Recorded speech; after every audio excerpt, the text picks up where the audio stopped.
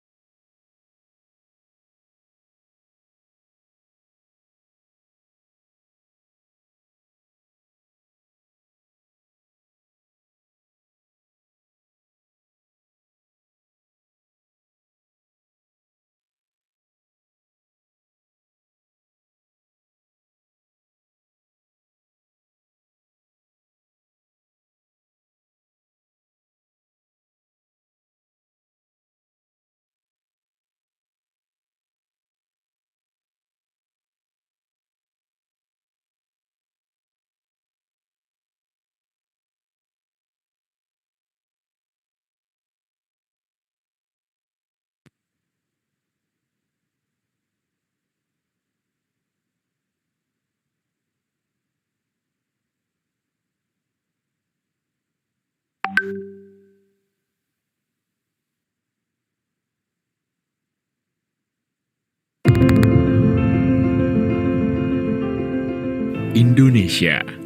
dikenal dengan sebutan Nusantara, terdiri dari ribuan pulau, suku, dan berjuta keragaman, membuat berjuta harapan dan cita-cita. Disinilah tempat berpadunya semangat, cita, dan asa untuk kesejahteraan dan kemakmuran bersama bagi setiap anak bangsa. Poltekkes Kemenkes Yogyakarta telah meneguhkan dirinya sebagai salah satu perguruan tinggi tenaga kesehatan terkemuka di Indonesia, di bawah Kementerian Kesehatan. Kami, Poltekkes Kemenkes Yogyakarta, terus melakukan gerakan perubahan budaya kerja baru, mempercepat transformasi kesehatan Indonesia. Dan pada tahun kemarin kita sudah membuka kelas internasional bekerja sama dengan berbagai lembaga, termasuk juga dengan Kementerian Kesehatan Timor Leste, dan lulusan kami tersebar di seluruh provinsi yang ada di Indonesia. Poltekkes Kemenkes Yogyakarta dikenal sebagai perguruan tinggi yang menjunjung nilai budaya, kebangsaan, dan menjunjung keragaman, mendorong pemanfaatan teknologi dan inovasi terus-menerus, serta mengutamakan kepentingan bangsa.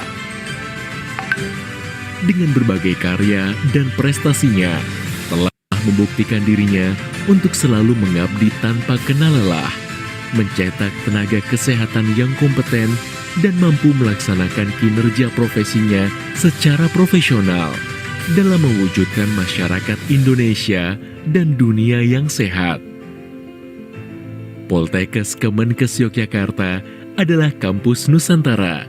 Mahasiswa memiliki latar belakang agama, suku, bahasa, dan budaya yang beragam, menumbuhkan semangat kebinekaan, saling menghargai, dan menjunjung tinggi martabat manusia. Poltekkes Kemenkes Yogyakarta menjadi salah satu perguruan tinggi di Yogyakarta yang menyelenggarakan pendidikan berbasis budaya melalui pendidikan khas kejogjaan. Melalui Direktorat Jenderal Tenaga Kesehatan, Poltekkes Kemenkes Yogyakarta ditunjuk untuk membuka kelas internasional. Lulusan kelas internasional bertujuan untuk memenuhi kebutuhan tenaga kesehatan di tingkat global. Poltekkes Kemenkes Yogyakarta mendidik calon tenaga kesehatan pada jenjang pendidikan Diploma 3, Sarjana Terapan, dan Pendidikan Profesi. Penjaminan mutu diterapkan dengan ketat terhadap seluruh kegiatan Tridharma perguruan tinggi. Didukung 1 orang profesor dan lebih dari 140 dosen S2 dan doktor dengan pengalaman mengajar dan meneliti di berbagai disiplin ilmu dan teknologi kesehatan. Poltekkes Kemenkes Yogyakarta menyediakan berbagai fasilitas pendidikan, laboratorium dengan peralatan dan teknologi canggih, serta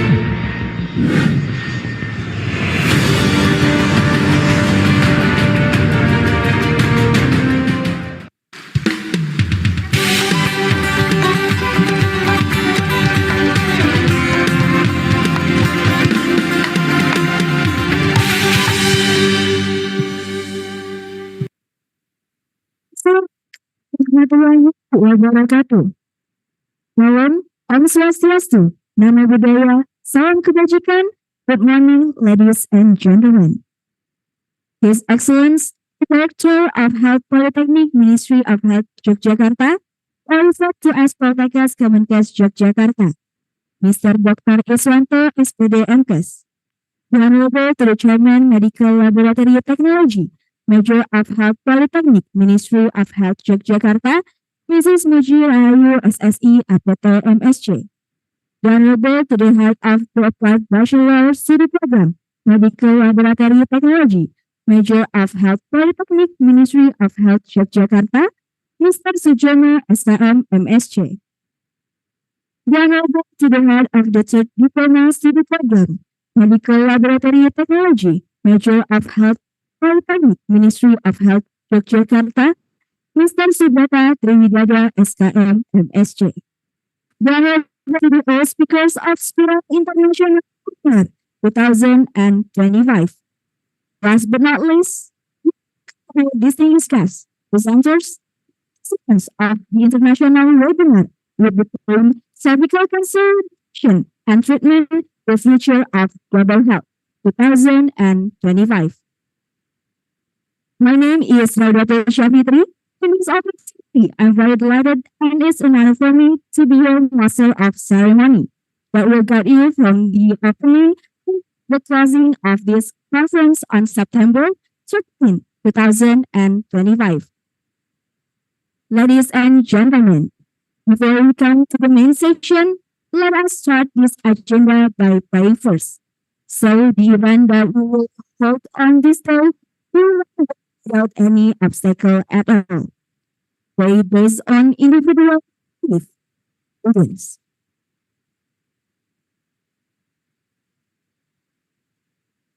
It's done. Ladies and gentlemen, today is International Webinar, and we got great speakers and from 3 countries, Indonesia and Malaysia. Next, for today's event.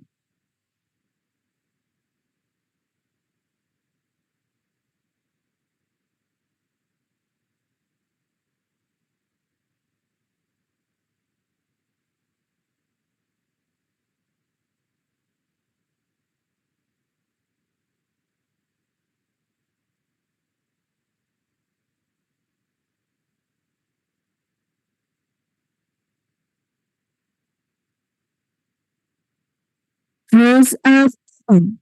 First, participants are expected to rename their Zoom or YouTube account with their real name and their country of origin, with the format playful underscore country. For example, underscore Indonesia. Second, all participants are requested to wear formal attire and activate the video or on-camera Zoom application during the opening and closing activities of the webinar. Third, during the presentation, are the materials to turn off the microphone feature so that the activity runs smoothly. Fourth, during the question and answer session, participants want to ask questions can fill in the link that will be provided by the committee to the activity. Fifth, please do not use the chat feature on the Zoom and YouTube application if the moderator doesn't give permission. 6. The requirement to get a certificate with SKP is in the attendance link. Everyone can do a class test with a minimum score of 60%. 7. For note, screenshot the Zoom or YouTube screen as proof of attendance and upload it on the present link provided. 8. The attendance link will be given in the middle of the activity. The evaluation and post-test link will be given at the end of the webinar activity. These are the rules until this activity is complete is sent by the committee. 9. If there are any issues at the beginning of the activity, please contact the committee directly and join the breakout room to solve the issues. Rules of presence. First, participants are expected to be on time.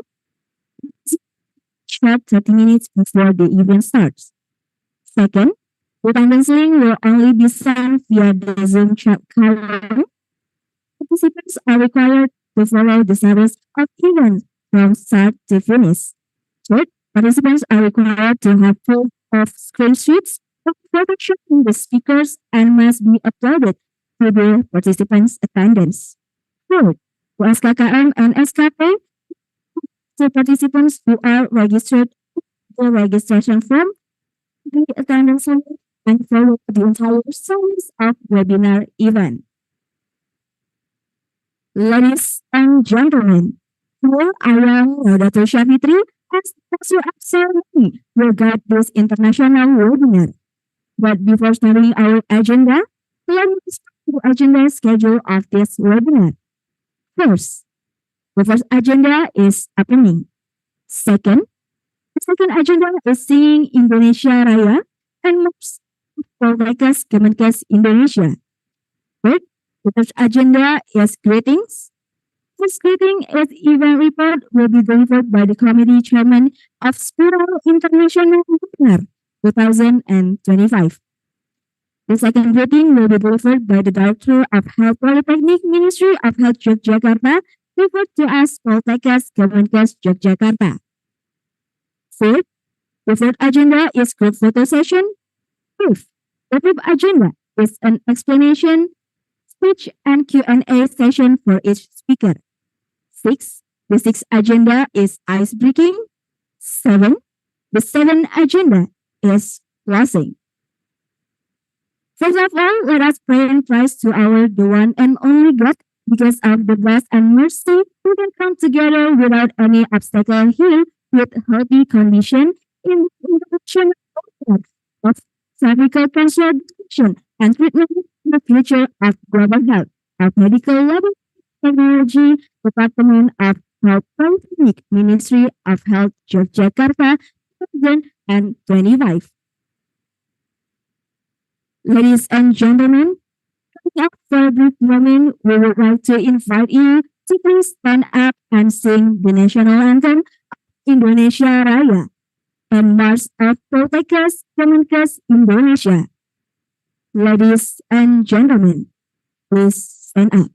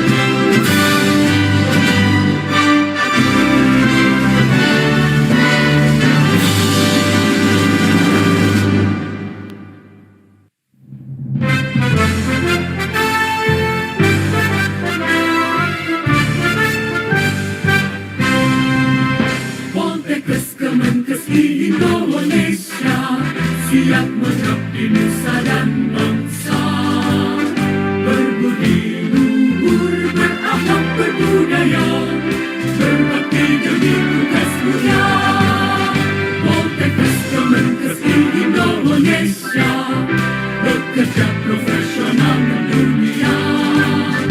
Semangat juang tak pernah padam untuk kesehatan bangsa. Siap melangkah untuk berbakti di Dharma sebagai pedoman kami. Membangun hidup berdiri tak pernah henti untuk Indonesia tercinta.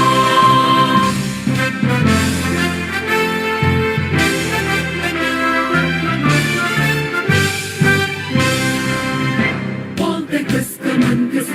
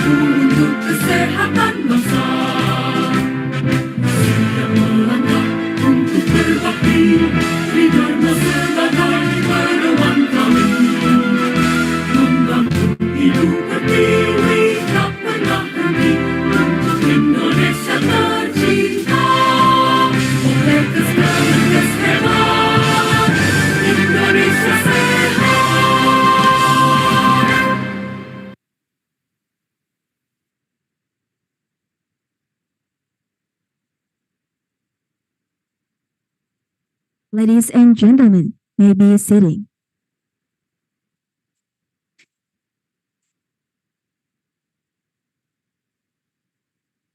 Ladies and gentlemen, now it's time for the chairman of Spiral International Webinar 2025 to give his welcome speech, event report, and also to officially open today's conference.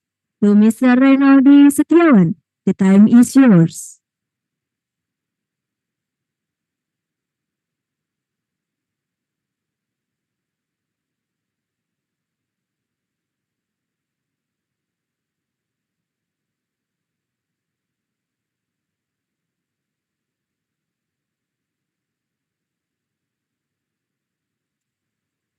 Assalamualaikum warahmatullahi wabarakatuh.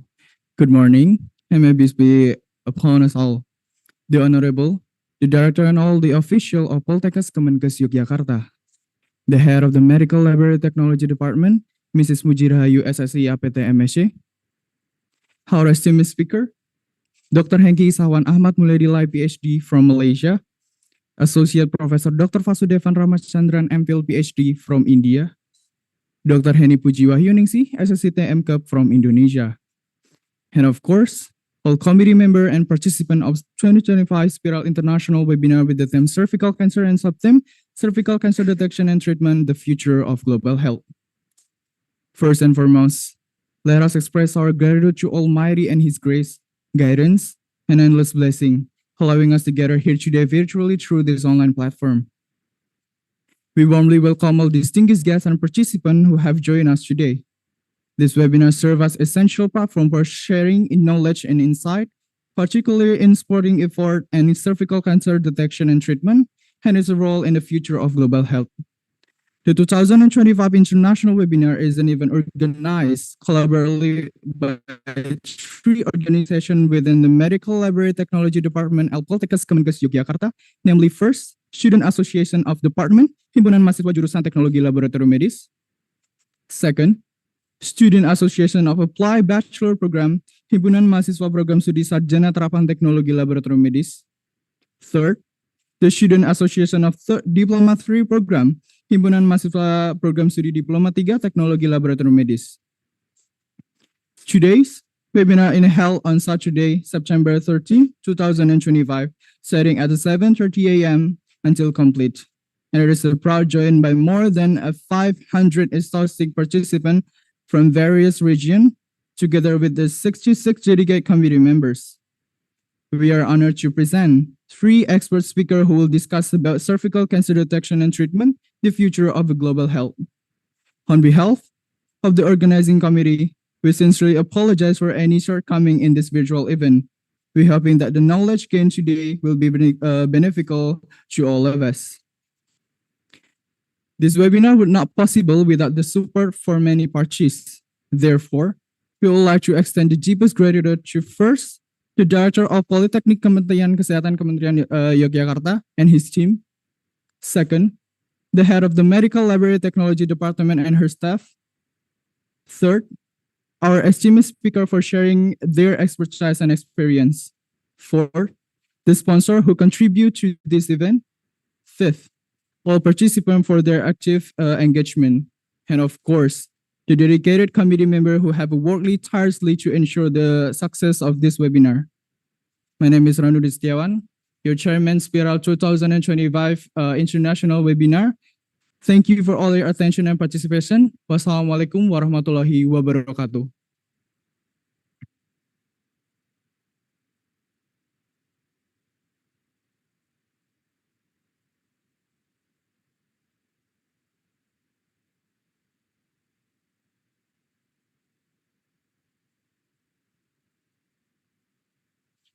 Thank you for Mr. Reynaldi Setiawan for the remarkable speech. Ladies and gentlemen, this is the time for us to listen to the opening remarks and greetings delivered by the Director of Health Polytechnic, Ministry of Health Yogyakarta, referred to as Poltekkes Kemenkes Yogyakarta. Professor Dr. Iswanto SPD Menkes, the time is yours.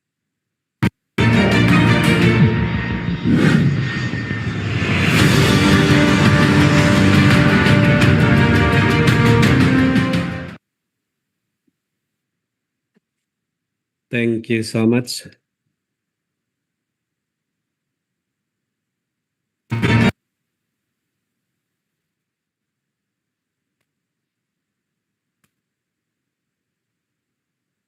Excuse me, sir. May I confirm? Thank you. Mr. Dr. Iswanto SPDMKes is already here with us. Waalaikumsalam. Okay, thank you so much. Assalamualaikum warahmatullahi wabarakatuh.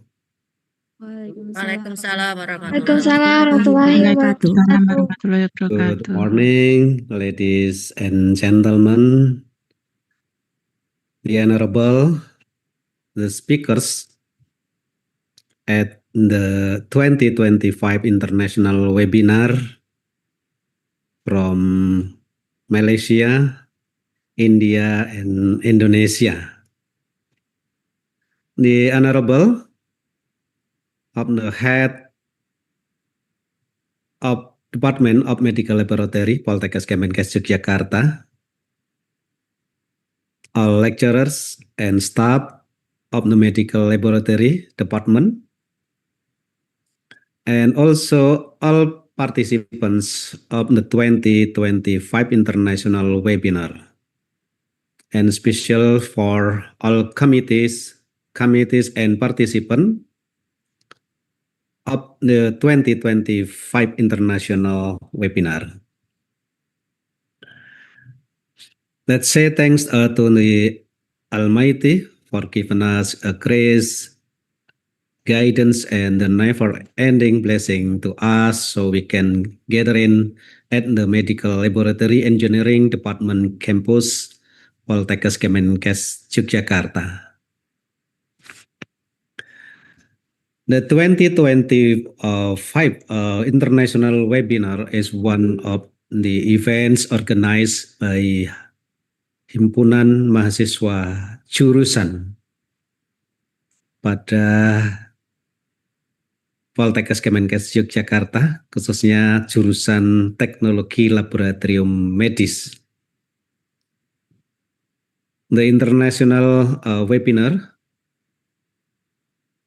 the term cervical cancer, which aim to disseminate knowledge about cervical cancer.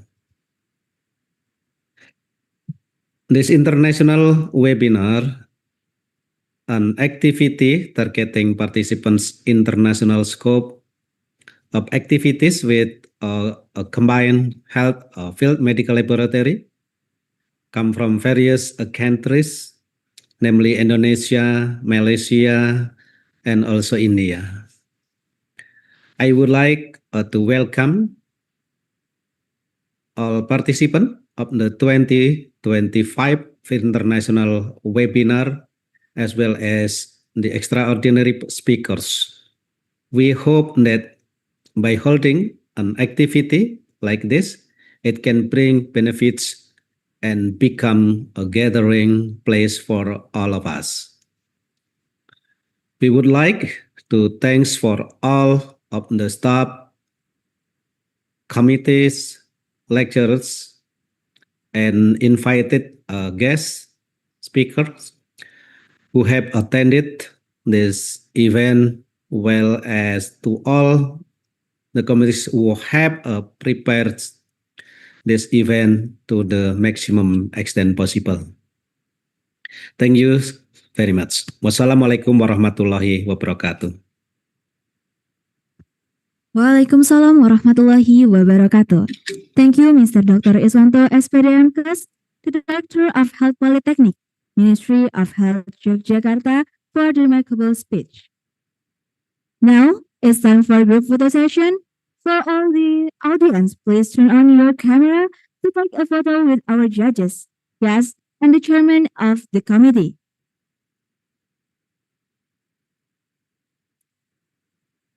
Okay, photo will start in 1, 2, and 3. For the next slide, photo will start in 1, 2, 3. Okay, we would like to extend our gratitude to our sponsor atau toko mulia logam. Dan PT Piranti for the support in our international webinar in this year.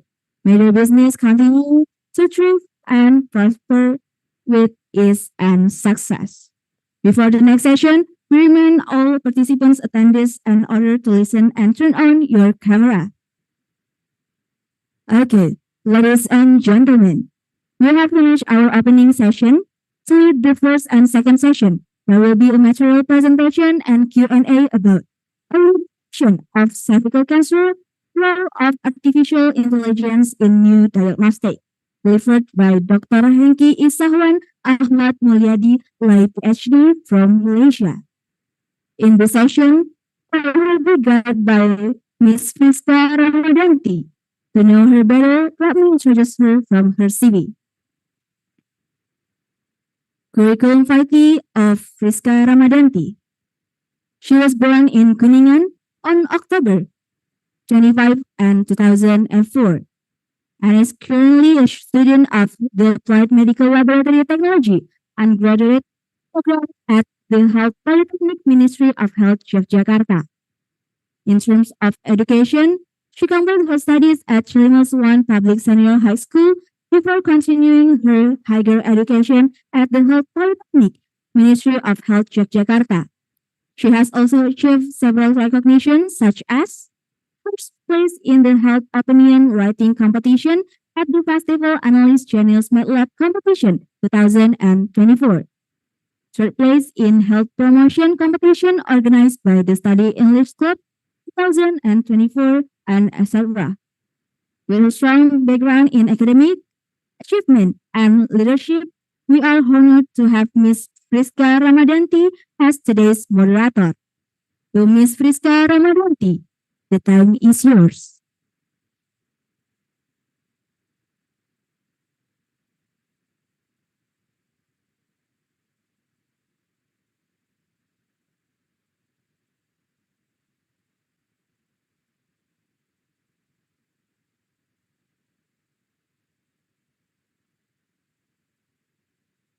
Thank you, Mrs. Radatul Shafitri, for the opportunity.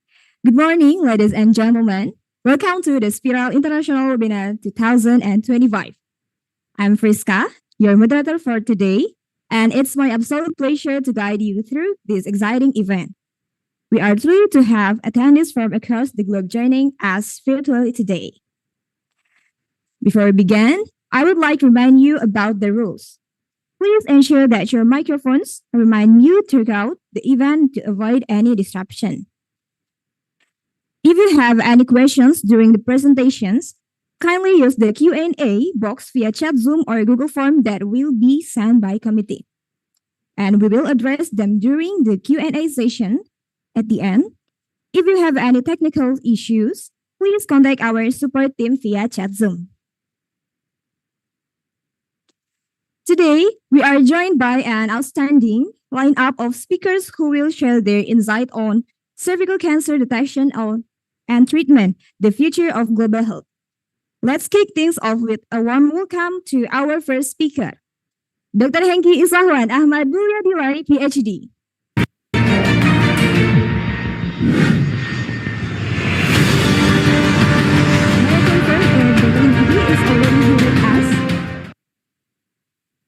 Hello, morning.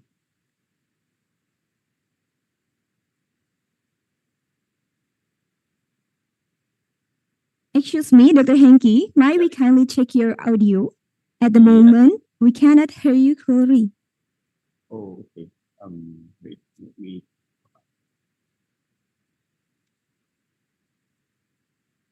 Hello, can you hear me? Hello. Excuse me, Dr. Hengki, might we kindly check your audio? Hello, can you hear? Yes. Can? Is it? Do you hear anything? Okay. Thank you, Dr. Hengki. How are you, doctor? Fine, very good. Okay, we would like to welcome you back to our event after you joined us as a speaker last year. Yeah, I think last year I already joined. This is my second webinar with the Politicas Kemenkes, etc. Yes, Yeah. we hope this event will provide better feedback for us, the participant, and also for you. Thank you Yeah. for your participants, and we look forward to a fruitful discussion. Sure. But before we begin the session, allow me to briefly introduce our distinguished speaker by reading his curriculum vitae. His name is Dr. Hengki Isahwan Ahmad Mulyadilai, PhD. He was born in Kuala Lumpur, 9 March 1989. His education, National Min Chao Tung University, Taiwan, PhD in stem cells and regenerative medicine in 2022. University Kebangsaan Malaysia, Master in Biomedical Sciences, Infectious Disease, 2018, etc. His work experience, Senior Lecturer School of Biosciences, Taylor's University, 2025 until now. Deputy Dean, Faculty of Health Sciences, UCMI, January 2025 until April 2025, etc. His experience, Principal Investigator, 2023 until 2025, improving quercetin solubility with gold nanoparticle formulation to enhance ocular delivery.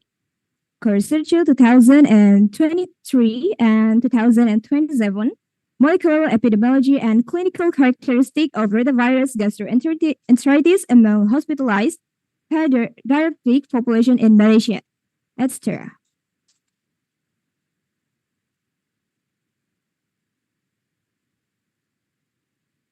All right, everyone. Dr. Hengki is already with us today.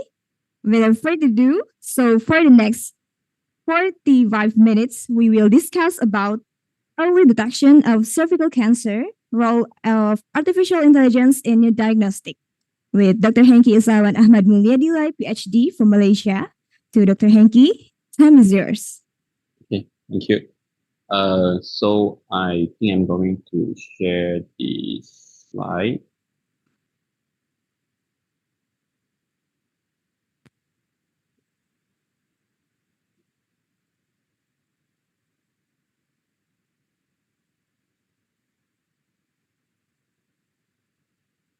Okay, so I hope everyone can see it, right? The slide. Did I share my screen already? I guess. Okay, so Assalamualaikum warahmatullahi wabarakatuh. Selamat pagi Jakarta. So thank you so much for the, especially for the director of the Polytechs Kemenkes, Dr. Iswanto, and the head of the MLT, including everyone from the Department of the Medical Laboratory Technology, Polytech Kemenkes as well, and everyone here for inviting me. So I'm truly honored. So this basically is my second sharing with the Polytech Kemenkes as well. I think from the previous year I already joined it. So today we're going to move into the another topic. So this topic today is about something more serious that we can tackle together, whereby we're going to look at the cervical cancer, whereby it's preventable, yet too many women are still diagnosed late. The reasons why is, for example, currently I believe that Indonesia is moving forward with the HPV vaccination as well. Similar in Malaysia. We are trying to border the screening, but to reach more the women and faster actions with a consistent quality, we need a very smart tool. So over here, we need the artificial intelligence. We call it as an AI to help us. In the laboratory, AI basically is a pre-screened cytology image. So our expert focus on these kind of like tough cases. For example, in clinic, the AI able to assist the imaging, whereby it can guide the decisions where the specialists are filled. And in programs, the AI can help to standardize some of the quality, for example, like from Jakarta to Kalimantan and Jogja as well. So we're all having the same quality as well. This is how we imply the AI in our system, so it can go throughout the whole nation. So I'm trying to promise this morning, we don't have any magic or hype. We just learn how to, by using a real data and giving example on imaging how Indonesia can be workflow with this AI as well. So at any point, if let's say I speak too fast, you can raise up your hand, or maybe you can just tell me pelan-pelan sikit. Okay, so I can do it a bit slowly for my presentation. So let us begin.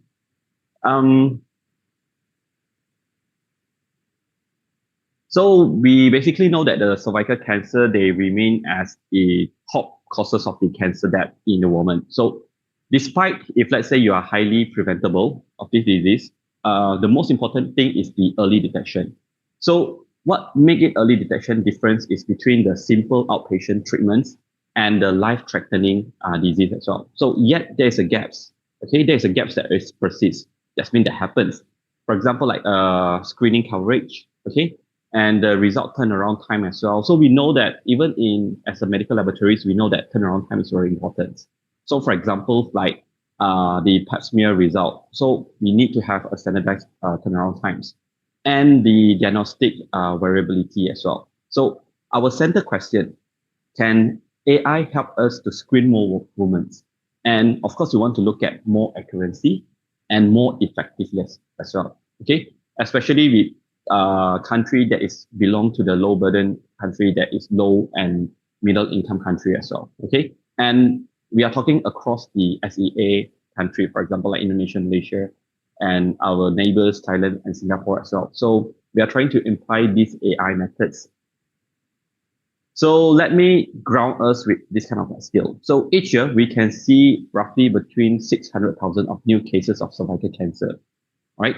And then among there, almost like 300,000 of that worldwide happens. So what should alarm us is that the inequity, over 90% of that can happen in low middle income country. So this is not the biology that exists. It reflects the gaps in the vaccinations, screening coverage, and the quality and the timely follow-up for people who are being diagnosed with the cervical cancer. So if we want to move these particular needles, we have to screen more women in earlier and more consistent quality as well. So by doing this affordably, we can keep those numbers in mind that they are baseline that we want to ban as well. So this basically, I just want to throw a map to remind us the burden is uneven. Okay, so the highest incidence and mortality cluster where screening coverage and follow-up are the weakest. Okay, so the takeaway is that technology must be robust and deployable. So when we talk about robust and deployable currently, we talk about the portable. Okay, that means it can be placed in anywhere, everywhere. Okay, and second, of course, when we talk about the hospital, we're going to look at the affordable, the price of it. Okay, and we are trying to make this AI by utilizing it able to work with the limited specialists, because we know that even the medical doctors and the laboratories, we need a specialist. But then to get a specialist, to bond a specialist, is not that easy as well, isn't it? So they're going to consume you a lot of time. So that whereby exactly the AI can change the curve. Okay. So in Malaysia, I believe that the cervical cancer sit in almost like number 4 amongst the female cancer with the screening. The uptake is still far belong to the elimination target. Of course, we're trying to eliminate or trying to reduce the numbers of the cervical cancer. And the barrier includes discomforts with the pap smear. I think if let's say we get having this kind of like interview, so most of the patients will say that they're having a discomfort during the pap smear, isn't it? So, but then we do know if let's say at certain age, they have to be done like more frequent, okay? Second wise, I think the biggest issues that we are having, for example, like logistic wise, okay? And limited specialties capability as well. So this, another 2 more external factors happen mostly in outside of the urban center. So any solutions that able to scalable this in Malaysia must also fit the Southeast Asia reality as well. So we are trying to mix the health system, a more variable infrastructure, and the diversity of the population as well. So if let's say we are looking at this, on the first one, we can see that the WHO, okay, World Health Organizations, they're trying to have these eliminations aims to set between 90, 70, 90 targets. So what does it mean is that we want to hitting 70% of a screening. That's mean most of the people having a screening, then they will require a new efficiency. So this AI will come as a privilege and the quality control as well, whereby the workflow tools to accelerate, helping us to read the slide and reduce the repeat visit for the patient unnecessarily. So think of AI as a lever to expand the capacity and the standardized quality as well, okay, in helping us in the laboratories to facilitate the NLT in reading, and also part of it, we can help for the doctor to do a more accurate diagnosis as well. Just a minute to ponder. So technology isn't a silver bullet, okay? It's a change of the logistic. So AI, basically, they can help us to pre-screen the psychology slide. So the experts, they can focus on more tougher cases as well. So it can be analyzed at the cervix photograph, where the colposcopic as well can be getting little less numbers, and it can also help to triage some of the HPV positive women to reduce some of the unnecessary referral while catching more true disease. Okay, so most importantly, that AI, they bring consistency. Okay, because the outputs on the morning, Monday morning, for example, they can be looked like the output from the Friday evening, because we know that Friday evening, basically, you are going to off day, isn't it? So you will tends to get more slow productive. But by using computer AI, they don't have Monday to Sunday. Basically, AI is a computerized, so they can work every single day, every hour, isn't it? So they can be more productive and consistent as well. And our job is to deploy the responsibility to validate the model. Because a lot of people was asking me, will AI replace the humans? I would say not really. The reasons why is because humans being are needed to validate the model. Okay, we want to validate the model. We want to allow them to do machine learning, okay, deep learning as well. So that's the reasons why the humans being are here. Okay, our job. So the human in the loops, we are trying to clear the clinical pathway as well. So today I will show you where the AI is already delivering, okay, and how we can plug into the real workflow in our situations or working environment as well. Okay, and for students who are going to join venture in the near soon. So before we go into the AI, so I think I'm going to touch a little bit regarding to the cancer as well. So we know that HPV, for example, like type 16 and 18, they are the causal driver. Okay, so that's the reason why we are starting with the HPV vaccination as well. So we do detect that the pre-cancer before invasion. So most of the cytology, they will show a nucleus enlargement. If let's say you learn about cytology, you know that if let's say they undergo the cancerous, they were starting to have this nuclear enlargement, hyperchromasia. So the histology grades for your CIN also evolves with the epithelial. If we catch the lesions at the CIN stage, the treatment is straightforward, isn't it? And the outcome are excellent as well. So our AI system, basically, they must recognize this morphology signature consistently as well. So this is a biology we are trying to intersect. So on the left, basically, is a normal squamous epithelium. And then if, let's say, with a high risk of HPV infection, some women able to develop the cervical intraepithelial neoplasia. We call it as a CIN. Okay. So if, let's say, it's a precancer, so we often call it as a CIN1, and then we have CIN2, and the highest one is to be a CIN3, isn't it? So if we miss this lesion at these golden periods, at this age, okay, so the process can be at once, it can become an invasive carcinoma. Okay, so early detection, basically, as I mentioned, is a very powerful treatment of this precancer, whereby it's a simple, the outpatients, and the curative as well. So everything that we do, the PET smear, okay, or liquid biopsy cytology as well, including some of the HPV DNA testing, is now can be integrated with this AI, whereby we aim in finding the woman here with the CIN window. Okay, so there is no invasive disease. I think most of those cytologies or MLTs do familiarize with this. So now does it look like an under microscope, isn't it? Okay, on the PET smear, whereby the AI can help in a human eye. So on the left, you can see there is a H and E staining, whereby the architecture of display and there's the nucleic enhancement as well. And at the bottom, you can even see the hyperchroma cell. So in the middle part is a pap smear. Basically, we can see some of the classical cytology changes like irregular nucleus contour. If let's say you're looking at the surroundings of the area, you can see a nucleus contour. And then slightly rough, okay, we call it as a coarse chromatins. So you can see the chromatins like becoming more prominent as well. And of course, the increase of your nucleus cytoplasm, we call it as an NC ratio. So you can see now that the nucleus is starting to become more enlarged. So you have a very scanty cytoplasm as well. On the right, we can have a culture cell, okay, whereby they're modeling similar picture as well. So this is where the cytologists earn their reputations, okay? 10 of thousands of cell per slide. And over here, we can see there's a subtle distinguish between the ASC and some of the cases like low SIL or maybe like high SIL as well. So the AI able to exist two ways.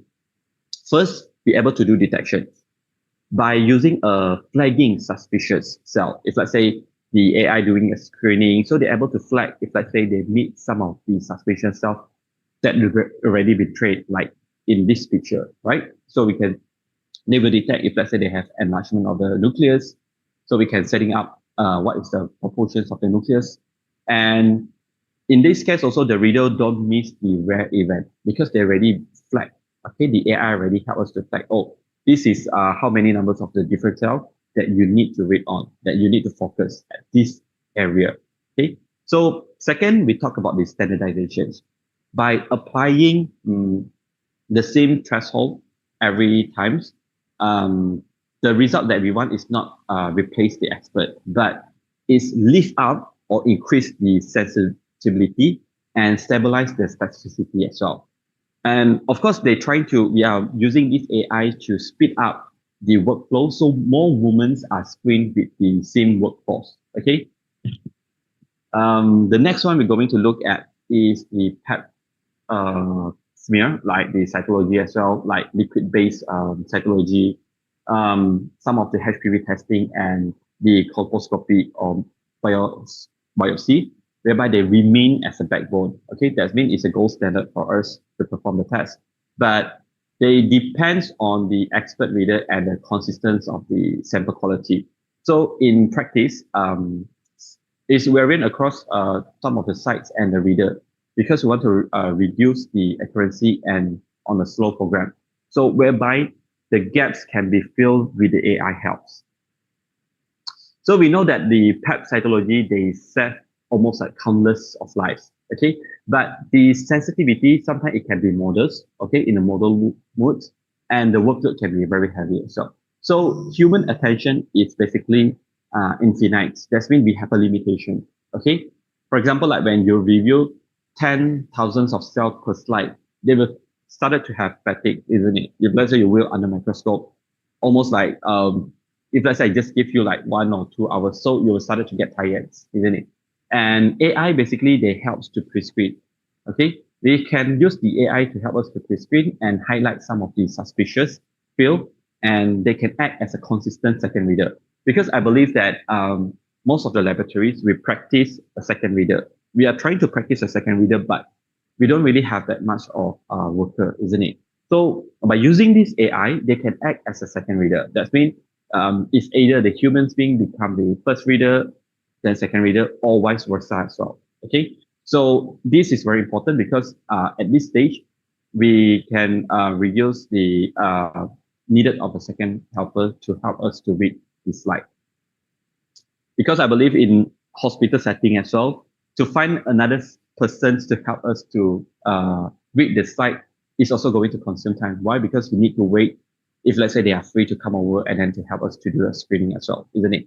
So now we are moving towards the HPV DNA. So we do know that HPV DNA is a very high sensitive and it's a very great first screening as well. But the flag have many transient infection. So we need a triage after HPV positive. So what happened if let's say that particular individual have a HPV positive? So this AI, they're able to combine the features and some of the clinical context as well, whereby they decide who truly need to get the next step. That's mean, for example, like doing the colposcopy as well. Okay, so the AI will help you to determine. Okay, of course, you're going to determine, you're going to do the final decisions, but the AI able to reduce the unnecessary referral. Okay, so if let's say they detect the patients don't require to do a colposcopy, so they don't have to do it. Moving forward, now we are looking for some of these visual inspections. So visual inspections, for example, like we call it as a VIA, is fast, low cost, but it's subjective. What I mean by subjective is depends on the person as well. Okay, the specialty.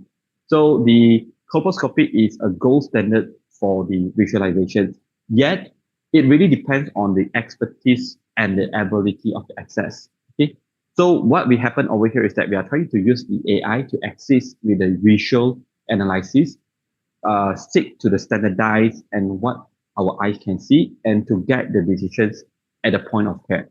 So I think over here, later on, I'm going to touch about 4 different research and some of the innovations that they apply with the AI as well. So we can see how the AI actually been implemented.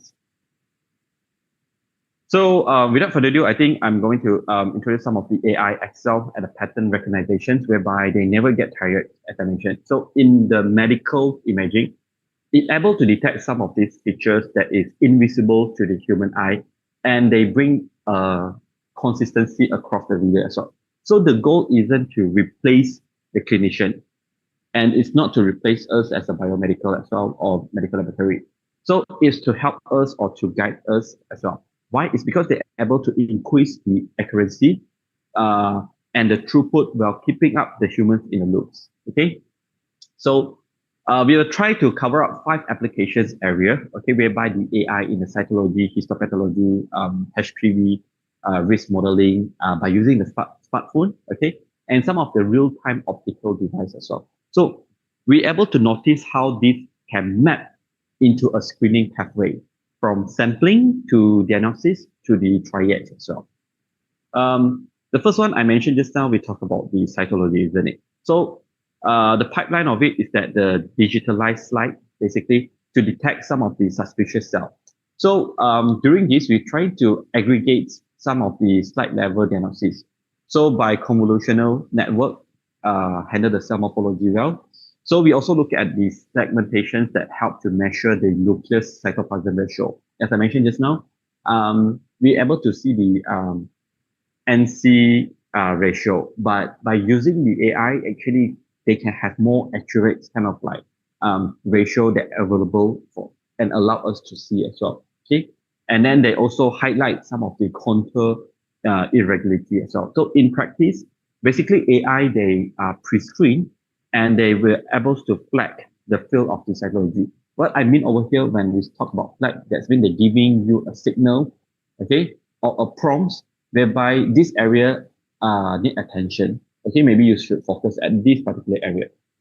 So they're able to lifting up the sensitivity and speeding up the reader as well for the cytology. Okay. So the next one, we're going to look at the AI in histopathology. Just now from a slide of a cell, now we are looking for the histopathology. So when we talk about the histology, basically we are talking about the whole slide imaging. Okay, so we call it as a WSI. So in the WSI histology, a deep net is classified lesions grade, and it can highlight some of the margin as well. So the win over here is the consistency. Okay, the key of it is the consistency. Why? Because they're able to reduce the inter-observe of the variabilities and the supporting of less experienced reader as well, especially when the subspecialist limited number in that particular region, right? Because we know that some of the subspecialists, for example, like the gynecologists, not available in all the hospitals as well. Okay, so they have a very limited of number. So by using these AI features, basically they're able to help to do pre-screen. So beyond image, the machine learning on the clinicals and virological variable also can be predict persistent versus a more clearance and the progression of the risk. Okay, not just limited for predictions, but they can also do a clearance as well. So this allow more precise preventions, Because in this era, currently in the healthcare era, because as a precision as well, so we are looking for a more precise preventions, okay? Because we do know that prevent is better than cure, isn't it? So a short interval and the urgent colposcopy allowed the high-risk women and a more longer interval for low-risk people as well. So smartphone and the portable camera plus AI can create the point of care triage, even offline. Okay, that's the reasons why we have started to use the smartphone, whereby even we can work it offline, we don't require the online system as well. So this is attractive, for example, like more rural area, because in Malaysia as well, if let's say there are more rural area, we tend to having a problem for the connections, the Wi-Fi connection, isn't it? So we can use a smartphone, okay, try to download into the software and make it an app so we can use it anywhere and anytime as well. So whereby we can also apply the same day screening and to to reduce the loss of the numbers of follow-up as well. So moving on forwards, now we are looking at the AI whereby they enhance the colposcope, whereby they can give the immediate decision support.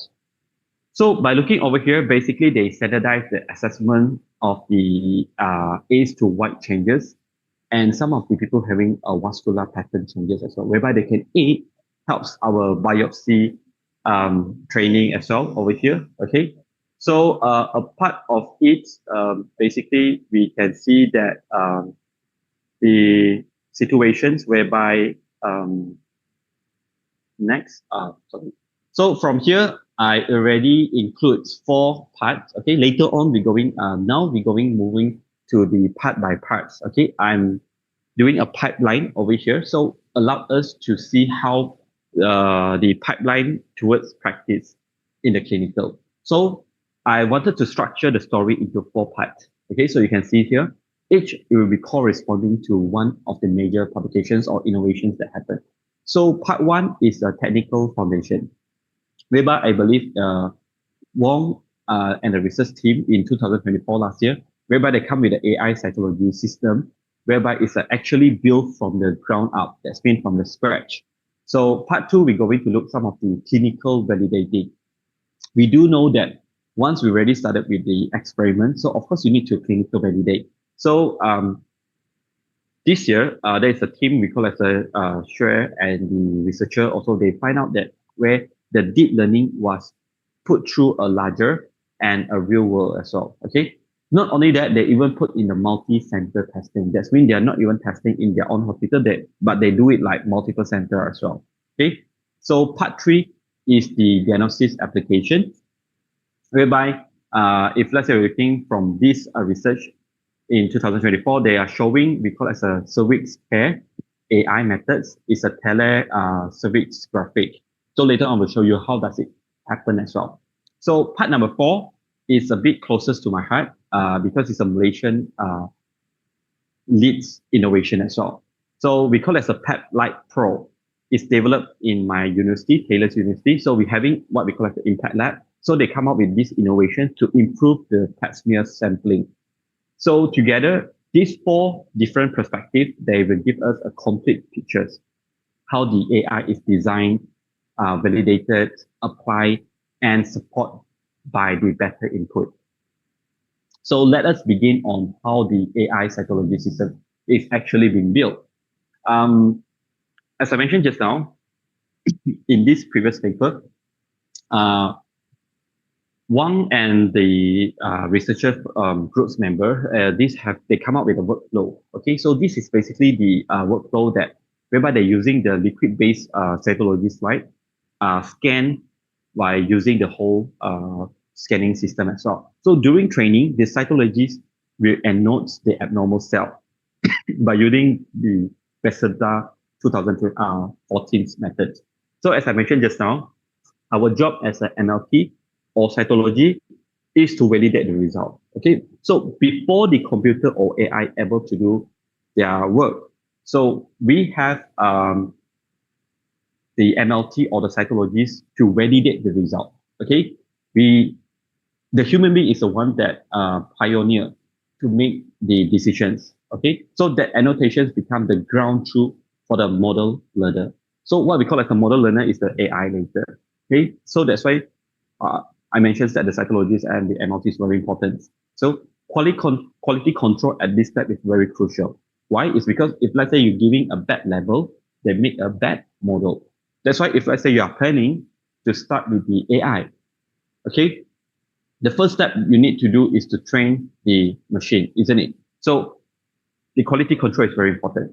Okay, so find expertise, and then of course you need a second video as well to make the label, because the label later on will serve as the standard for your machine learning as well. Okay, so second stage we can see the whole slide screening is being partitions into a different patches. So a detector, for example, like the retina net. Okay, so this retina net, or by using a faster RCNF method tester, so they can score the patches. They're giving a score of the patches, and they will propose some of the candidate that is abnormal cell.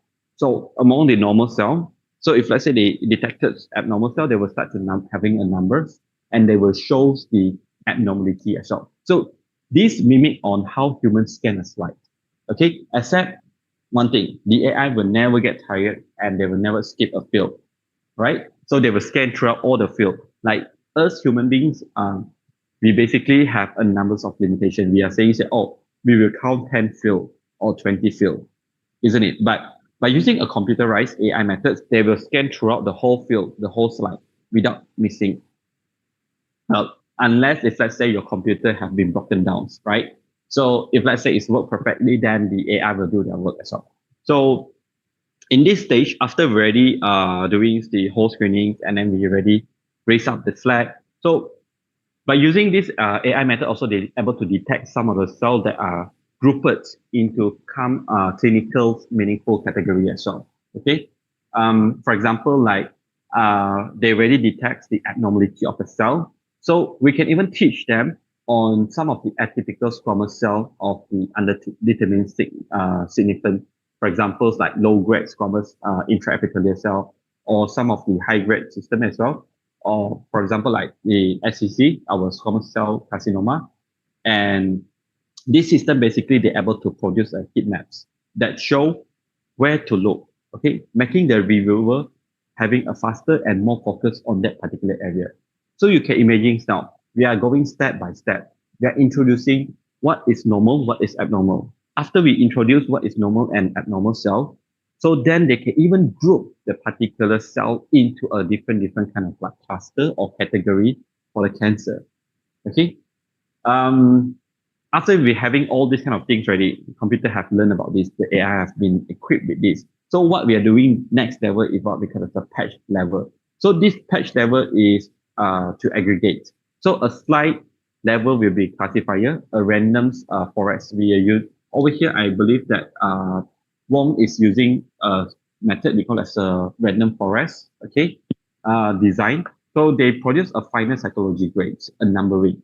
So the architecture will be starting to separate and find from decide which to improve the interpretability as well.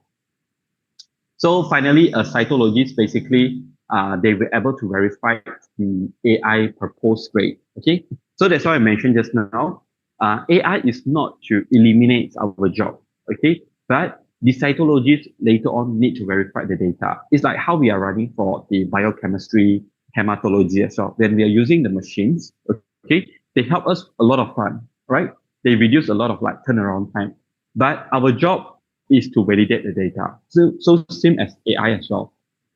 Basically, our job will be helping the machines to verify the data. So the humans in this loop design is key for safety, trust, and the regulatory acceptance. Okay, so that's why I mentioned just now that the AI cannot be helping us in keeping like safety and trust as well, but human being they does.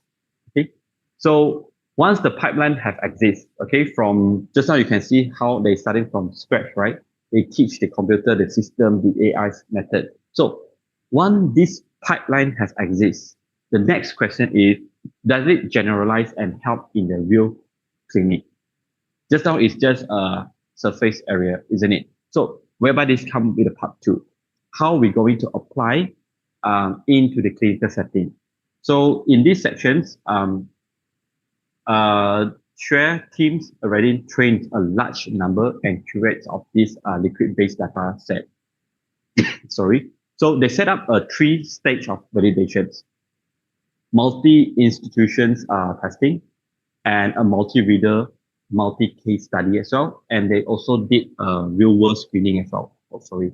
So this able to let us access the generalities and the impacts on the reader and the utilities in the field as well.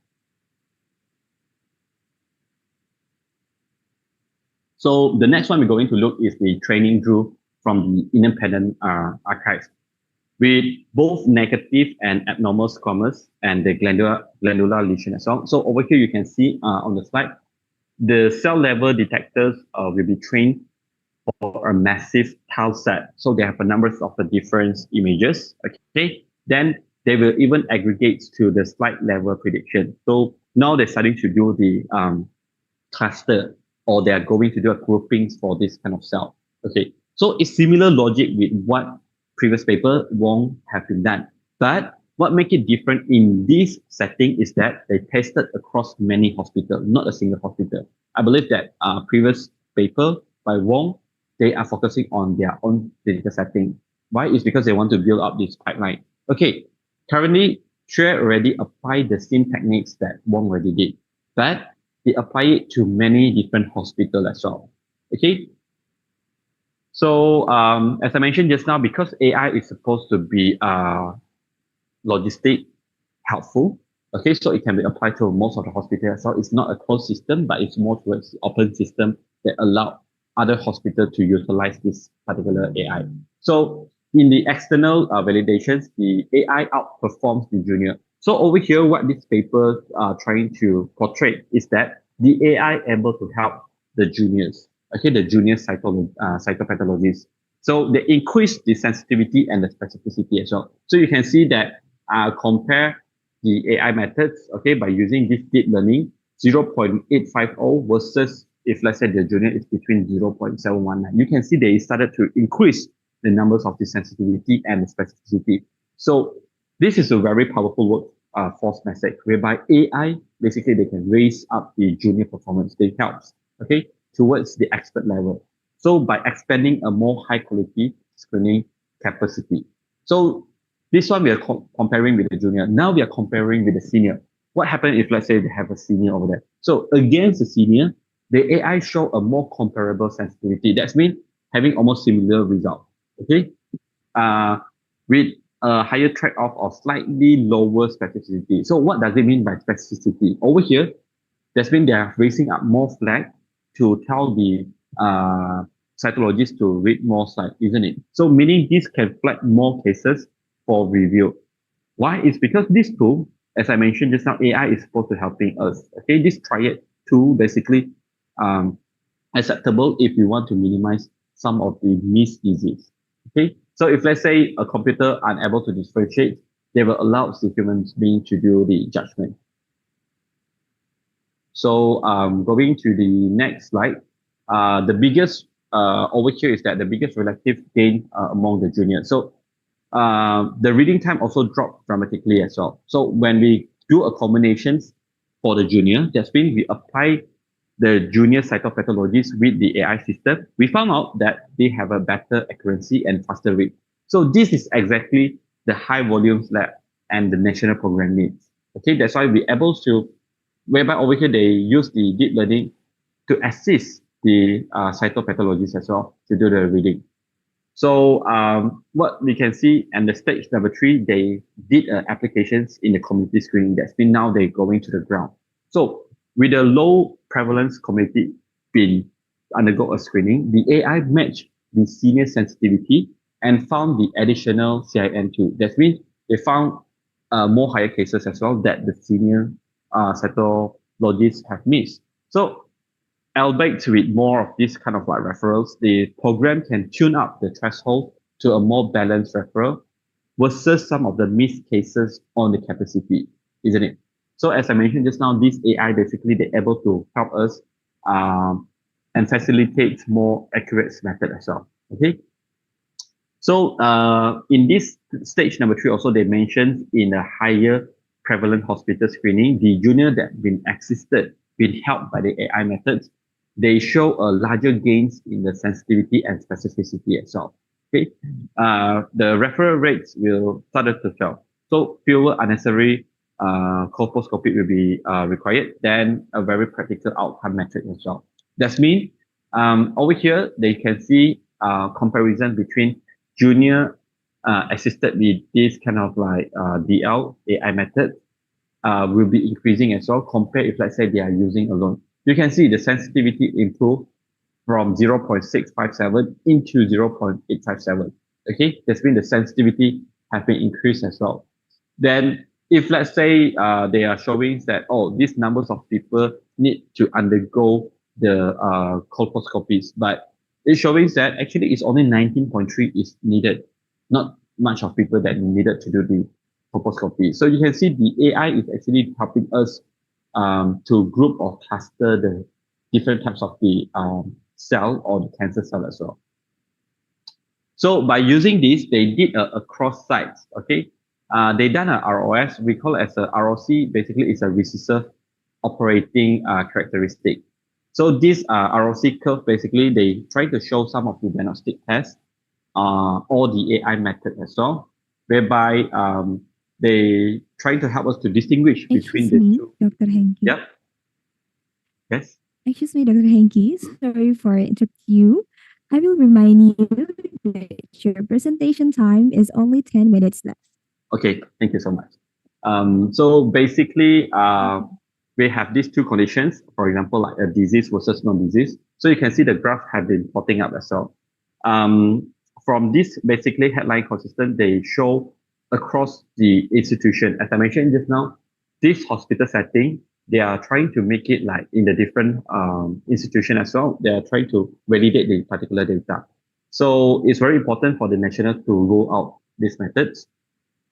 The next level, what they even did is that they do a reader assist effect persistent across many of these participants. So that's why they call it as a multi-reader, multi-case.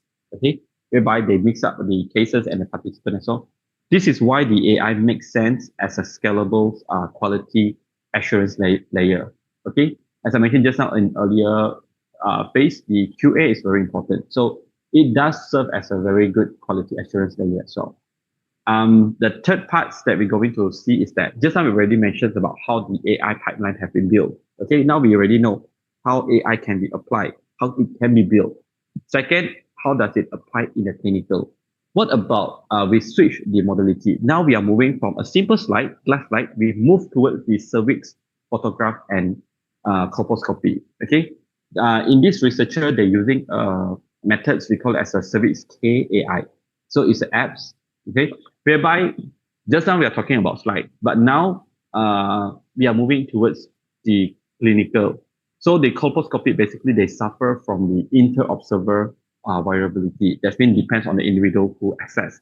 So the sensitivity is often quite limited. It really depends on the trainings that the individual undergo as well. So by using this cervix KAI, they're able to standardize the evolution as well of your cervical graphic image, and they also able to classify some of the lesion into low grades or high grade as well. Okay, so over here you can see how they did to train the cervical image detections, and on the right side is a classifications of the training. So we have the left and right model over here. Similar as well, they need to give the image, they need to train the AI system as well. So our job is to create the pipeline to detect and crop the cervix regions, apply pre-processing. Okay, that's why over here they call us apply the pre-processing. This is the location area. Okay, then after they already have the positive methods, then they move towards the classification training. So they did a color normalizations and a contra and enhancement. That's mean what does it mean by contra enhancement? So they can highlight at this particular area, you need more focus. Okay, so they're even having that capability. That is what we call as a classification training. So by using a classified, for example, like RetinaNet, it's a base model trained for a largest, and they're able to label the image set as well. Okay. So the end-to-end of this method is that they're having a series called, if let's say you're looking from this left side, you can see they're using the cervicograms, the image. After cervicograms, they put up all this image into the retina nets detection. So this that retina net detection basically is the software, okay, the AI software whereby we're going to teach them how to do a pre-processing. So by using this pre-processing, then they're using back the retina nets 50 classifications to do the enhancement for the contrast. So then they only produce with the JSON format. So this JSON format, basically, they are more readily read profile. We call it as a JavaScript object notation as well. So this JSON basically is a format whereby they can be used in the IT system as well. So it helps us to integrate some of the hospital electronic device. So what is the features of this by using that kind of like image? You can see this cervix care AI basically is a very strong validation result whereby they suggest the clinical grade performance, and with a more fewer spot, you will miss some of the high grade lesions and to support the non-expert clinicians and some of the area as well. So next step, we're going to look at some of the trials and the cost effectiveness analysis. So the last part, as I mentioned just now, we already did a pipeline. We already applied to the clinical. So what now? So we are moving forward to the innovations. So we already look at AI in the cytology and the cervix image, isn't it? So we're already starting from one slide. Now we're moving to a clinical cervix image. Now we're moving to the tools, the innovations. But remember, as I mentioned just now, garbage in, garbage out. That means you have to teach it the good methods. So AI model is only good if, let's say, the sample they receive is good as well, isn't it? We know as a MLT, if let's say you get a blood tubes and most of these tubes already lyse. So can you do any performance or can you run any result? No. That's why I was saying just now, a good sample then only can produce a good data. So that brings to the part number 4 over here, an innovation from Malaysia in my own university from Professor Dr. Chong Pei Pei. So basically, he's also from the School of Bioscience. So whereby they address a first step sample collection by using this innovations method. We call it as a PEP-like Pro. So this PEP-like Pro is a very simple method as well. So PEP-like Pro basically is a prototype that developed in our university, Taylor's Impact Lab. Okay, so in our university, basically we have what we call the Impact Lab, whereby the Impact Lab is to serve towards the community. We designed this pap smear more faster and more comfortable area and more effective. How? The key innovation is a speculum, basically a speculum. So you have a speculum for the pap smear, isn't it? So this speculum basically are built in with tips of light. That means a normal speculum, if let's say you look at it, they don't have lighting, but we build a tips of light over it. Why? Is because they can give a direct illuminate. They give a light into the endocervical canal. So when they are doing the pap smear, when they are collecting the sample, they have a light over there as well. So it helps the doctors to collect the sample. Why is important? Because in a routine practice, in a normal practice, many of the pap smear are labeled unsatisfactory. Why? Is because the clinicians cannot adequately visualize or sample all these 4 quadrants of the endocervix. So if let's say they're having a poor lighting, a very awkward kind of angle, or the patient is discomfort, make the sample inadequate, right? So it leads to a repeat procedure. When you repeat the procedure, you ask the patients to come over again, they will delay the diagnosis. And also you have a very frustrated patient as well. So by using this PEP-like Pro, they actually designed to solve exactly this pain point by ensuring a better illumination and more ergonomic method as well. So we improve the adequacy of the sample and reduce the needs of the repeats. So the device looks simple, but they address several critical issues. As I mentioned just now, built-in lighting.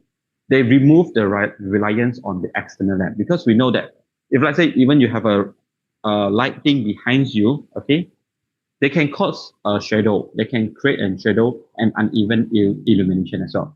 So by using this method as well, we have more ergonomic design and they're able to improve the comforts for the patients and reduce one of the biggest barrier, the pap smear uptake and the discomfort and the fear. So number three, I think they can allow for better visibility, whereby the clinicians, the doctor, able to reach the transformation zone. Because we know when you are taking a pap smear, you are going into the transformation zone. You want to collect the sample at the transformation zone.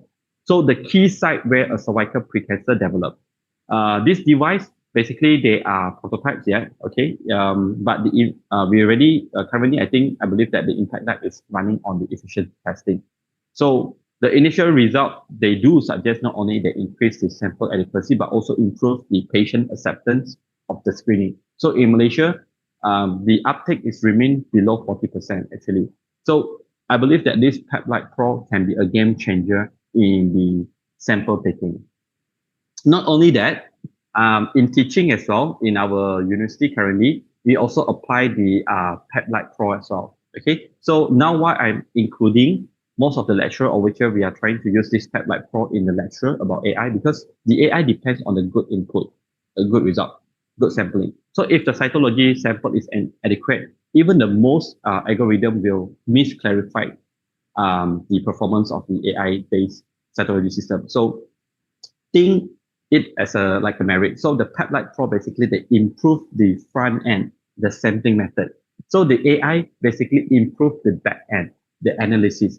So together, basically they're able to create a stronger pipeline from patients to the diagnosis. So in the public health term, basically this means fewer repeat smear, lower cost, and faster result as well. So this is what the ultimately most of the women with screening will be successful. So in a country, for example, like Malaysia or Indonesia, where the uptakes and the infrastructure remain challenging, isn't it?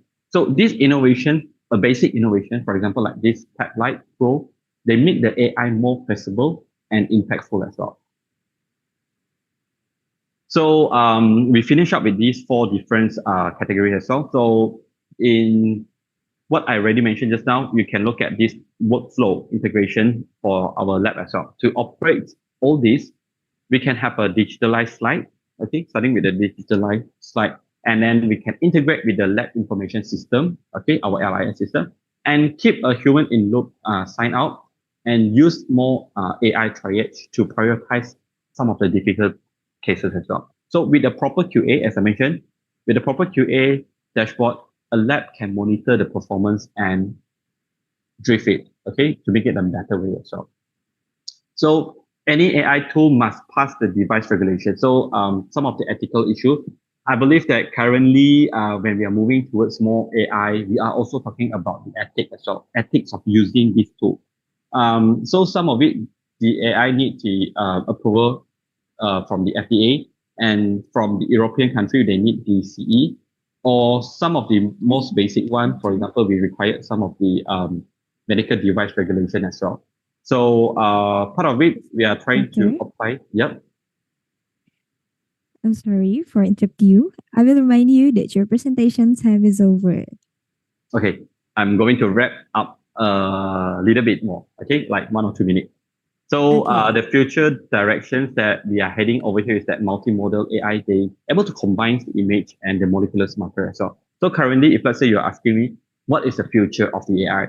So after we already did some of the deep learning as well, we are combining all the imaging. So we are applying molecular markers. So in the molecular labs, we done the molecular markers, right? So we're able to do a predictive model for a progressions. And then it also able to help us to remote screening in the self-sampling, and it also help us to do a better treatment planning as well. I think most interesting part that I love is that doing AI in treatment planning as well. So this goal is end-to-end ecosystem whereby they are more equitable and sustainable environment as well to create. So with here, once again, I would like to sincerely thanks to the departments of the Medical Laboratory Technology of Health Polytechnic, Polytechnics from the Kemenkes, Yogyakarta, for this very warm invitation. So it's been a pleasure sharing how AI can transform the cervical cancer detections. So before I leave, I also want to say that the science and education are not separated. they move together. Okay, just as the AI pushed the boundaries in the diagnosis, the education also push the boundary in the human potential because we have our potential, the humans. So AI will assist us. Okay. So before I end also at the Taylor University, we also launched a new program. Okay. Applied Health Sciences program. So whereby the student not just follow some of the fixed curriculum, but they also design to have their own path with specialization in genetic, neuroscience, and the embryology as well. So here is also, I include my QR code. So please feel free to scan it. You can get my email. So whether you like to collaborate, exchange some idea, or just to say hello. So that's it from me. Thank you. Terima kasih. And let's build the future of the health science together. Thank you. Okay, thank you very much, Dr. Henke, for your comprehensive and inspiring presentation. We greatly appreciate the valuable insight you have shared with us today. But now we would like to open the Q&A session. Participants may submit their questions through the chat box or use the raise hand feature if you wish to ask directly.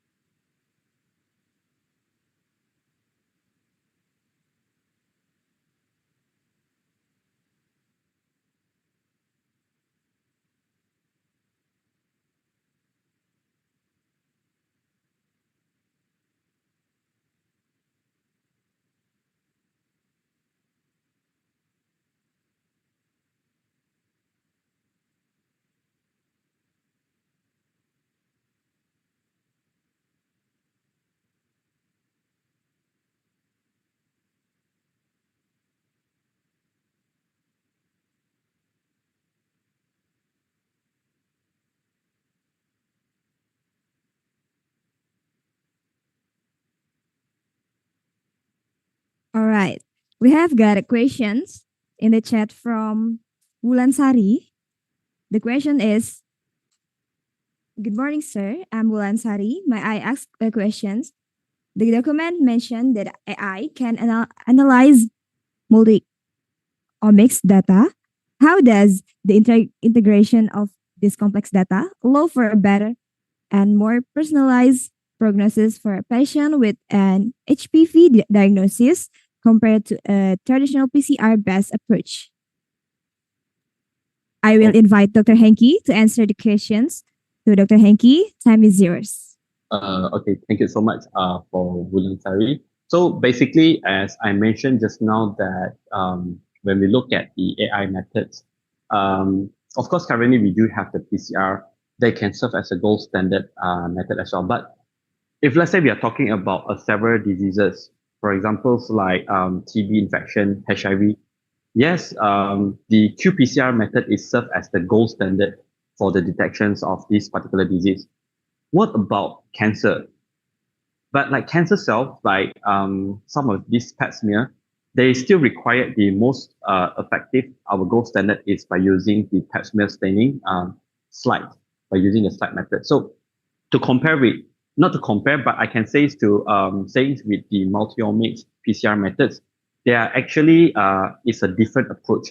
One approach is like looking at the DNA level of the secretions of it. Another approach by using a slide is basically we capture the real time and mimicking what is actually undergo the changes. Okay, so by using this multi-omic pipeline, basically they are combining. So we do know that some of these HPV have a different genotypes.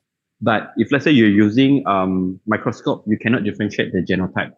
So we able to currently, I think, as I mentioned just now in the almost last slide, we able to like combine the multi-omics methods with the pap smear, the image as well. How is that? You can do AI modeling. So this AI modeling, basically, we do early fusions by tap in our multi-omics and the imaging embedding as well. So you have how you want to do it is that you have already the image of this particular patients and you already have the DNA profiling or the PCR profiling. So you can combine this particular profiling and show it to the machine learning. So by using a high numbers of people, so you can train the particular machine as well. So by doing this, we are actually combining both system of the AI and by using the multiomic as well. So if let's say we're seeing this, we are combining both molecular and cytology as well, right? So I think that's why you're giving a very good suggestion as well.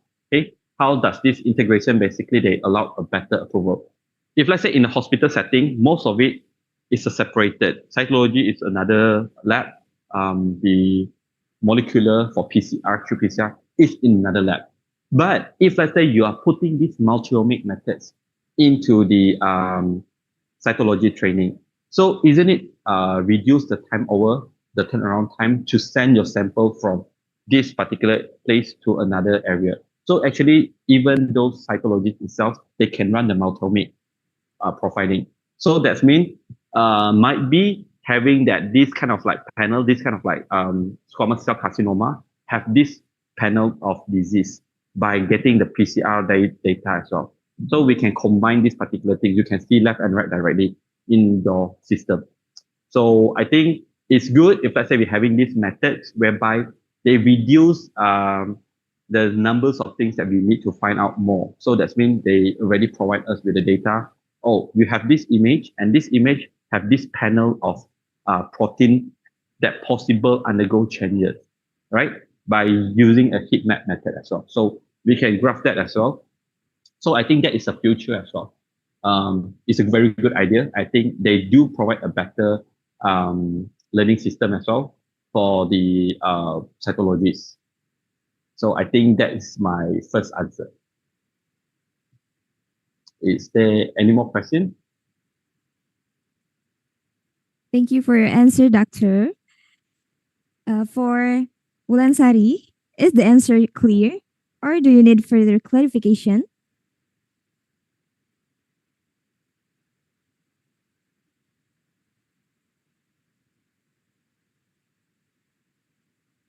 All right.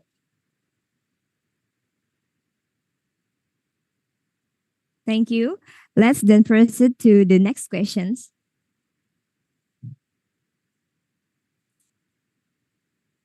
We have got a question in the chat from Maya Kinara. Good morning. My name is Maya Kinara. I'm from Medical Laboratory Technology.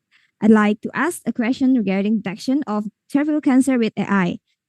Given AI potential for accurate real-time analysis of cytology and imaging data, how can healthcare system effectively integrate this technology to streamline the cervical cancer screening process in rural or underserved areas? I will invite Dr. Henke to answer questions. To Dr. Henke, time is yours. Okay, thank you so much for the question as well. So basically, I think Maya Kinara, you raised a very good question as well. So yeah, currently I think most of our methods of using this AI is also trying to integrate or trying to improvise some of the rural area. As I mentioned earlier as well, that the limitations, I think we are working in a hospital, we are working in this kind of like settings. We do know there is a town, there is a rural area. But is it enough manpower to reach the rural area? No, we don't have it. But by using this AI method, yes, we can improvise the method as well. Okay. So by using these AI methods, they can provide some of the real-time analysis, psychology, and the imaging data. How? As I mentioned just now, we can use the smartphone. So if let's say you have a smartphone, basically you have a smartphone. So basically you can put up the apps into the your handphones and then the mobile phones, and then you can do the imaging, step it, and then they will tend to have this AI integrated, and then you can send it to the psychologist. So the psychologist in the setting area, they're able to look at it and then they can give you the result. And if let's say the psychologists are unable to do it concurrently that time, you still have your apps. So the apps basically, they can combine and giving you the suggestion list of potential disease that the patient is having as well. So I think by streamlining these particular AI methods in rural, they really help a lot. Okay, because we know some of the rural area, even in Malaysia currently, we call as a kampung orang asli. So kampung orang asli, that means people who are staying outside urban area. So in this outskirt area, it's quite difficult to reach as well. Sometimes I experienced before to go to the kampung orang asli.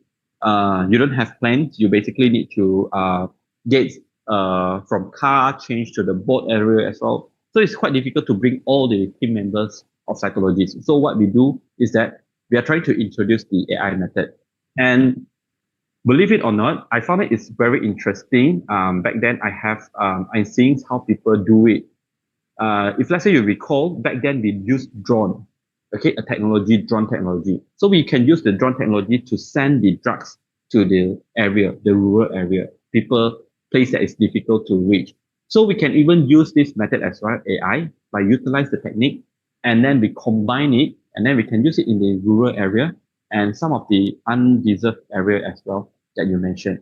So by using this particular AI, it really helps. Why? It's a place that we cannot reach, that we cannot help during that times. We can use the apps to do a screening, and then they help us to do a diagnosis and the prognosis for the patient as well. So it does help us in giving more accurate data as well. So that's why I say just now in the second experiment, I guess, they did show that in real-time analysis, let's say you put AI, they help with those junior psychologists. So if let's say junior psychologists, they are in this rural area, they can help them to do the judgment as well. So I think that's it for me. Okay, thank you for the answer, Doctor.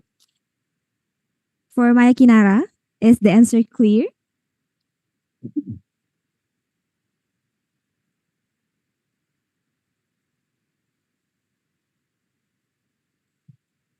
All right, thank you. Let's to the next question. We have got a question in the chat from Angelica Florestra. Thank you for the insightful presentation, Dr. Henke. Angelica, my question relates to the human factor.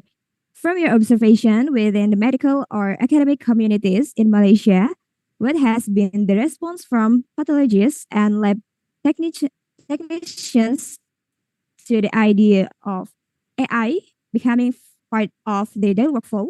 What strategies do you believe are most effective for managing this professional and psychological transition, ensuring that medical experts can synergize with AI rather than feel limited by it?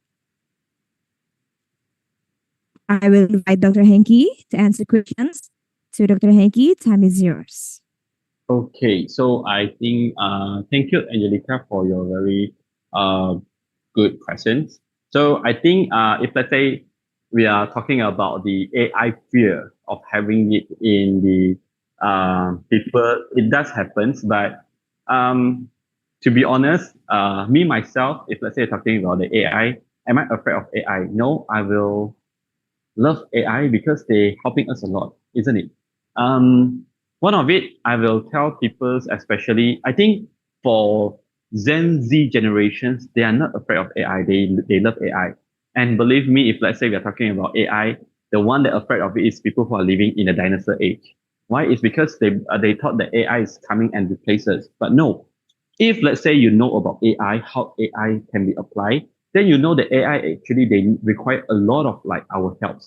Okay, for example, like as I mentioned just now, they are needed to validate. We are the one who validate the data. For example, we are not talking about AI, we're talking about technology. Before this, people are afraid of technology.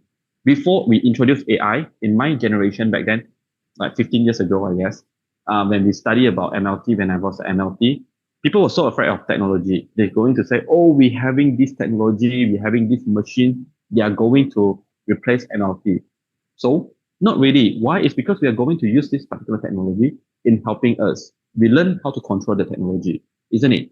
So now the technology is really mingled with humans. We have the machine for the hematology, biochemistry, molecular, and PCR. We enjoy it a lot, isn't it? So we are playing with it right now. So now this latest era coming with the AI, artificial intelligence. And again, people from the maybe like the 15 years ago who are afraid of technology, who love technology, now afraid of AI. But as I mentioned just now, it's a helping tool, is to help us. Our job back then is to validate the technology data. That's mean we are the one who going to validate the PCR, the what is it, the hematology machines, even the biochemistry. So our job currently, as well as the MLP as well, the pathologists and the lab technician, we are using this technique, but we are the one who validate the result. So I always tell people is that you don't have to be afraid. You're afraid of it, you learn the method. If let's say you learn about the AI methods, then you will understand how the AI able to improvise your workflow as well. So similar as well to my student, okay, with my student, I will tell them to use the AI as well. Why? If let's say I prohibit them to use AI, if let's say I tell my student, you are not allowed to use AI, what happened?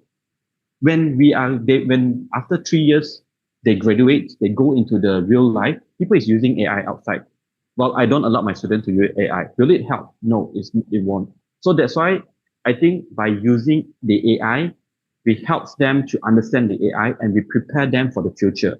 I always tell people that AI is the future. Technology is the future. Yes, 15 years ago. AI is the future. Yes, it's the upcoming 15 years. In the future, we don't know what else more, but of course, if let's say I'm talking about AI, I believe that I will tell these people is that you don't have to feel threatened with the AI because human being is the one who created it. Okay, so we supposed to learn AI and help us as well. Okay, so we have the potential. So AI is just a tool that helping us. So you don't have to. I mean, like people don't have to feel threatened about that. But what you're giving is a real scenario. I do meet some of the people who are afraid of AI, afraid of this new technology. But don't limit yourself to learn. I will tell this people that don't limit yourself to learn because AI is another tool. It's not future humans, but it's a tool. So that's it from me. Okay, thank you for the answer, Doctor. And thank you very much for all the questions. Due to the time limitations, we will take only 3 questions for today. For any further inquiries, please feel free to contact our speaker directly. We hope today's session has been insightful and beneficial for all of us. Ladies and gentlemen, finally, we come to the end part of first presentation. We would like to say thanks again to presenter for the informative and interesting talk and for the active participation. In conclusion, this presentation highlights how artificial intelligence can significantly improve the early detection of cervical cancer, especially in low research settings. By enhancing diagnostic accuracy and accessibility, AI has the potential to save lives and strengthen women's health worldwide. At this moment, we are delighted to present a certificate of appreciation to Dr. Henke as our speaker in recognition of his time and contribution in today's webinar. May we kindly invite Dr. Henke to take a documentation photo with us?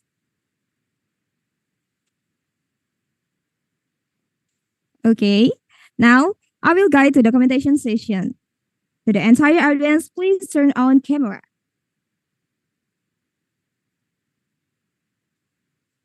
Okay, I will start the guide from first slide. 1, 2, 3. Next, second slide. 1, 2, 3. Last slide. 1, 2, 3. Okay, thank you very much, Dr. Henke, for the time and knowledge you have shared with us today. We hope that your presentation will be beneficial for all of us. We look forward to seeing you again at the next opportunity, Doctor. Okay, thank you so much, everyone. Thank you. Welcome. That's all for me, and I will give back the event to the master of ceremony, To Mrs. Radatul Shafitri, time is yours. Thank you.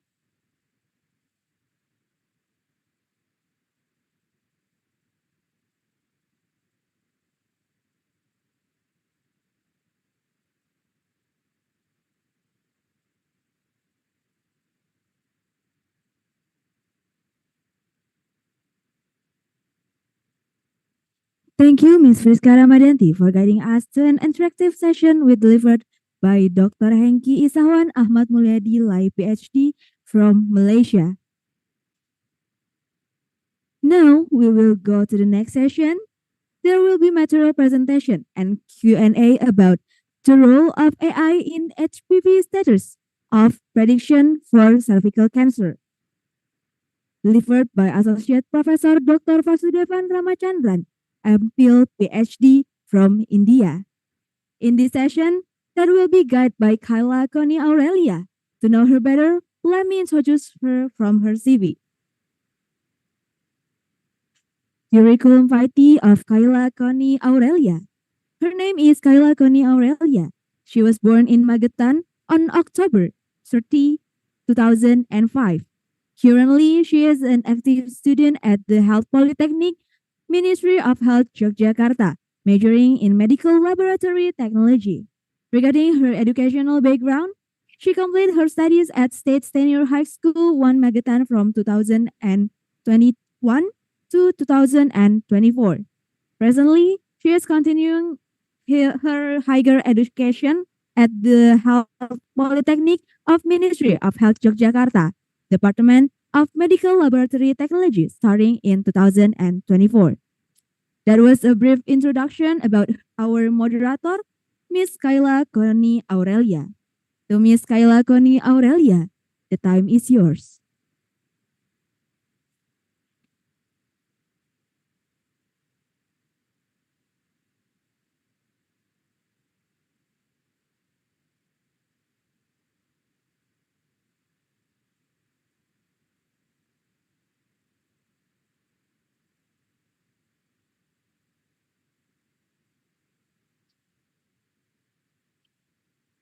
Thank you, Ms. Radatul Shafitri, for the opportunity.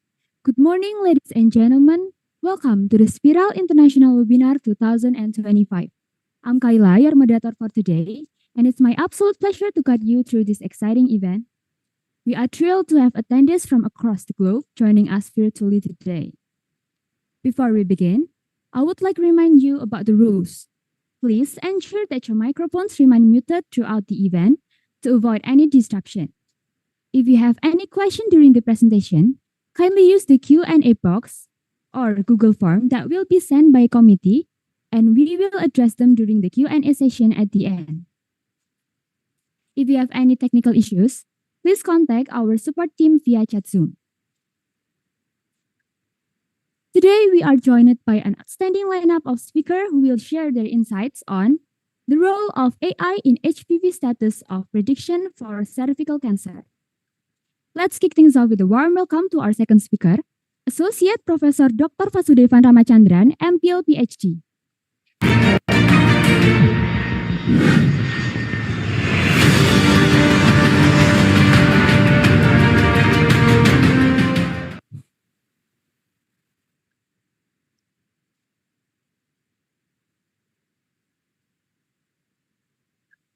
Okay. Has Professor Dr. Vasudevan joined us? Hello. Hello, You sir. able to hear me? You Okay, able to hear me? Sorry, sir, but your audio is not clear. Okay. Have you joined with us? Yeah. You able to hear me now? Yes, sir. Okay. Okay, all right. Allow me to read a curriculum vitae of Dr. Vasudevan.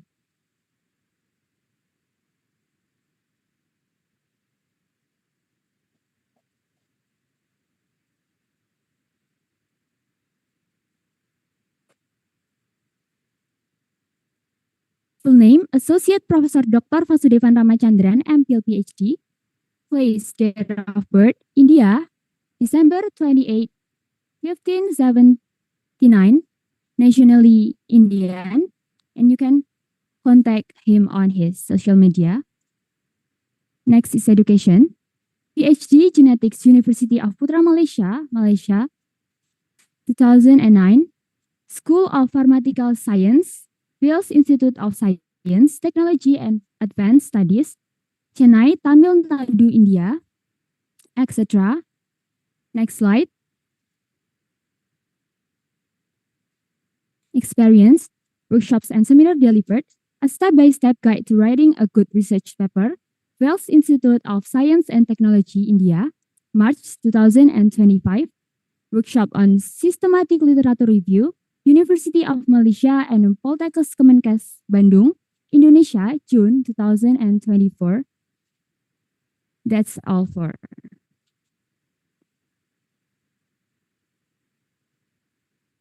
Okay, how are you, Prof? Yeah, fine. We're delighted to have you back with us this year following your successful participation as a speaker last year. Yeah, We're definitely. confident that this event will yield valuable insights and feedback to all parties involved, including yourself. Thank you so much for your continued collaborations. Okay, without further ado,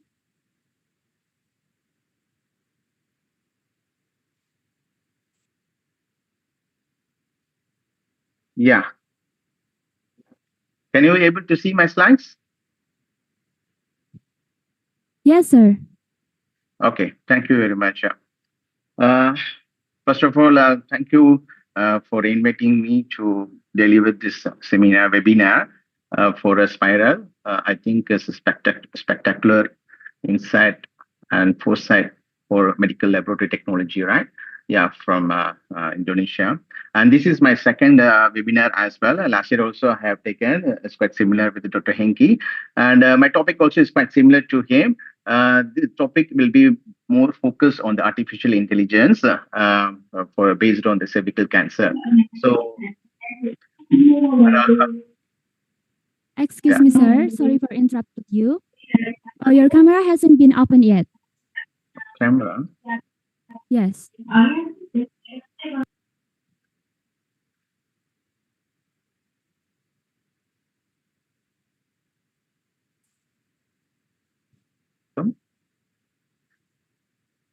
Not yet. We can see you. Okay. Yeah. So thank you for the introduction. And of course, the topic will be quite similar to Dr. Henke, but a little bit different from the one. And again, as I said earlier, that this is my second webinar as well for the Spiral one. And really, it's quite interesting. You people, guys, are doing every year and also doing a lot of seminars and webinars. So that's a good one for the research scholars and the students and also the researchers because they need to learn that what kind of new kind of things is coming up through our experts. And only we or the one will be giving some kind of, we'll be sharing a lot of knowledge on the particular topic. So that will be very, very useful. In earlier days, it's quite difficult to arrange these kind of webinars and also seminars. So nowadays, it's quite good. And then it's really, you guys are doing a very good job by organizing these kind of seminars and webinars. I hope that you will be doing a lot in future as well.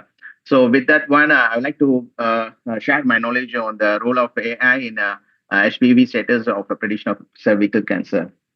So as you see here,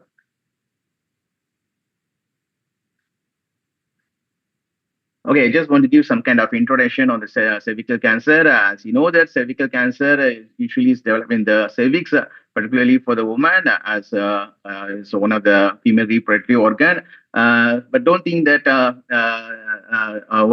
even for men also there will be some kind of cancer based on the HPV. Definitely there is no cervical cancer for a man, but the HPV is one of the cause for the cancer for even for men.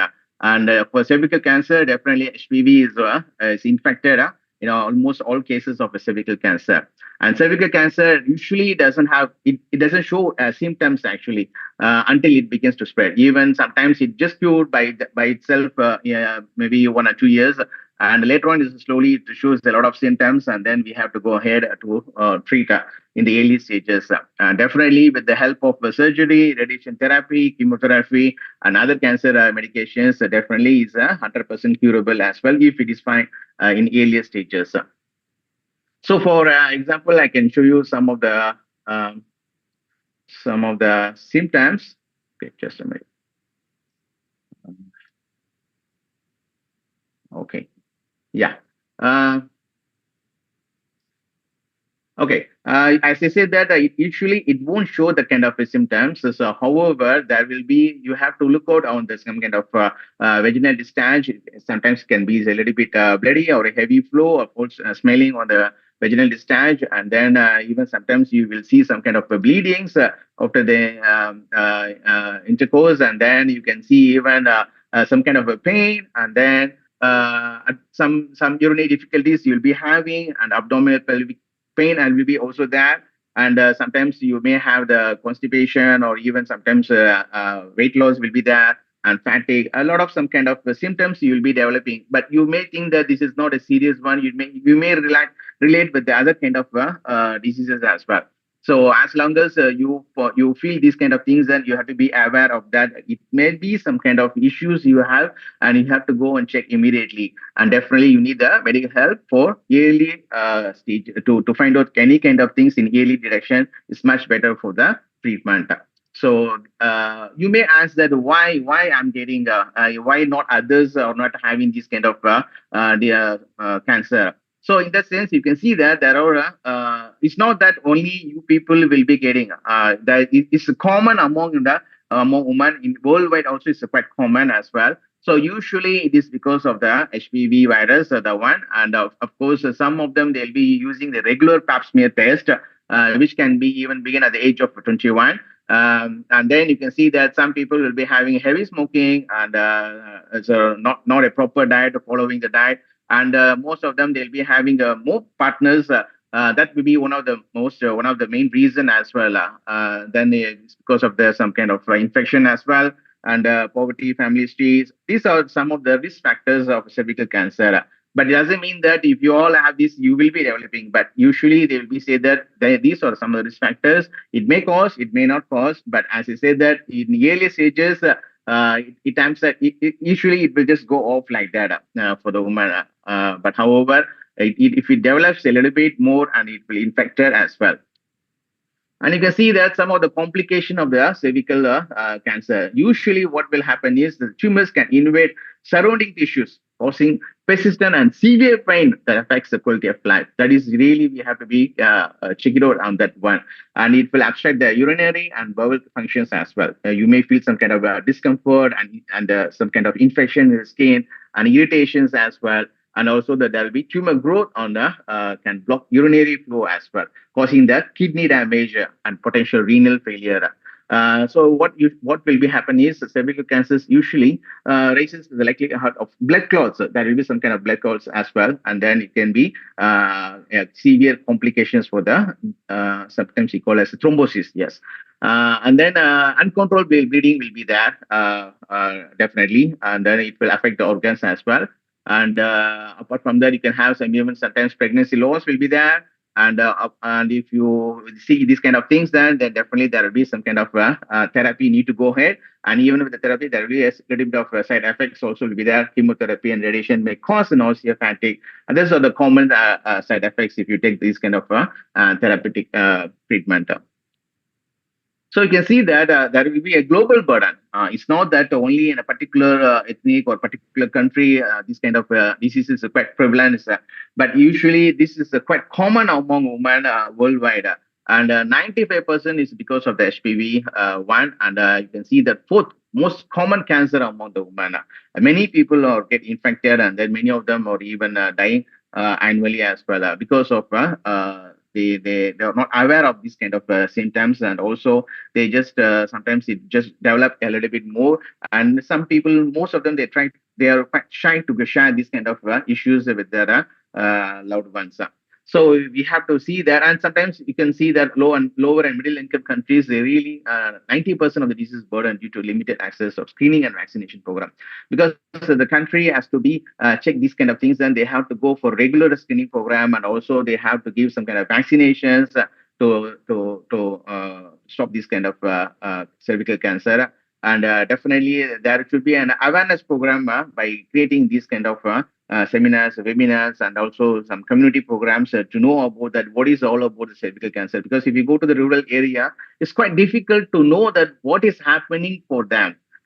So for that, you have to come up with this kind of awareness program that what are the risk factors and what are the symptoms, how you can go ahead, how it can be treated.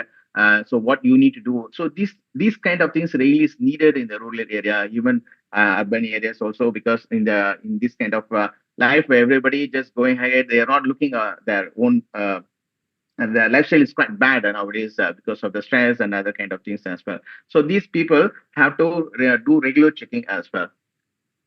When you say about the global one, how about in Indonesia? You can see that Indonesia also is quite common, and many people the statistical the statistics shows that in 2023, approximately there is around 36,000 of new cases of cervical cancer, and also 21,000 deaths in Indonesia because of this cervical cancer. And it's the second most common cancer in Indonesia. And then also the is most frequent cancer among the women and between the 15 to 14 years age. I think if I'm mistaken, the breast cancer is the highest one. And you can see that to understand the cervical cancer, what you need to do is usually it begins with the normal cervical cells transform into the precancerous one.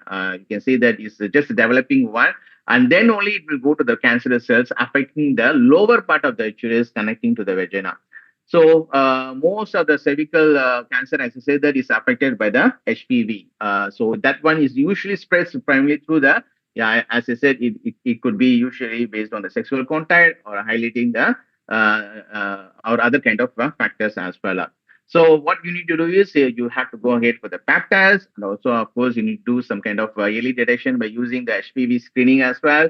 And then you can, if you think that you really need it, and if you have kind of family history and you are not aware of, I mean, you are fully aware of this one, then you can go ahead even for the vaccination one. It can prevent this kind of cervical cancer in earlier stages.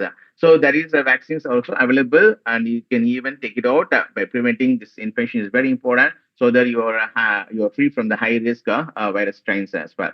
So effective treatments, even sometimes it is unnoticed, it has been gone through the cancer cells. There are so many treatments out there. There are a lot of options to go ahead for the treatment. That's why if they had tried to find out in the early stages, it's quite 100% is a curable one.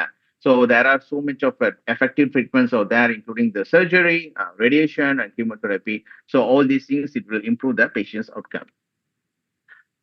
Yeah, of course, there are so many traditional methods out there. We just see one by one that mostly is a pap smear test one, and also the molecular test as well. As is all, sometimes it's quite expensive as well. And we'll see about that what is about all is about HPV. So HPV is nothing but human papilloma virus infection. Is the primary cause for the cervical cancer actually. So there are so many strains. If I'm not mistaken, there are more than 14 strains out there, but most common are the number 16 and 18 among the other strains. That is the common one causing the cervical cancer, definitely in the for women. And you can see that it can be grow anywhere, even for men. As I said, that it will be usually in the anal one, or even in the sometimes even the head and neck cancers in women, and it's because of the sexual transmission, and also they are having many partners as well who has already been infected as well. But however, it's very quite rare for vertical transmission from mother to fetus. And you can see here that usually if you have the HPV infection, this is the infection one. You can see the high prevalence even in the early 20s as well, even for the teens. Sometimes they may have the sexual one, or even doesn't have some kind of the other factors involved for the development of this kind of cancer. And this is cancer one is also high prevalence among this particular age between 20 to 30s. And you can see that after that is fully developed, and then from here stages you have to go for the diagnosis as well. So you have to do the regular checking. Usually, it's not regular checking; it's not every month or every 6 months. Usually, sometimes they look out on the every 2 years or even sometimes for 5 years. They will be checking that through the pap smear test. That's a common one. They have to see that whether any infection has been caused because of this HPV-1. So you need to understand about the cervical cancer and HPV, where you can see that there are so many cases. As I said, that is a very high incidence and prevalence rate is very high among many countries. And then you can see HPV is the main cause for the cancer, and vaccine is very, very important to prevent this kind of cancer. And definitely, routine screening is much needed, as I said.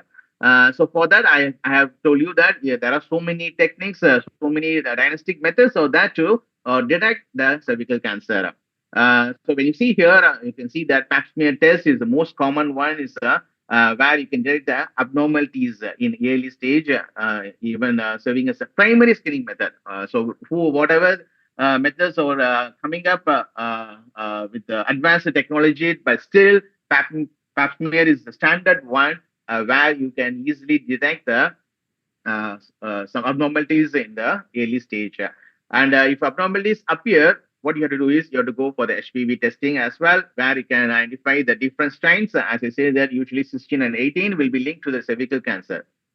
And then what happened? You can see that if I'm not mistaken, there is another one is colposcopy, where you can magnify the closely.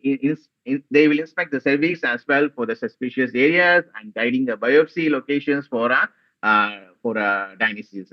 And you can see there are so many biopsies out there, and then we see that sometimes, some of the biopsies are leaf and ECC and even bone biopsy or that they will collect the cervical tissues, tissue samples to confirm that whether the person has been affected with the cervical cancer or not, and what type of strain they have been affected. So these kind of biopsies are very, very useful to confirm the HPV strain, the high risk strain as well.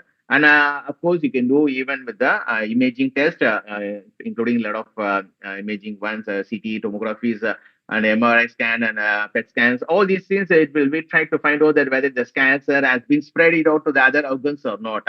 And based on that, they will start giving the treatment. So, as I said, that accurate diagnosis and staging from these tests definitely enable clinicians, physicians to see that what type of treatment and what kind of plan to be given to the patients for the better treatment. So this is the basic things they'll be do if the person having cervical cancer, or we can even find out in the early stages. And as I said, pap smear, of course, you can see, as I said, that it can be done in 3 years. So sometimes even 5 years, or even usually, basically, every 3 years is recommended between the age between 21 to 65. And HPV DNA testing, as I said, that it will detect the accurate strain as well. And apart from that, also liquid-based cytology is there. And if you see that, how they have done is, I just want to share a video on that, how they are doing the detecting the cervical cancer. You can see that how.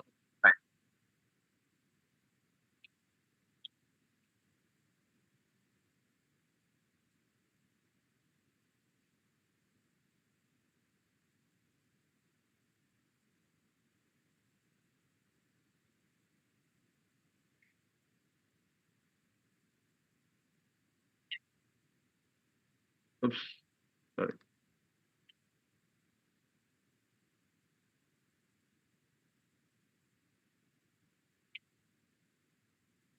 Yeah.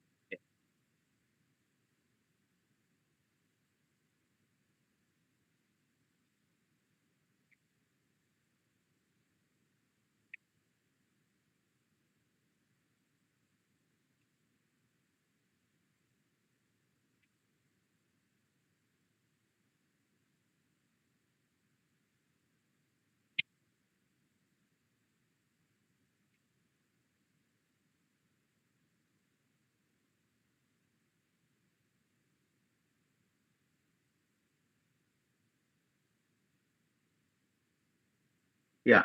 So as I said that you can see that usually most of the infection caused in the early stages it will just go off by themselves with the good immune system we have. But however, some of the people they will be it will go to the next stage. Then definitely the treatment is needed. That's why the symptoms are we may think that we don't have the cervical cancer, but sometimes it will be already been developed and then it will just go off by itself.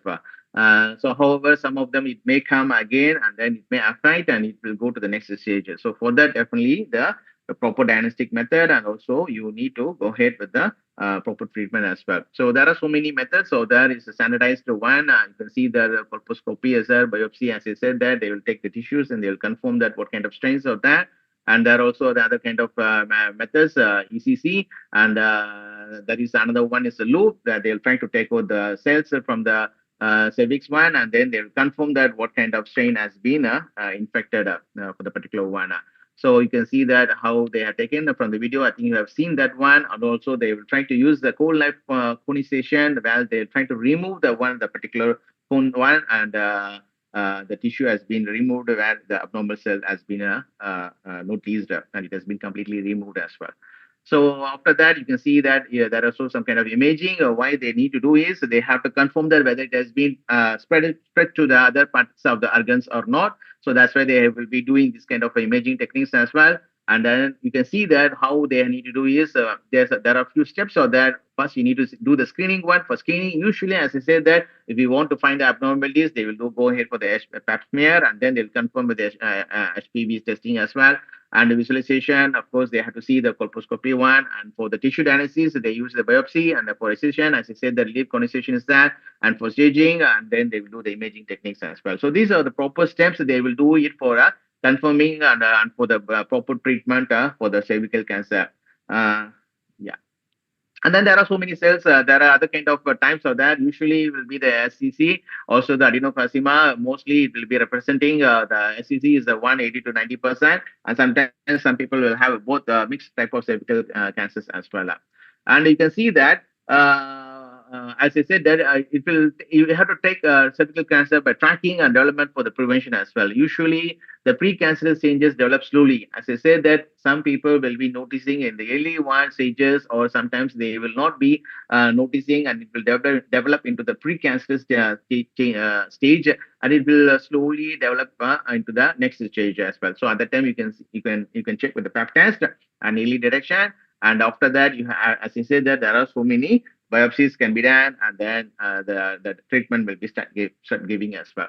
So there are some limitations for the current diagnostic method because you may think that these are the standardized one. However, there are some kind of limitations. You can see that pap smears miss up 30% of the high-grade lesions. And HPV testing may detect transient infection leading to overtreatment as well. So there are some kind of barriers out there for this kind of traditional diagnostic approaches for the cervical cancer. It's not that that means since it has got some limitation, it's not been followed. We cannot consider like that. It has been followed by many hospitals and institutions for a regular checkup and regular diagnostic methods as well. However, each and every treatment or every diagnostic approaches have their own pros and cons. As I said, you can see here, there are so many pros and cons of that. for each and every techniques. Discomfort will be there, complications will be there, and low specificity and sensitivity, and some kind of sampling errors will be there, laboratory inaccuracies. So these are the things, some of the disadvantages you can see for the traditional dynastic one, standardized one.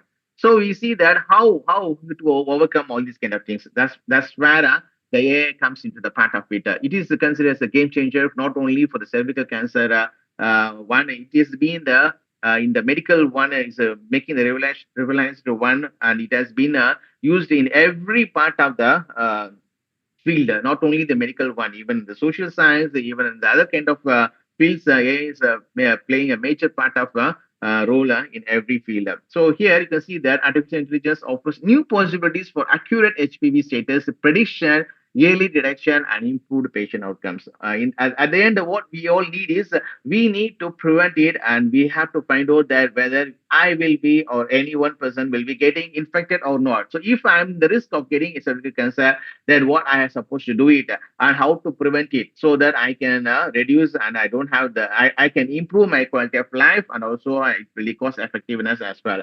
So all these things, it has to be done regular screening by doing this kind of methods. Of course, AI will be helpful in the with this technique. AI definitely will be helpful in for a better accurate diagnosis for any kind of treatment. So when you talk about AI, everyone is talking about the AI, and then what is all about? There are so many subsections under the AI. You can see that machine learning, deep learning, neural networks, and then other kind of algorithms have been involved in artificial intelligence. As I said, that artificial intelligence, that to me, that everyone have to understand that what is all about and how it has to be implied, how it has to be applied in the clinical settings, and we have to learn it, all these kind of things, that so that we also will be on par with the other kind of inventions or technologies using by the with the developed countries as well. So usually, for example, just simple kind of things I can tell you, that as machine learning is all about that human interactions will be there, where deep learning there won't be human interactions like self-less driving method. So all these things will becomes under the deep learning one. Even you can say there's like, for example, very good one is Google one. When you type it, you just get the answer. And then like ChatGPT is one of the very good example for the deep learning and neural networks as well. And machine learning, sometimes you can see that human interactions will be there in terms of that collecting all the huge data, and then how it has been interacted, and it has to be separated, and it has to be noticed with the help of algorithms to identify or to predict the outcomes as well. So, for example, you can see that how the AI has been useful in the clinical settings. You need to get all the informations like what kind of for the demographic characteristics, the clinical characteristics, or the biochemical parameters. All these things you need to get it from the patients. That's why the recording and data. The digital health is very, very important for collecting all the data from all the patients, and then they will trying to get all the information and put the AI model, and then they will see that what kind of things can be done and used with the imaging data and the raw data, and then they will transfer into the AI model, and easily can be diagnosed. So you can within few seconds or within few minutes you will get to know that whether it has you're being diagnosed with any kind of disease or not. It's not only the cervical cancer, as I said, with the modern technologies, even with the smartphones and with any kind of things, is just within few seconds, you can come to know that whether you are having high blood pressure or type 2 diabetes with these kind of technologies, AI technologies. So that's why you need to collect all the data. That is a very challenging one for doing the research particularly by the researchers and clinicians. So as I said, that artificial intelligence has got machine learning and deep learning. There are so many methods out there under the one, usually supervised and unsupervised learning one. As I said, that supervised, the human will be there to looking all the data, and then based on the neural networks, deep learning, and usually data input, future instructions, classification, and data output. So this is the more or less is the relationship between the machine learning and deep learning as well. And you can see even with the machine learning and with that AI, you can easily develop a lot of enhance the therapeutic outcome for any kind of diseases. And of course, for the cervical cancer also, they can use a lot of phytochemicals, nano-formulated drugs, and with that one, they use the machine learning algorithms, and easily they can predict the toxicity, and it can be whether it can be helpful or not for identifying or for the better outcome for the cervical cancer. And you can see that AI enhances the preventive care in medicine, as I said, of course, definitely. And AI identifies the risk factors effectively and easily they predict the health issues before they arise. And healthcare providers can implement and preventive measures. That is the most important thing we need. And of course, an impact on patient outcomes is significant and leads to the healthier populations. And definitely AI can reduce the healthcare cost of overall. So instead of spending a lot of money if you find it out in the early stages, you try to prevent and you can lead your life accordingly based on the diagnosis as well. So if you see in the AI models for the HPV prediction, as I said that there are so many models have been applied like deep learning and then transfer learning to predict HPV as well. And then CNN is another neural network under the deep learning and random forest algorithms. This is quite difficult and challenging one to understand. But basically, if you are for this one, you have to know the background of data science or even the bioinformatics one.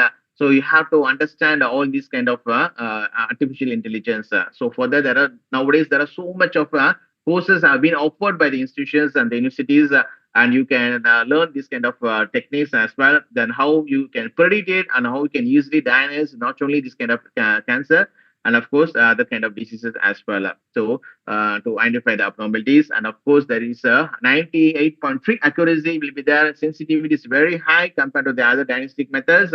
And also random forest effectiveness is another way of learning. And then you can see that is easily accuracy is the most important and promising the improved health outcomes for the patients.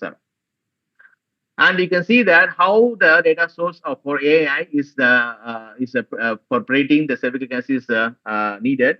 You can see that some of the specimens have been taken and it has been transferred to digitalization. And with that one, they will see that whole slide image and then they will image patches. All those kind of things will be done by the AI one only with the help of getting all the data. Without the data, definitely it's not possible to do it. And they will try to see which one is normal cells, which one is abnormal cells. And based on that, they will try to check a review, and the expert will be confirming and transferring into the evaluation and for the validation. Once it has been validated, and then the cell detection results will come out, and based on that, they will be identifying whether the person is being infected in the early stage or not. So apart from that, there also genomic sequencing can be done, and also medical imaging, as I said, and histopathological samples. So all these things involve different type of techniques have been involved with the AI for predicting the cervical cancer. And image-based predictions also is there. They will be using with the CNN, and then they'll be using the pap smear slides. Can be analyzed using the deep learning as well. And they use the morphological patterns in cervical cells and tissues to correlate with HPV infection and high-grade lesions as well.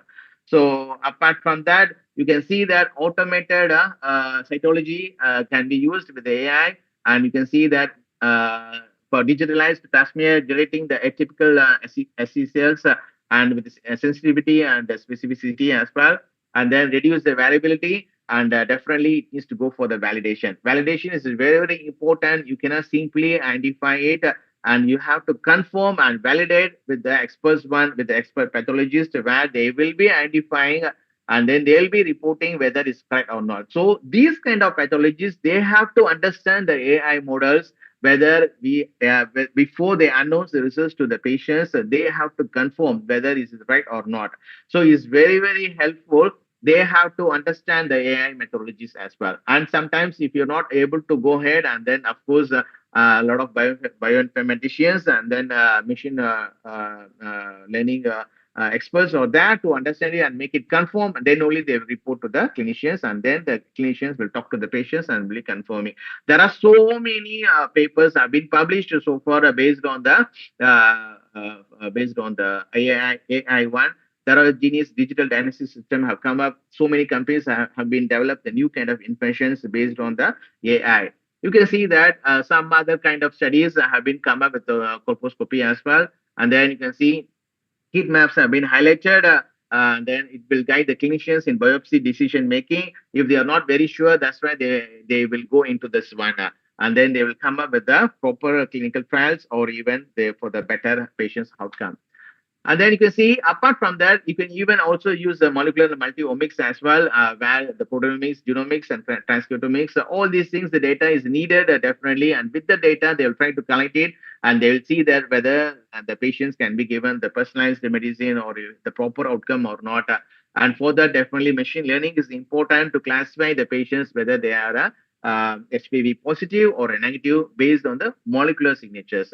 So this one is definitely the molecular biologist and the people, they have to do this kind of a test by using a lot of PCR methods or that, sequencing methods or that. So with that one, they will confirm with HPV positive or negative. Of course, it's quite expensive as well to do these kind of things and time taken as well.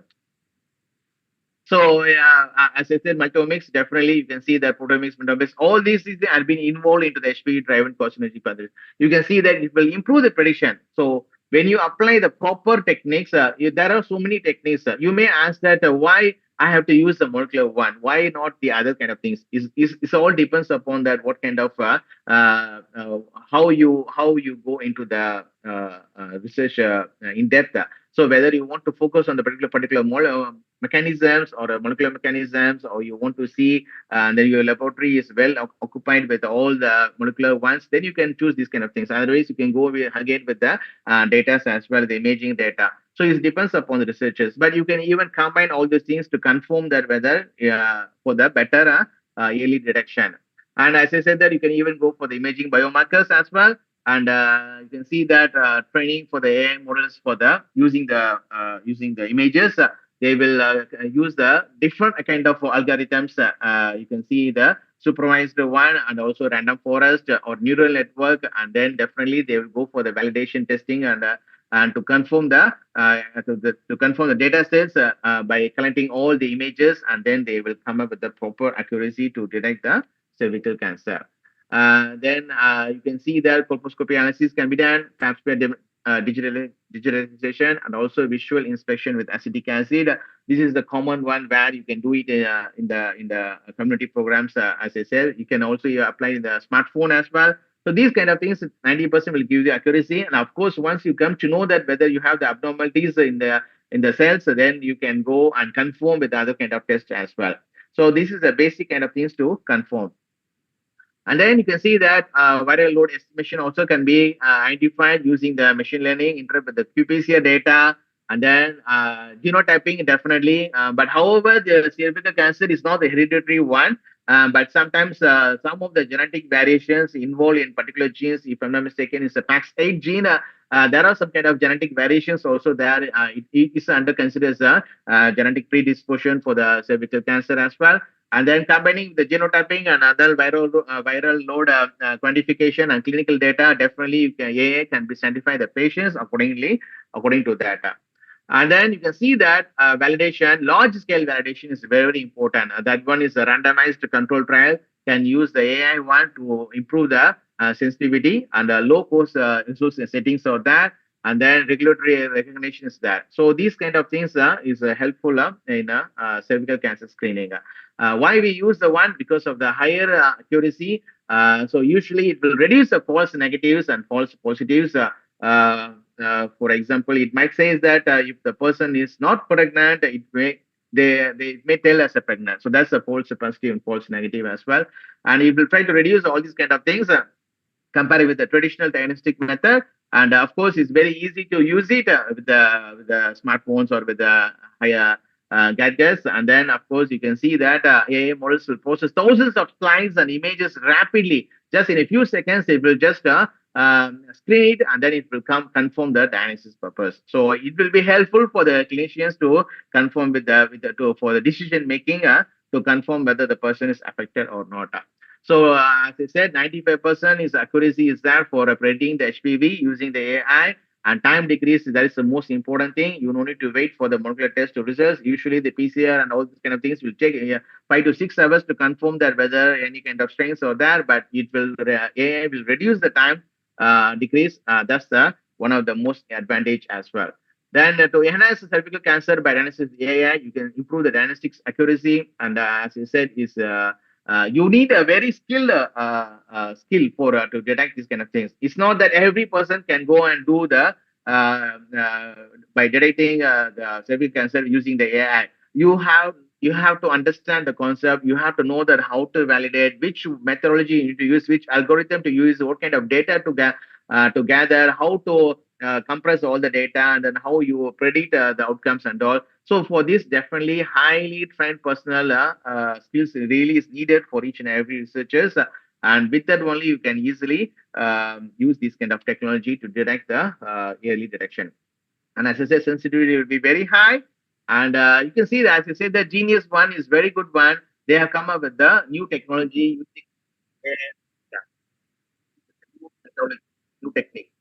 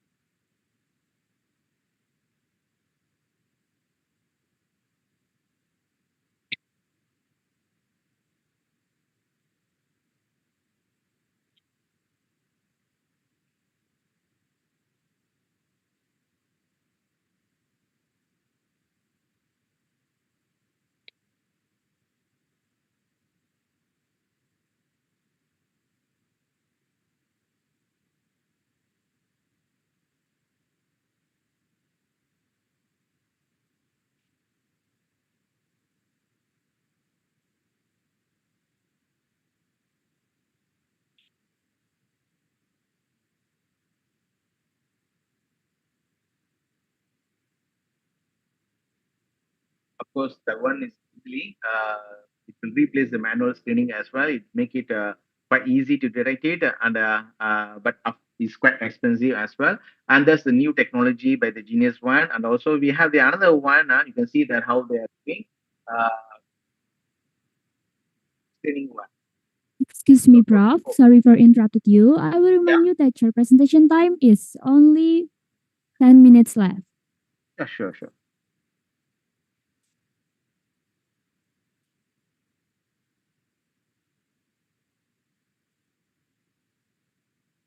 That's it. Like, see that they can carry any community program. So these kind of technologies have been used nowadays.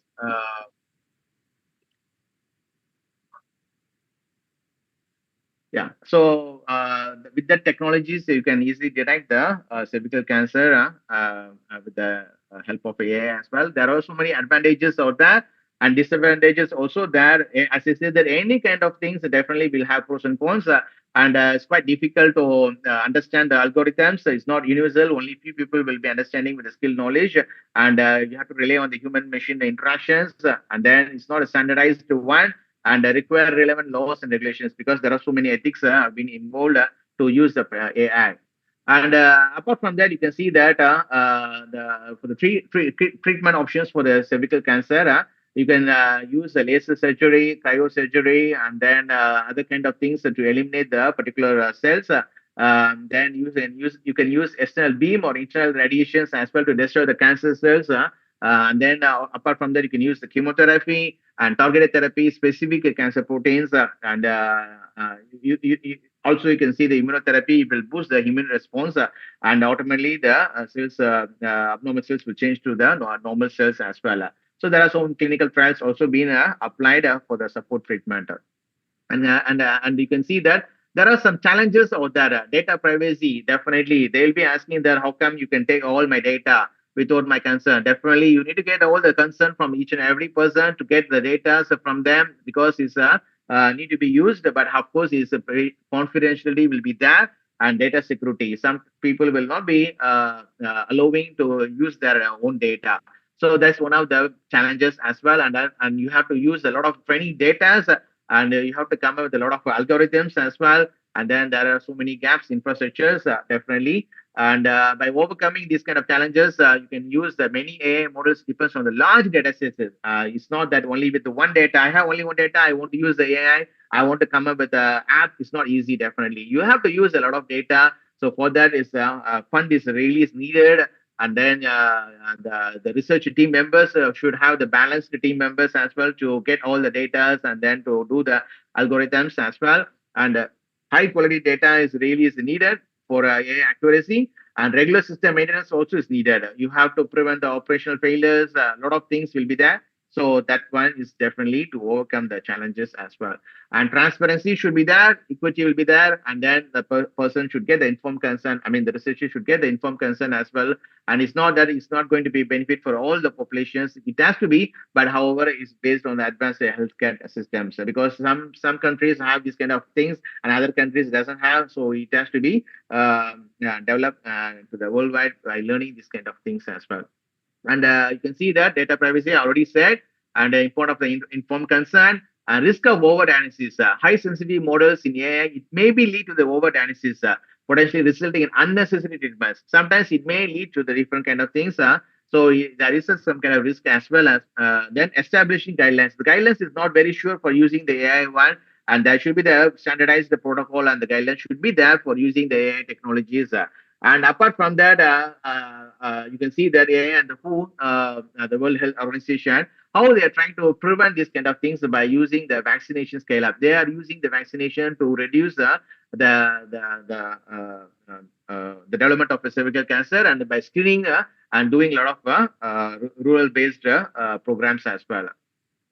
And you can see that advancement in the AI in cervical cancer, and you can use optimizing the treating plans and support global eradication efforts. And personalized medicine also is there with the base of a genomic one. You can use the personalized medicine, and the genetic profiling is much needed, so that you know that what kind of tablets, what kind of drugs to be taken to reduce the cost effectiveness and also the time.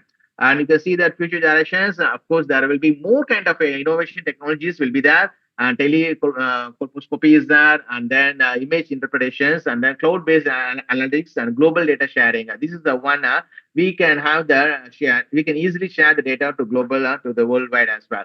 And when you see that, how about in Indonesia? There are so many papers have been published, and a lot of research has been conducted from the different universities, like universities Indonesia, and then UMY, and these kind of universities they are using a lot of AL method as well, and then they are using a different type of data and coming with the findings, whether it has been accuracy is giving or not using this technology, and they want to use it to the populations by coming up with this kind of innovative technologies. Even they use the smartphone images. See, these kind of things, image processing, as I said, it is very difficult to use it. But sensitivity is only 80%, accuracy is 93.8%. It's quite good. But however, I found out that from PubMed, only few papers have been published based on the artificial intelligence and the cervical cancer. I think in future definitely there will be more kind of more chances to do this kind of research combining with the AI and cervical cancer. And what they're trying to do is to eliminate the plan in Indonesia. They are using these 3-4 pillars. One is the vaccination, screening, treatment, and also the education, training, outreach, the awareness program. And third one is they want to see the monitoring, evaluation, and research. And fourth one is they want to see come up with more policy and financing as well to eliminate cervical cancer, as is quite high among Indonesian women. So what are the plans? As I said, they're using the HPV DNA code testing with IVA, and they are trying to use the diagnostic data with the benefit of AI tools, and they are collaborating with the clinicians and then also with the policymakers and researchers. So usually the pathway is like this. HPV vaccination is better one, and safe sex practice also is very very important to avoid this kind of cervical cancer. And early detection also is needed. Once it has been diagnosed, you have to follow the different stages, as I said earlier.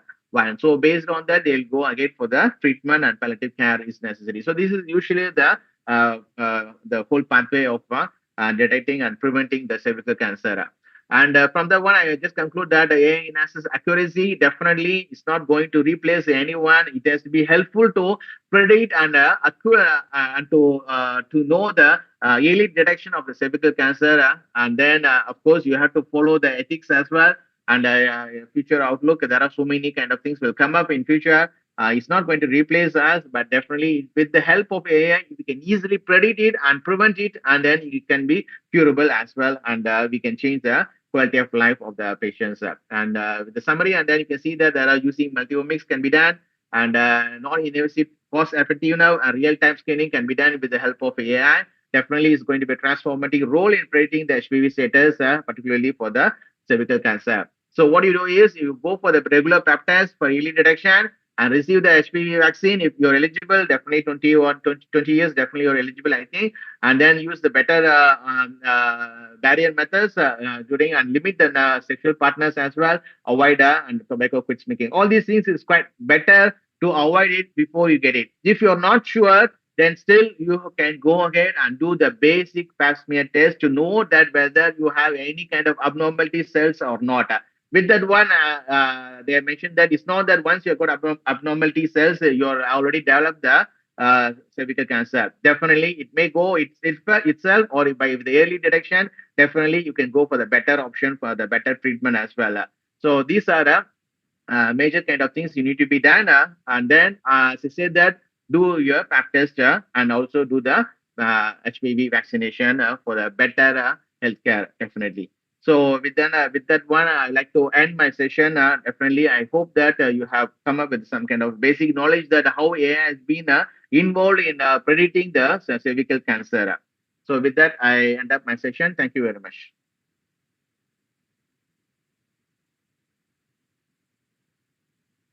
I think I finished exactly in 45 minutes. What time they have given to me, even though I was quite fast, but I hope that you people have understood that what is the importance of AI in cervical cancer.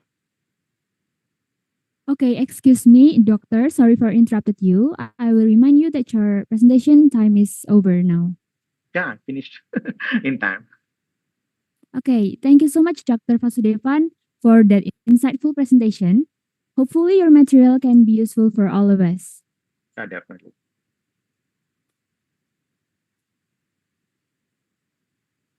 Now, we will open the Q&A session for the audience. If anyone would like to ask a question, please submit your question through the Q&A box or open mic feature, and I will direct it to the speaker.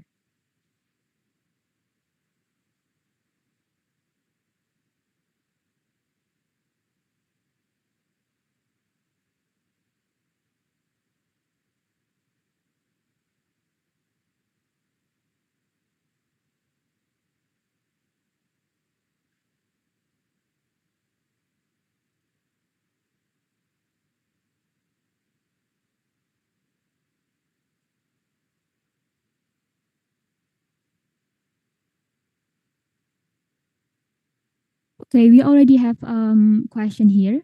Our first question is from Givari. The question is, what are ethical and regulatory challenges in implementing real-time AI-assisted cervical cancer screening tools, especially in research-limited settings with limited oversight infrastructure? Yeah, I will invite Dr. Vasudevan to answer question. To Dr. Vasudevan, time is yours. Yeah, thank you for the question. As I said that in rural areas, still most of the researchers or clinicians, they are using the pap smear test or the IVA1, VIA1, the visual one, as using the acetic acid. However, with the AI one, if you see that one particular video, they have showing that the new technology have come up. The handy one, they just use the, you can easily see the images one over that. That's not quite expensive as well. And of course, each and every hospital can afford to buy the one, and with the one, you can easily carry the one everywhere, and then you can use these kind of things in the rural areas. As I say that even now the rural areas with not much the kind of technologies, advanced technologies, or very limited, they're using the pap smear test.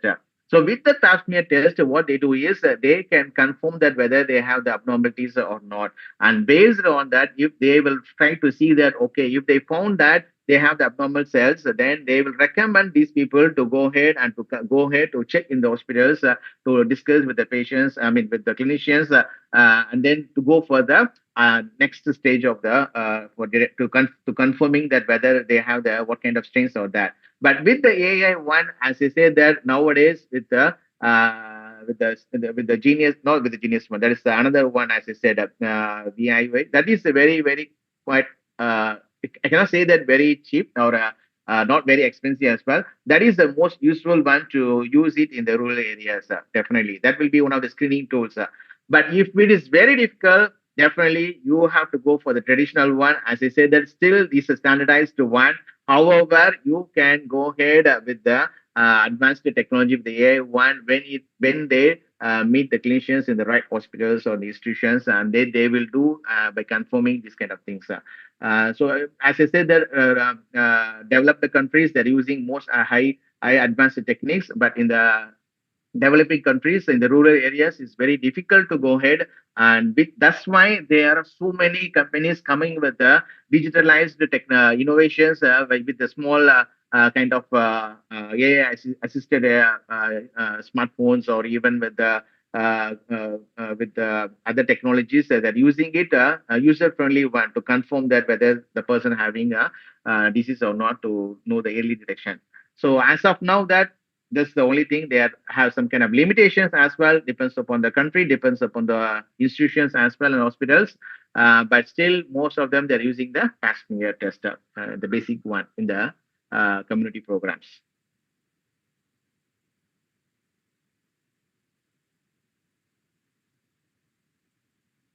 Yeah, thank you.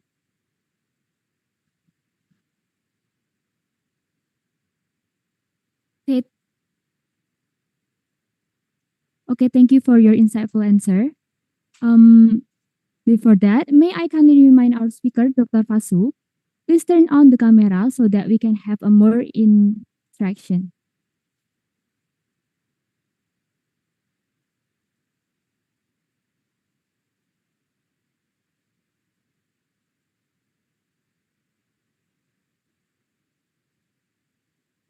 Excuse me, Dr. Fasu. I kindly remind you to please turn on the camera so that we can have a more interaction. Is on only. The video is already on, Okay. but I'm not able to see. I don't know. Wait, I'll check. Yeah.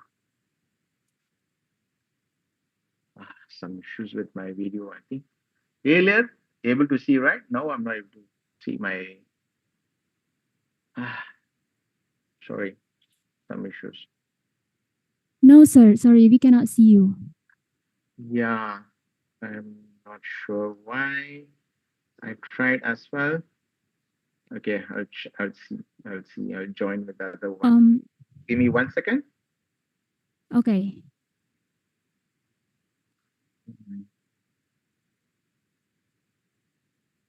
Okay. Yeah. Yeah, I joined in the other one. Can you able to see?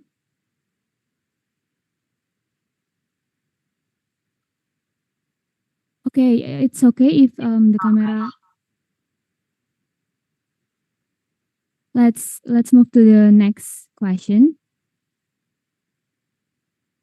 The second question comes from Ardian Shah, and he asks, how can AI-based cytology and histopathology models be validated and standardized across diverse populations, especially considering difference in data quality and patient demographics in LMI6? Thank you, sir. To Dr. Vasudevan, time is yours. Yeah. Wait, is it having echo. Wait. Can you able to hear now?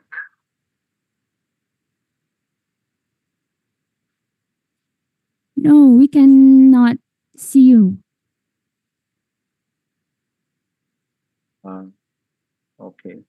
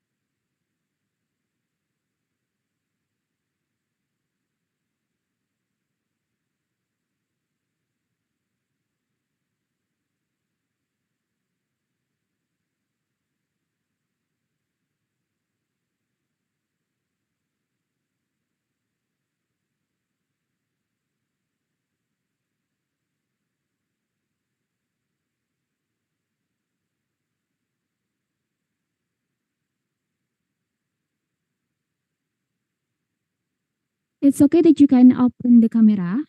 Are you ready to answer the questions?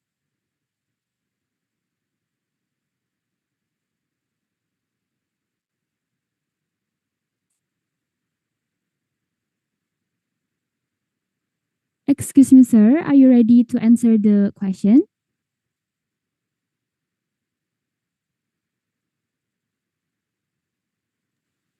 I already answered.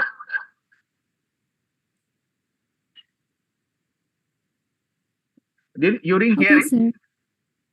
No, the second question is answered yet. It's not answered yet.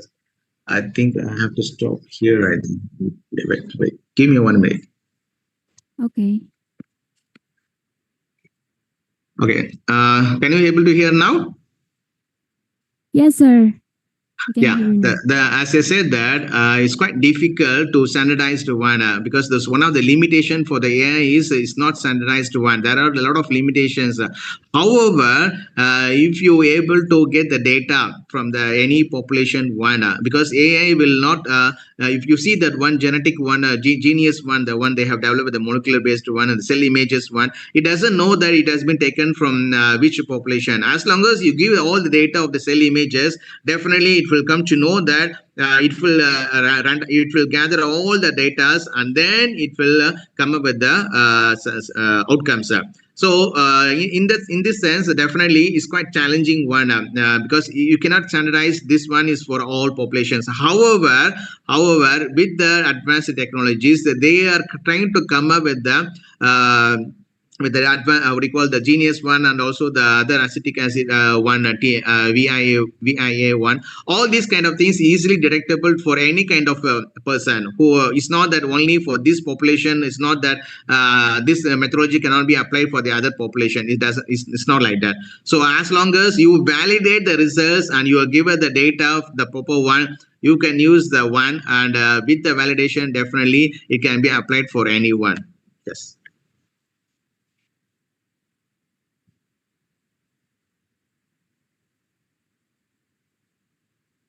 Okay, sir. Thank you for your answer.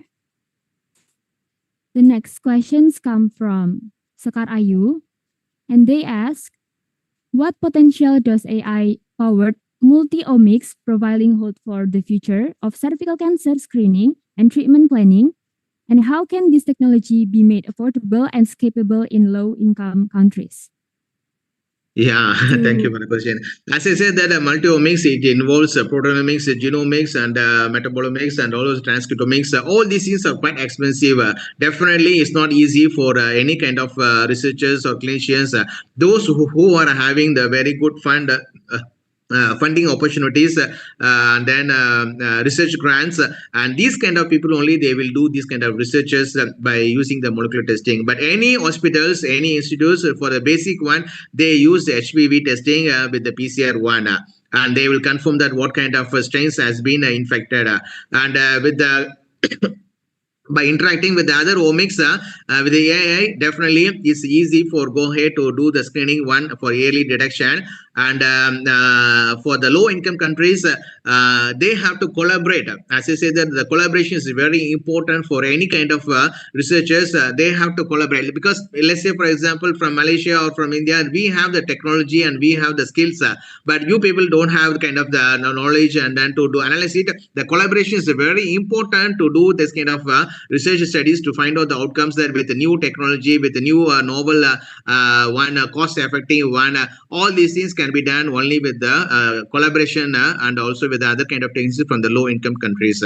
Otherwise, it's quite difficult. Otherwise, they have to come up with the research funding opportunities from anywhere where these grant opportunities are available. They have to come up with a proper plan, and they can adapt it, and then they can use it by their own countries as well. I mean, low income countries.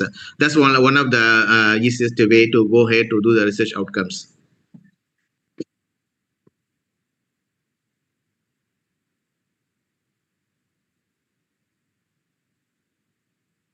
Okay, thank you, sir, for the answer.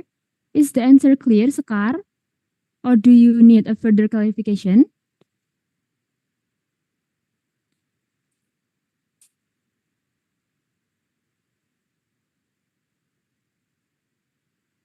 All right.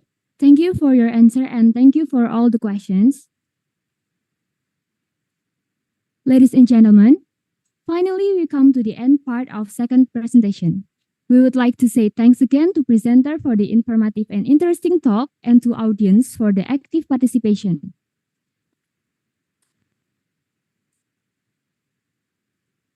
And now, I will conclude our discussion for today.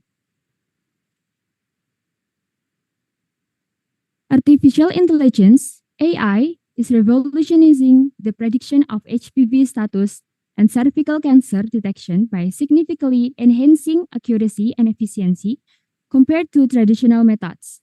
AI models, including deep learning and machine learning, analyze cytology, histopathology, imaging, and multi-omics data to enable early, non-invasive, and cost-effective screening, improving patient outcomes globally.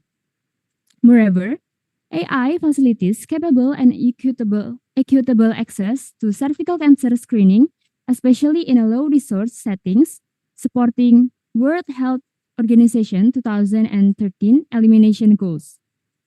Ethical adoption focusing on transparency, equity, and data privacy is crucial for integrating AI into clinic practice. Overall, AI holds transformative potential to improve early diagnosis, personalized treatment, and global cervical cancer control. Hopefully, the presentation will be useful for everybody. As a token of our sincere appreciation for your valuable contribution, we are honored to present this certificate to Dr. Fasu. Yeah, thank you very much.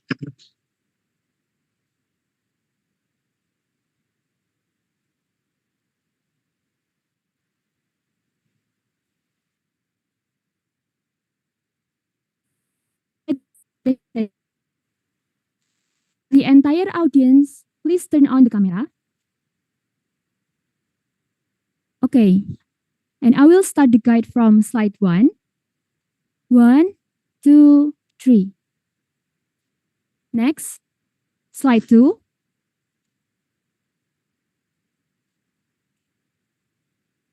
One, two, three. Okay, next. Slide 3. 1, 2, 3. That's all for. And I will give back the event to the Master of Ceremony, Ms. Raudatul Shafitri. Time is yours.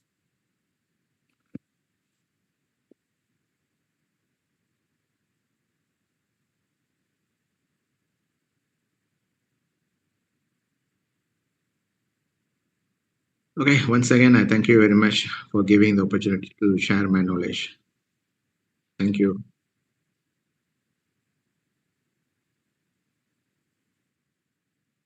Thank you, sir. It's my pleasure.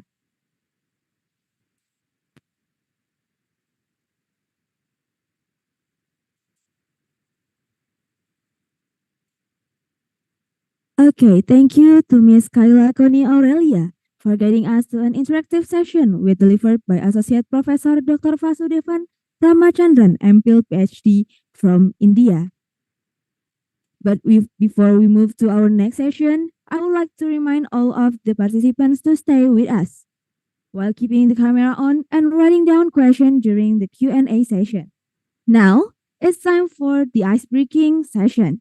We hope that all participants can join using quizzes with the code list on the screen.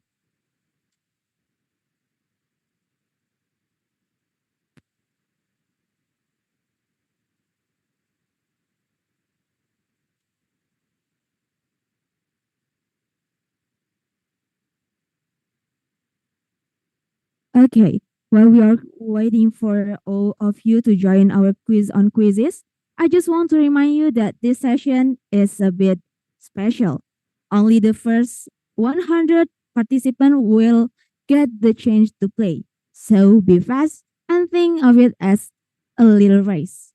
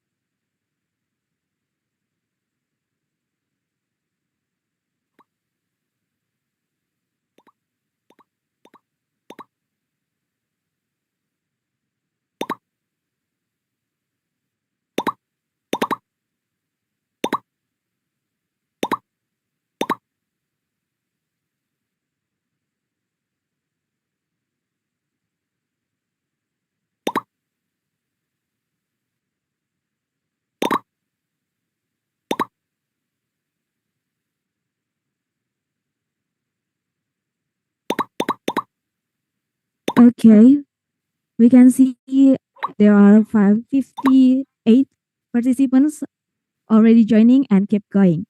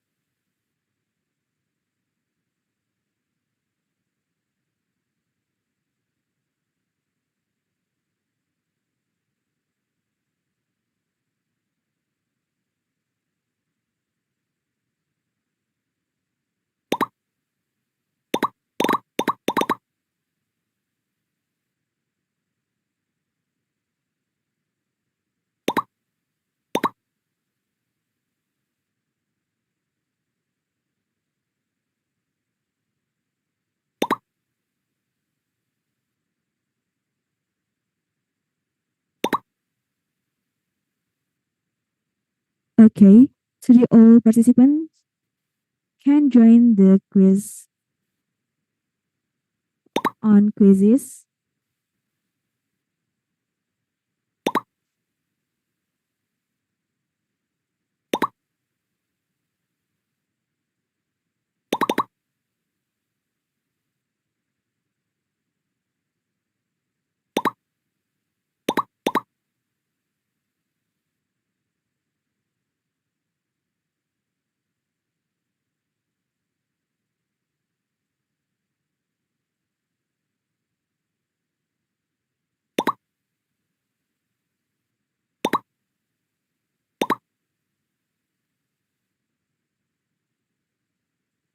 All right, we now have more 100 participants ready to join these quizzes. Let's get started in 3, 2, 1. Let's go. Good luck.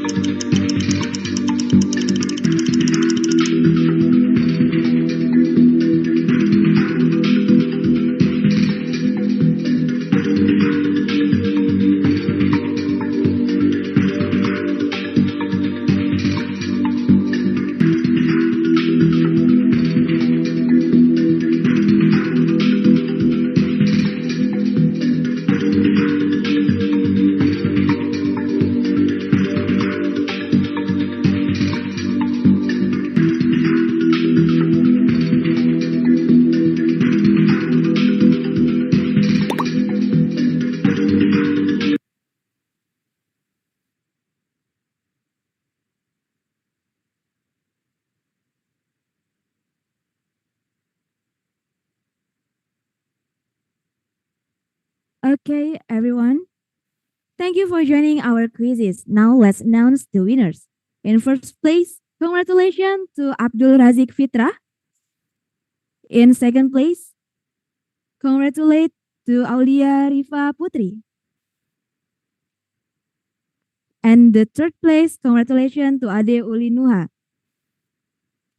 Okay, we congratulate to all winners of this quiz round. It is expected that the winners will contact the committee's contact person at the end of the event.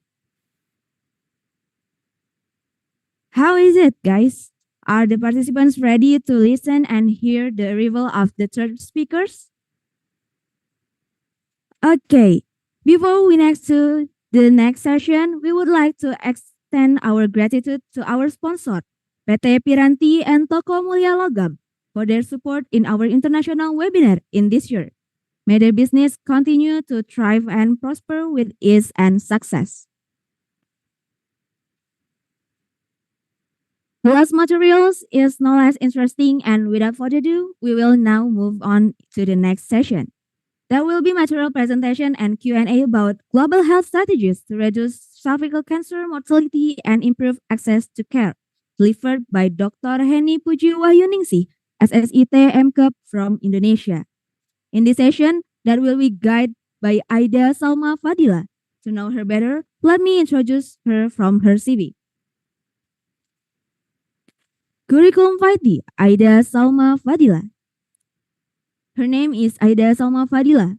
She was born in Bantul on March 16, 2006. She is currently pursuing her studies in the Applied Medical Laboratory Technology program at the Health Polytechnic Ministry of Health Yogyakarta. Ms. Aida has an excellent track record in leadership and organizational activities. She has served as coordinator of Field 1 HMJ TLM for the 2024-2025 period, and etc. With her academic dedication and organizational experience, she is well prepared to guide us through today's webinar. To Ms. Aida Salma Fadila, the time is yours.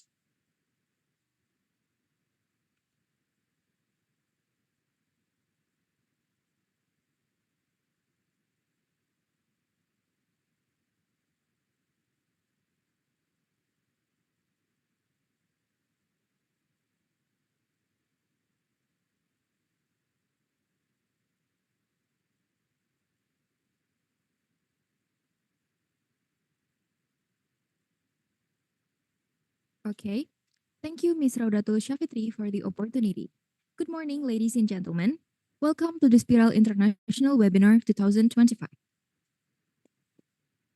I'm Aida, your moderator for this session. And it's my absolute pleasure to guide you through this exciting event.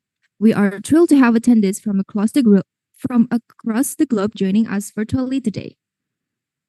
Ladies and gentlemen, let's welcome our next speaker, Dr. Heni Puji Wahyuningsi, SSIT MKes.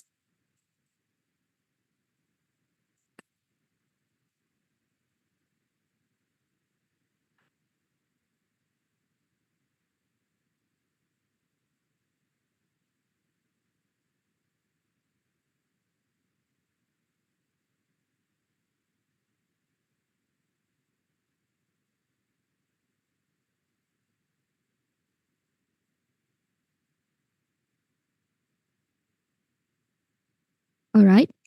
Has Dr. Heni joined us? Yes, I am already to be here. I'm already, Alright. yes. Okay. Then allow me to read a curriculum vitae of Dr. Heni. All right. Her full name is Dr. Heni Puji Wahyuningsi, SSIT MKEP. The nationality is Indonesia, and you can contact her through the WhatsApp or email. For the education,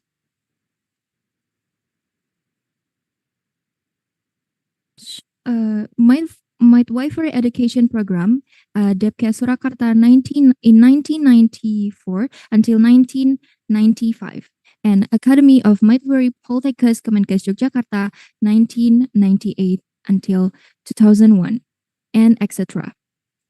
And then the next slide. for the experience.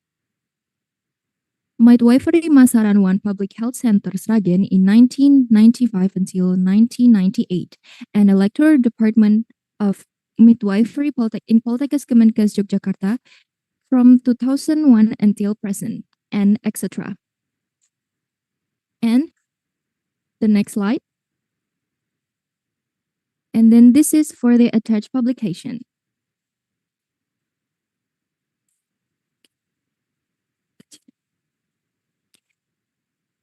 Okay, doctor. How are you today? Yes, I am fine, very fine. All right. Thank you so much for being willing to join and become one of our speakers in this webinar. We look forward to this opportunity to change our partnership and collaboration. Okay, doctor, are you ready to present your material? Yes, I am ready, and I will share for myself. All right. You can Okay, hear without my voice. It's clear. Yeah, I can hear your voice clearly. Okay, so without further ado, for the next 45 minutes, we will discuss about global health strategies to reduce cervical cancer mortality and improve access to care. And for the next 15 minutes for the Q&A with Dr. Heni Puji Wahyuningsi, SSIT MCAP from Indonesia. To Dr. Heni, time is yours. Yes, thanks, Aija. I will share screen.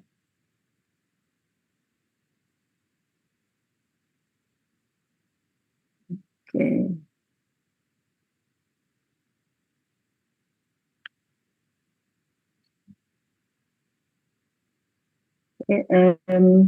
You can see my slide, Aija. Yes, doctor. Yeah. You can see my slide, fully slides on the screen. Yeah. Yes, we can see it. I will begin the presentation. Okay.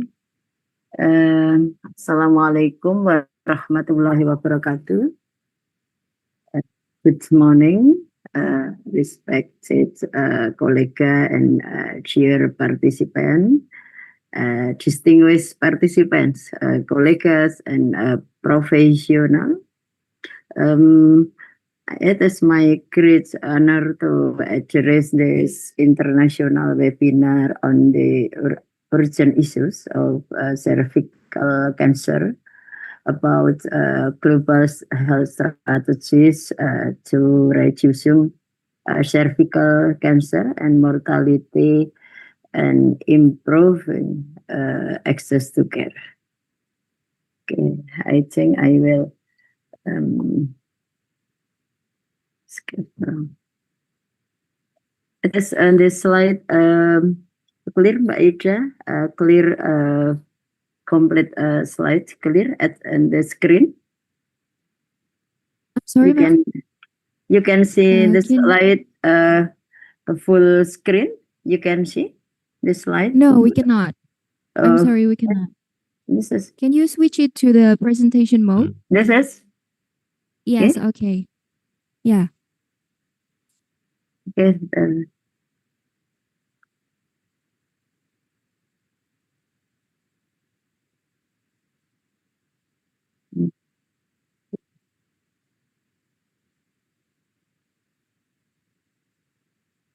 Okay. Okay. Good morning, respected colleagues and dear participants, distinguished participants, colleagues and health professional. It is my great honor to address this international webinar on the urgent issues about global health strategies reducing cervical cancer mortality and improving access to care. International webinar is organized by Student Association of Medical Technology Laboratorium Department, and I give appreciation for the committee and appreciation for the all of participants in this international webinar as midwife, nurses, medical laboratory technologies, and nutritionists, and the other health profession. You are all at front line of women health. But cervical cancer remain the one of the leading causes of death among women worldwide, and even though it is both actually preventable and treatable. The challenge is not only medical, it is about ensure access, equity, and early action. And today I will share about how about global strategies that bring hope from HPV vaccination, early and simple to screening methods to strengthening health system so that every woman, no matter where she live, can receive about timely care. Together, cross professional, interprofessional, across border, we have the power to reduce preventable death because cervical cancer, and close the health gaps and move closer to the future where cervical cancer is no longer is a public health threat. And this is about figure cancer, cervical cancer in the world. About this slide present a global map of the estimates age, a standardized incidence rate of cervical cancer, and the dark color of blue on the map is the higher the incidence. We can see about estimate standardized incidence rates of cervical cancer in the world about at sub-Sahara Africa and Southeast Asia, Latin America, and the part of Oceania. So the highest incidence rate often exceed 30 cases every 100,000. 30 cases every 100,000 every woman, and this region carry the heaviest burden due to limited access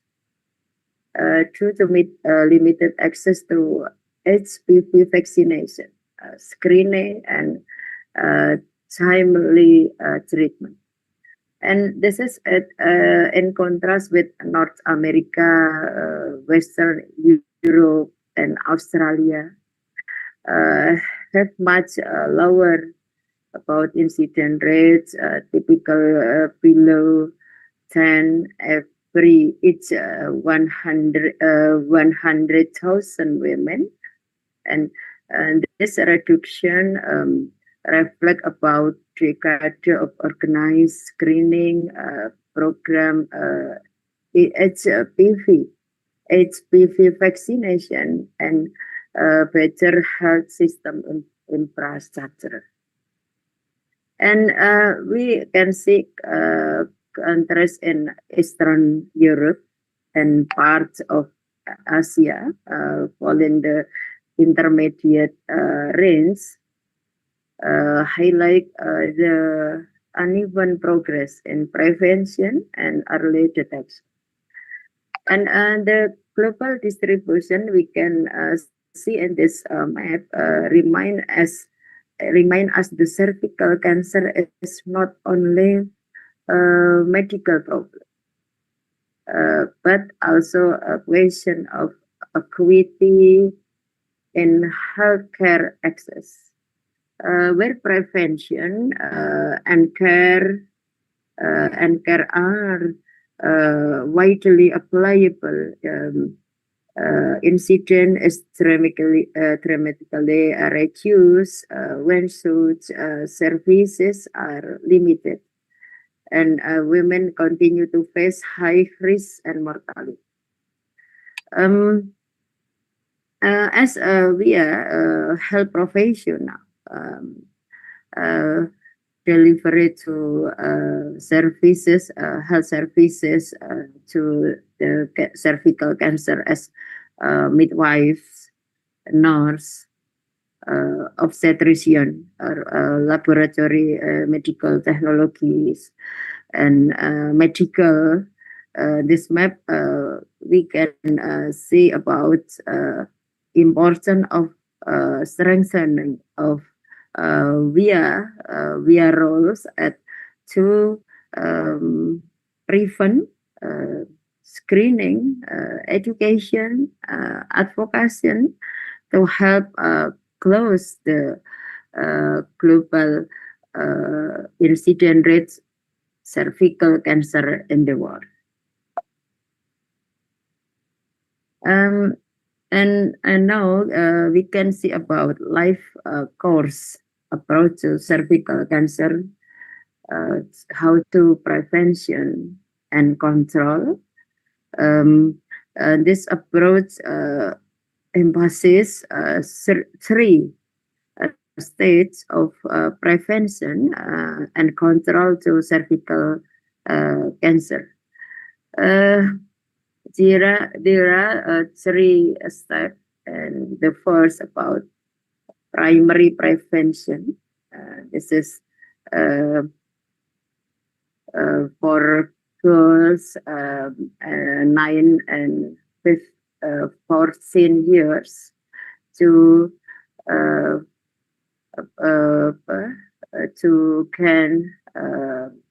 give about HPV vaccination and health information, warning about tobacco use, because tobacco use as potentially risk to sounding about cervical cancer.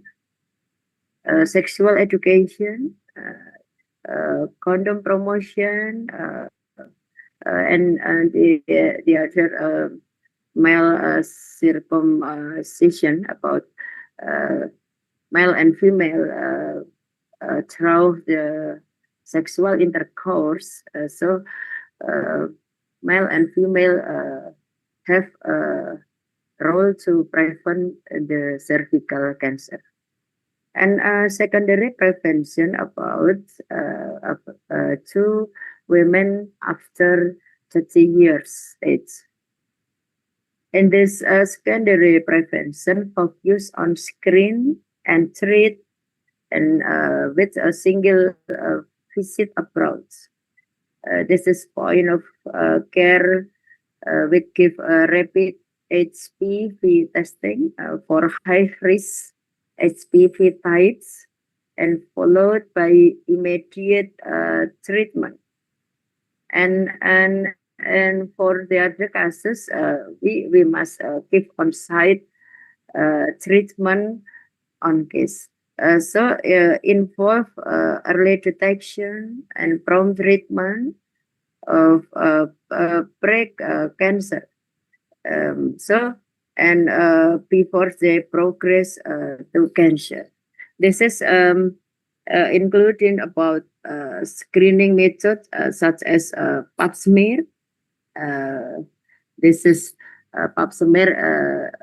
The health professional medical technology laboratories handle in laboratory testing. Pap smear, it's PV DNA testing or vaccination, and visual inspection with acetic acid. This is role of midwife to early detection with visual inspection with acetic acid. And this regular at secondary prevention, a regular screening program ensure timely diagnosis and intervention.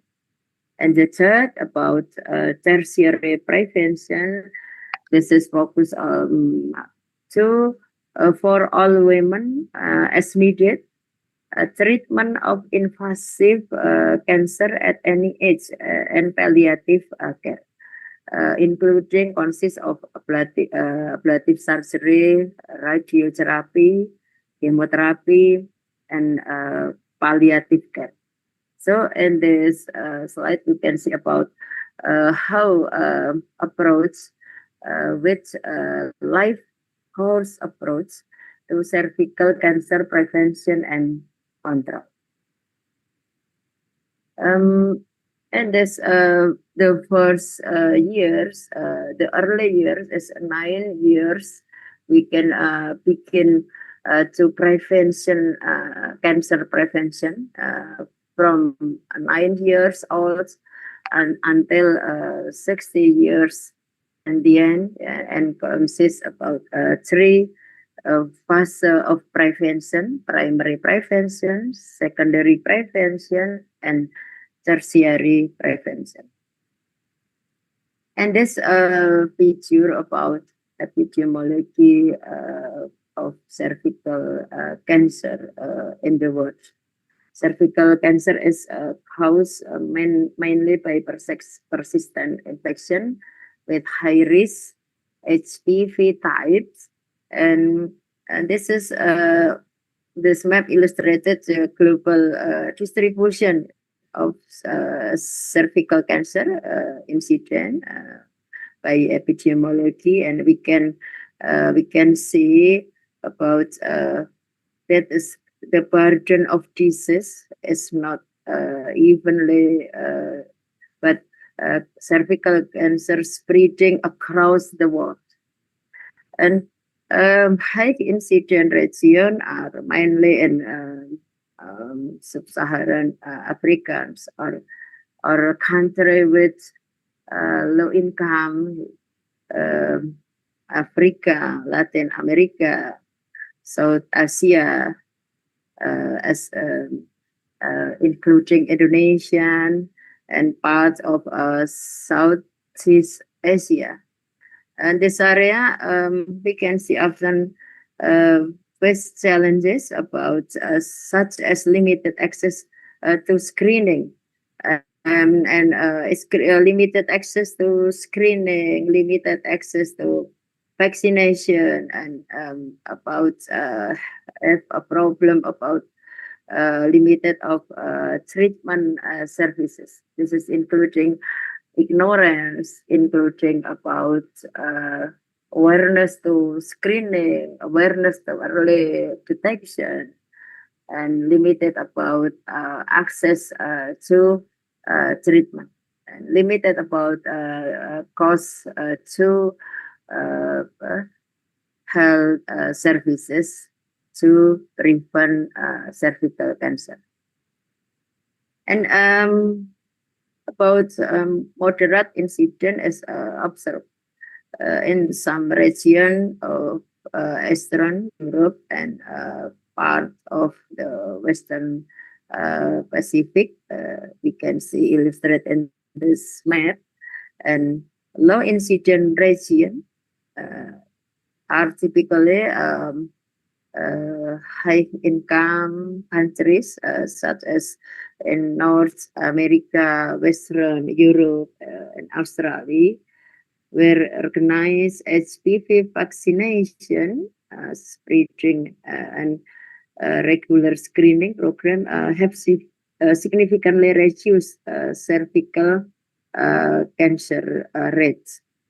And this graphic pattern highlight the close link between healthy system capacity and at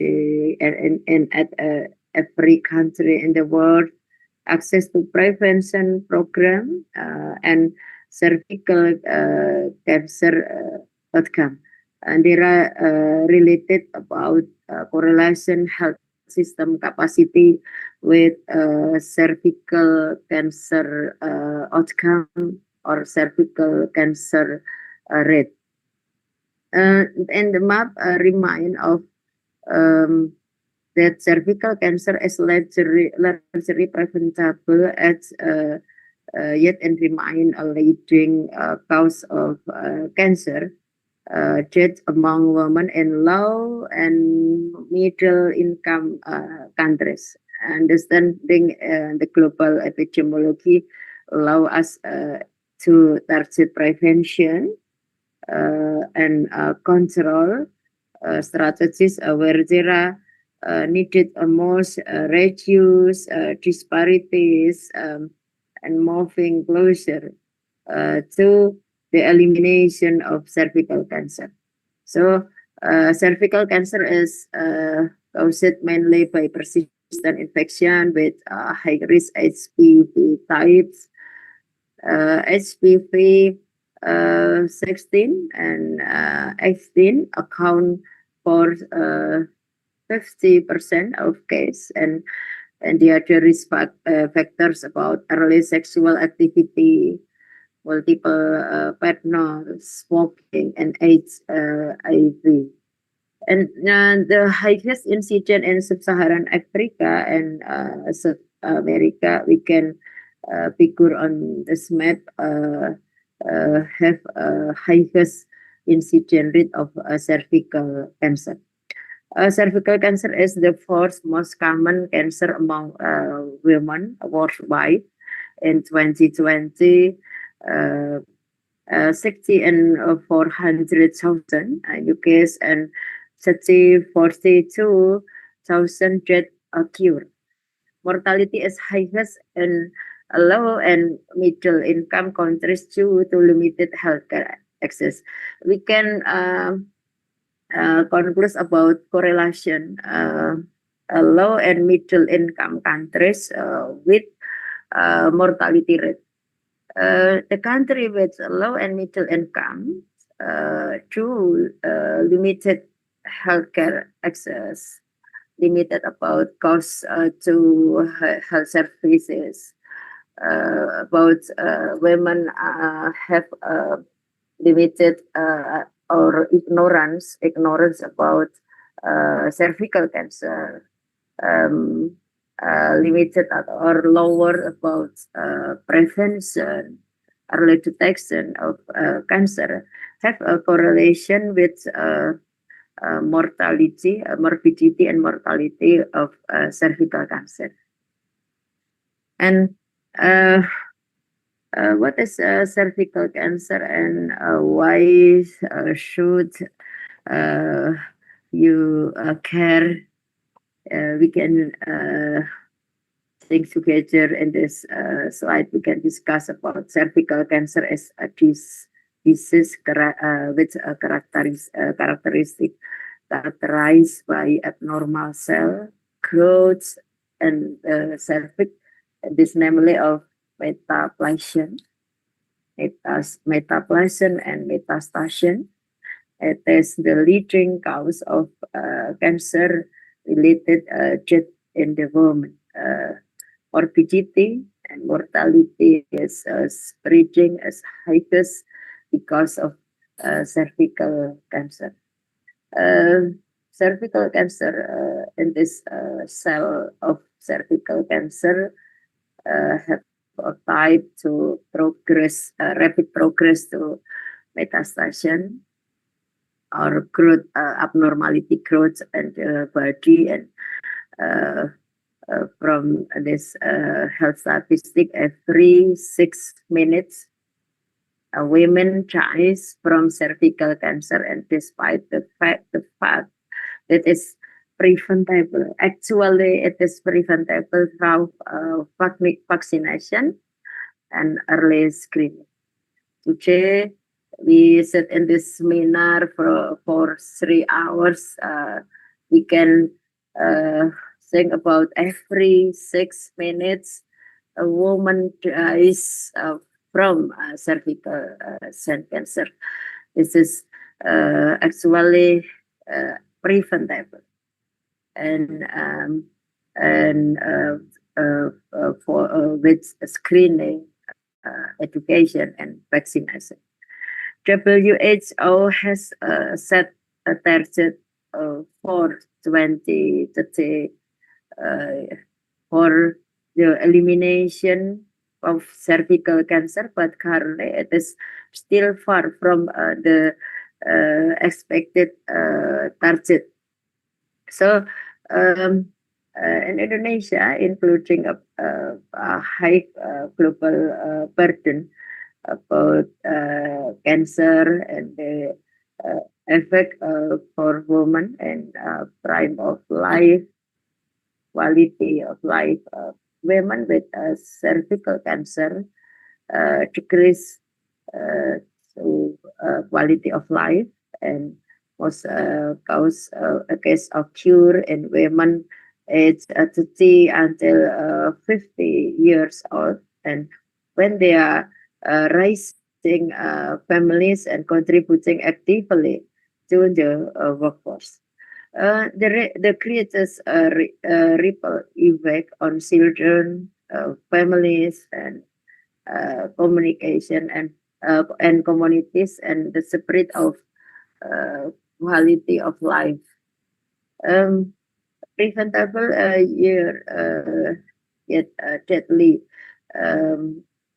unique, and unlike many other cancer, cervical cancer is largely preventable through HPV vaccination and regular screening. However, if left undetected, it can be life-threatening. And with equity and access care disparity, access women in high-income country benefit from effective prevention program with those in resource limited setting, often lack access to vaccinations, vaccination screening, and treatment. Cervical cancer matter because it is both a major public health challenge and opportunity for prevention and health equity. Cervical cancer is important not only because of the life it claims, but also because it is one of the few cancer we can actually prevent and eventually eliminate. Okay, we must collaborate together to prevent and eliminate cervical cancer. So, why is cervical cancer important?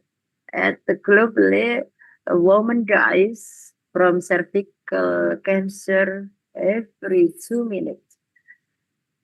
In Jakarta, a woman dies for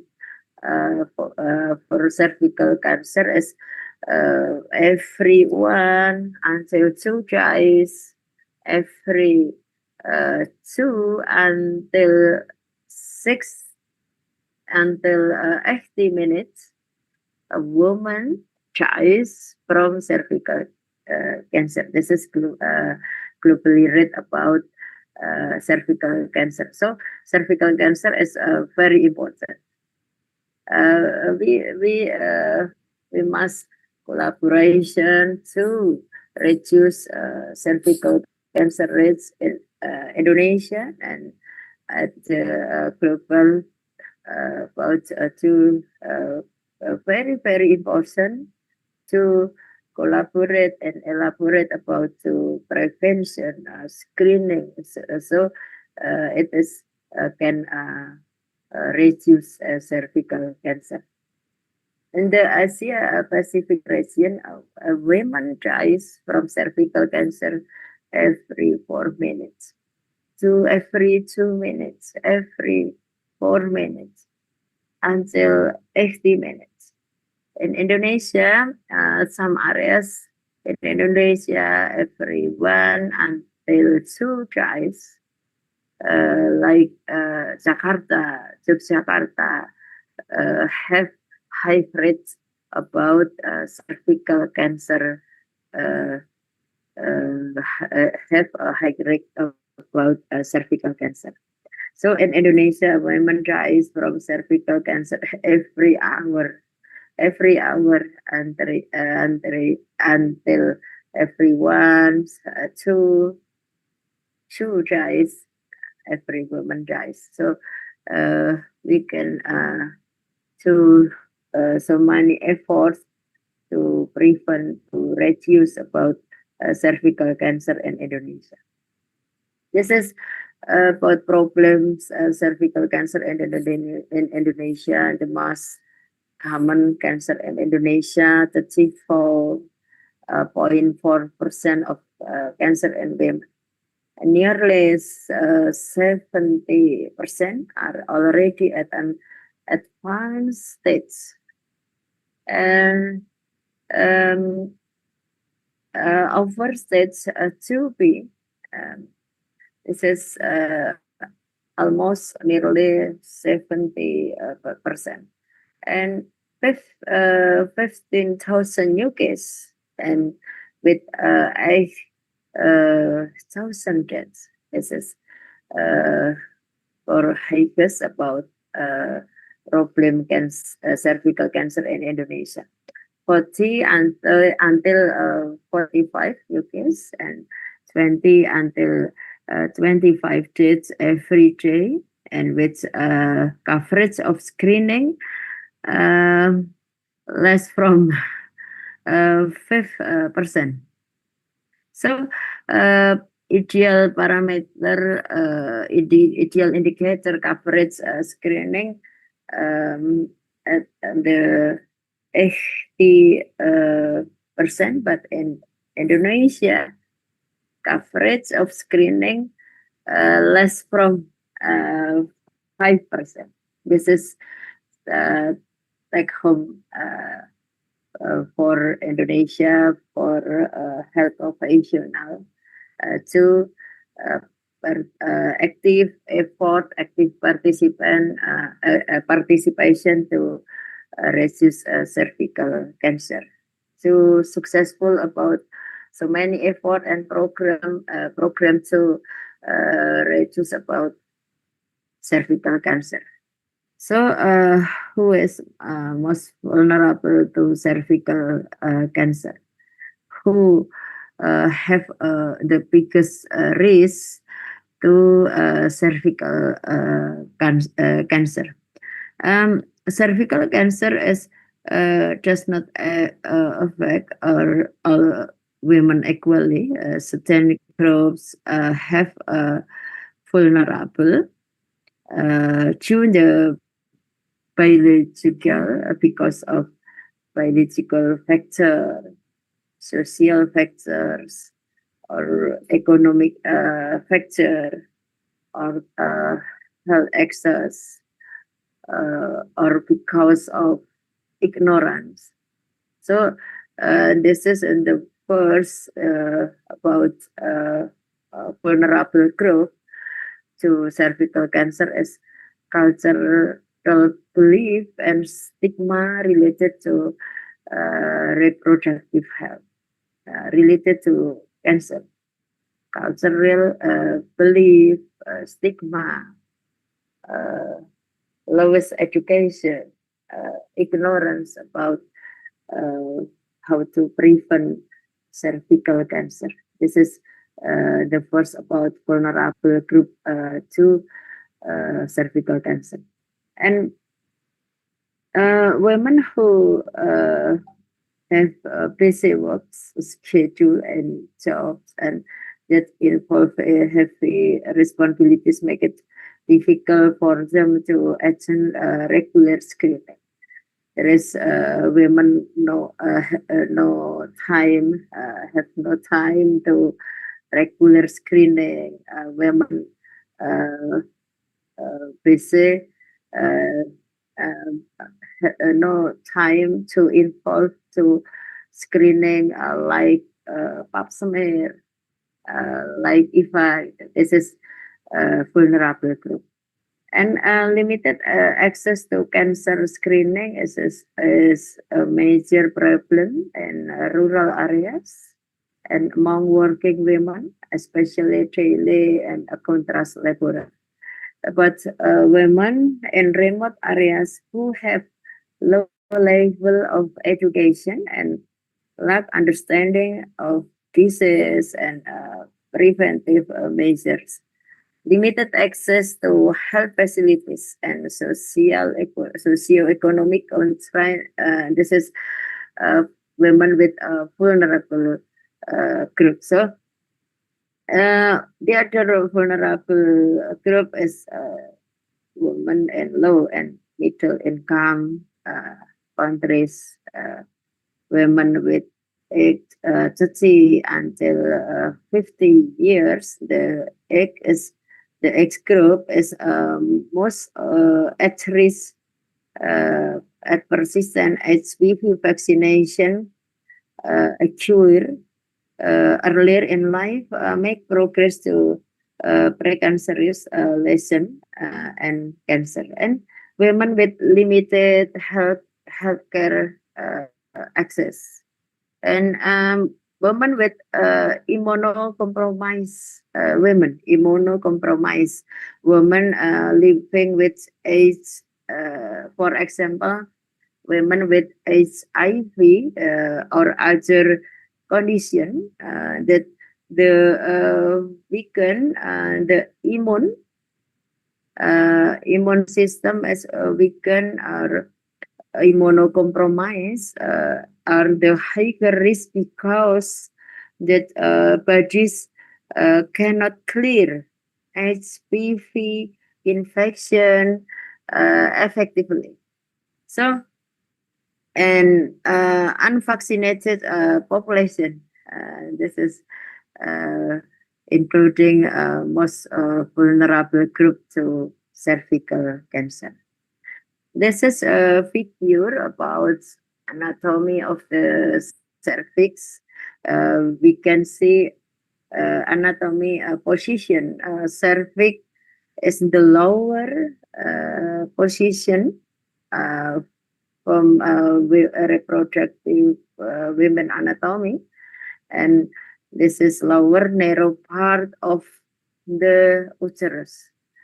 Lower part from the uterus that connects to the vagina has two main parts.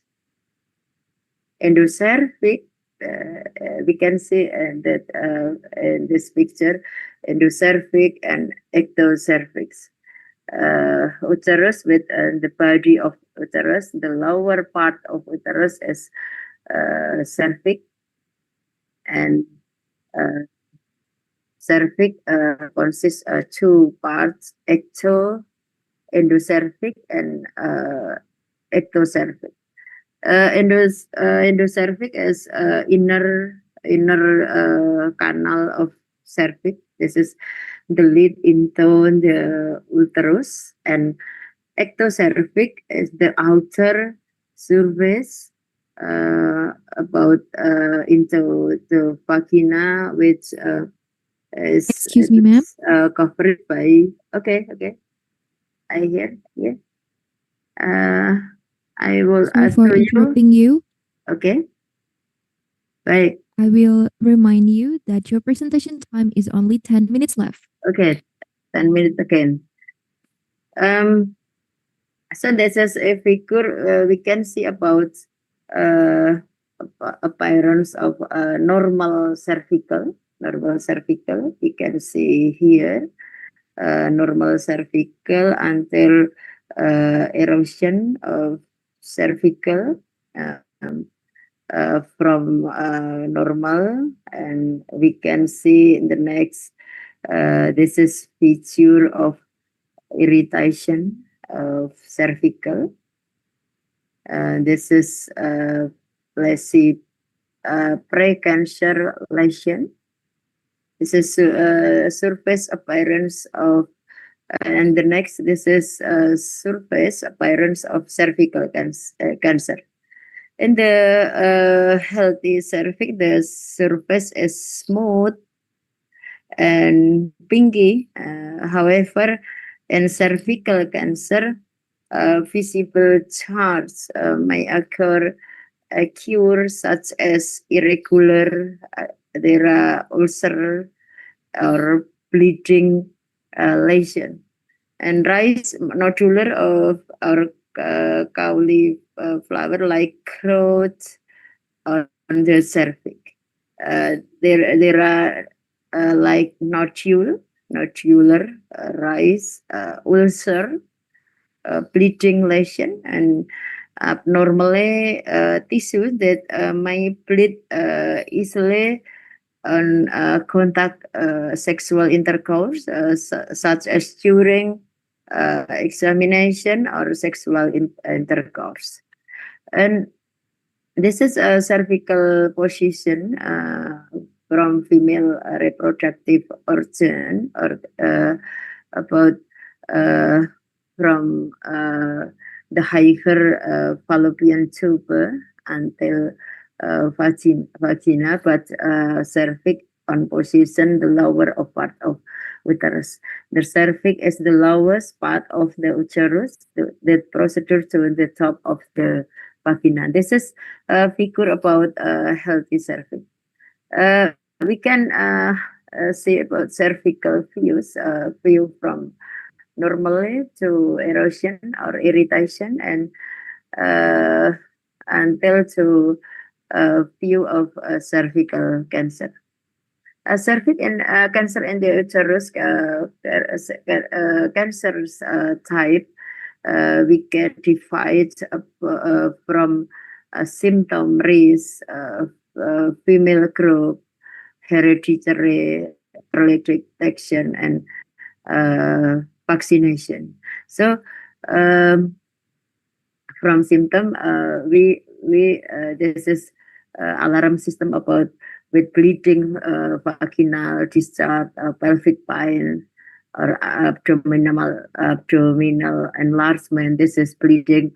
This is a symptom of cervical cancer, and the female and we get detection to pelvic examination and ultrasound examination. And vaccination, HPV vaccination to prevent cervical cancer. This is causes of cervical cancer, the namely of human papillomavirus. 99.7% of cervical cancer is caused by oncogenic HPV. And HPV type 16 and 18 main cause of type of HPV is caused by caused to cervical cancer.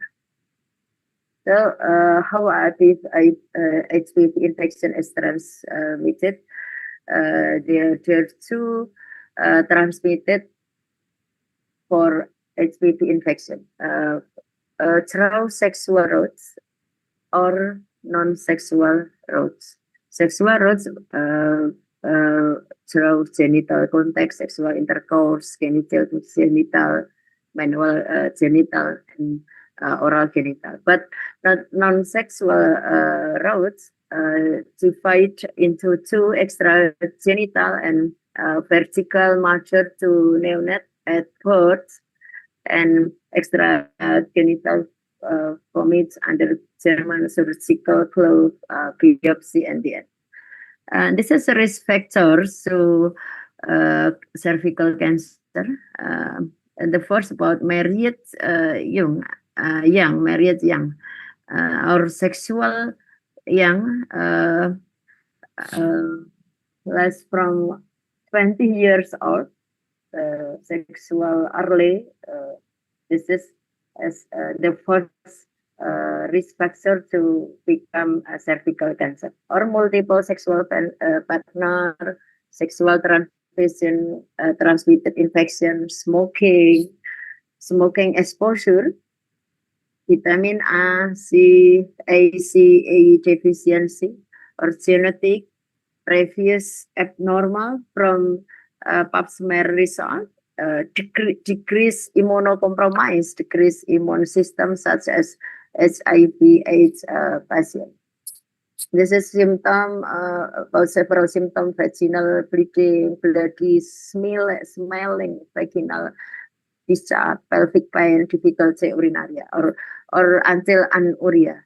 Women with vaginal bleeding and or vaginal discharge do not automatically have cervical cancer. This is cervical cancer figure of cervix disease journey from healthy cervix to precancer lesion until cancer, cervical cancer.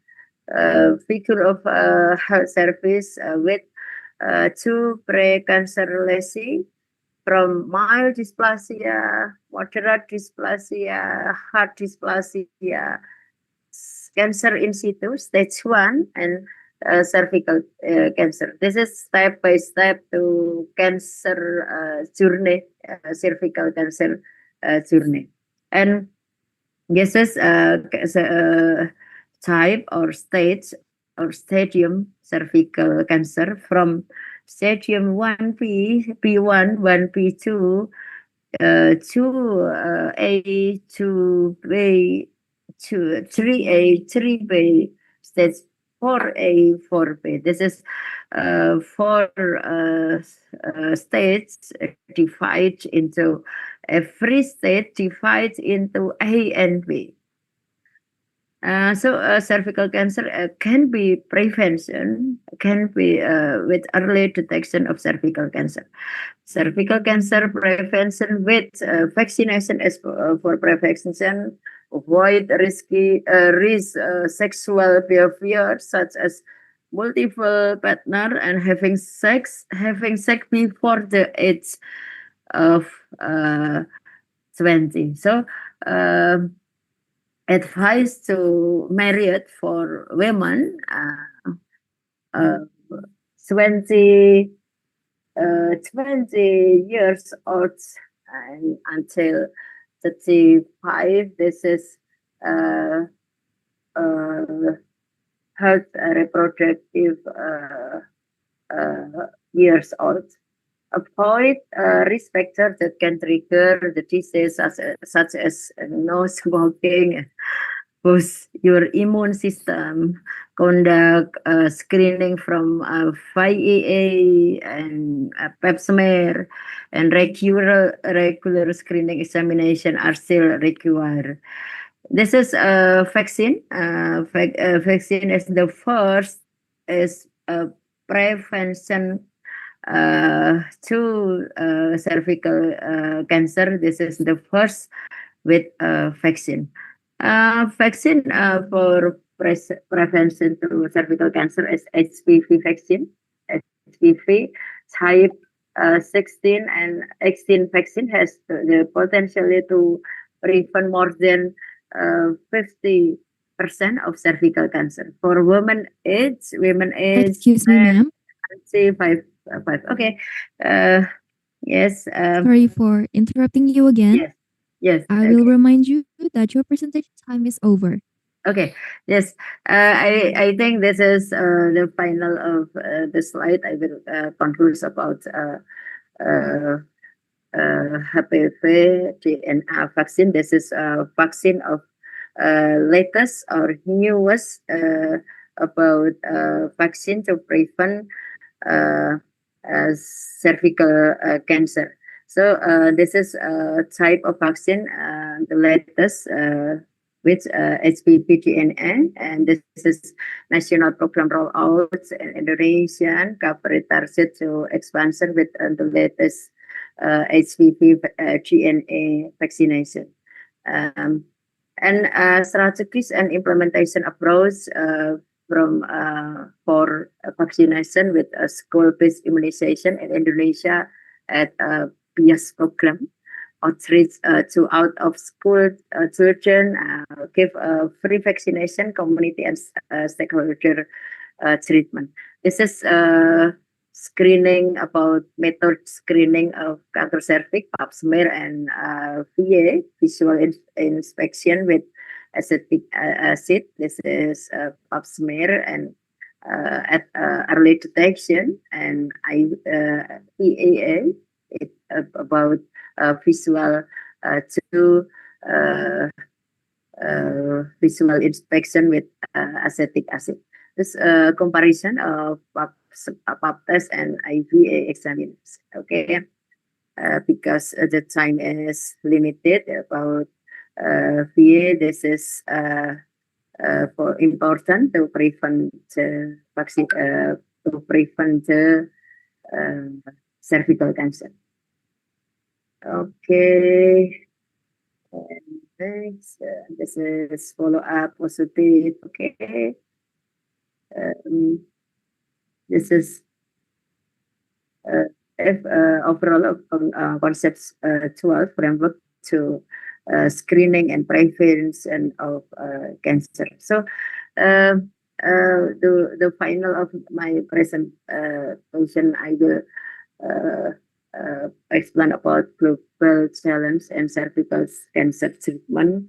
But this is challenge the first limited vaccination access for low-income countries, like HPV vaccine services, limited infrastructure, inadequate screening, and low community awareness. This is primary prevention. HPV vaccination is more important, and secondary prevention through cervical cancer screening. This is treatment strategies for cervical cancer, early stage treatment, locally advanced palliative care, and brachytherapy. So I will concluding about cervical cancer is not just medical issues.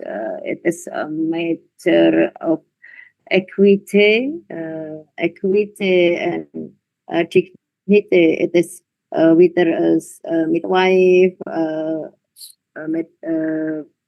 technology from laboratory, nurse, nutritionists. We can collaborate to prevention, education, early detection, and care for cervical cancer. And together we can join to turn the global strategies into local action to reduce cervical cancer rate in Indonesia. So this is enough my presentation. Thank you for your attention. Terima kasih. Assalamualaikum warahmatullahi wabarakatuh.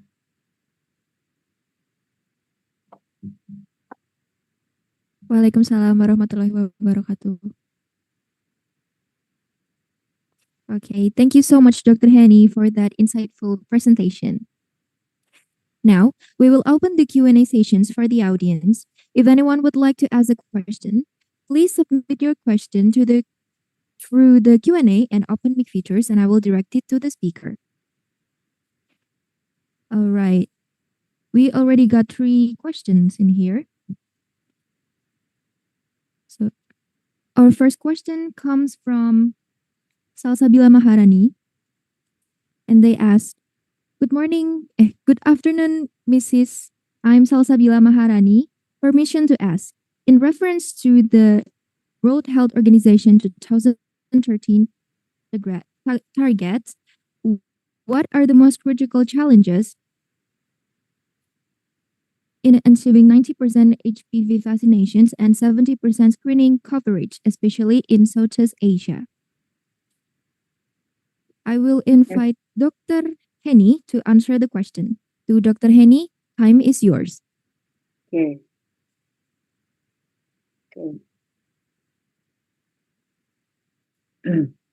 Thank you for your attention about this topic today about WHO 2030 target. What are the most critical challenges in achieve 90% HPV vaccination and 70% percent screening coverage, especially in Southeast Asia. I will two pointers in my my presentation about this. I will have three coverage 3 point about to increase coverage of HPV vaccination. Okay. Okay. Yes. This is in South Asia country have so many problem about limited of funding, limited of or ignorance about cervical cancer for women, and limited of program and so on. So we have three case about to increase coverage of HPV vaccination. This is I will do so to you about WH recommendation. This is two efforts with vaccine HPV vaccination programs to choose to do girls 9 until 15 years old, minimum 6 months apart, and intervals to 3 doses for girls 15 years old and the other for immunocompromised individual. But in Indonesia, have challenge limited supply of the HPV vaccine because of funding and then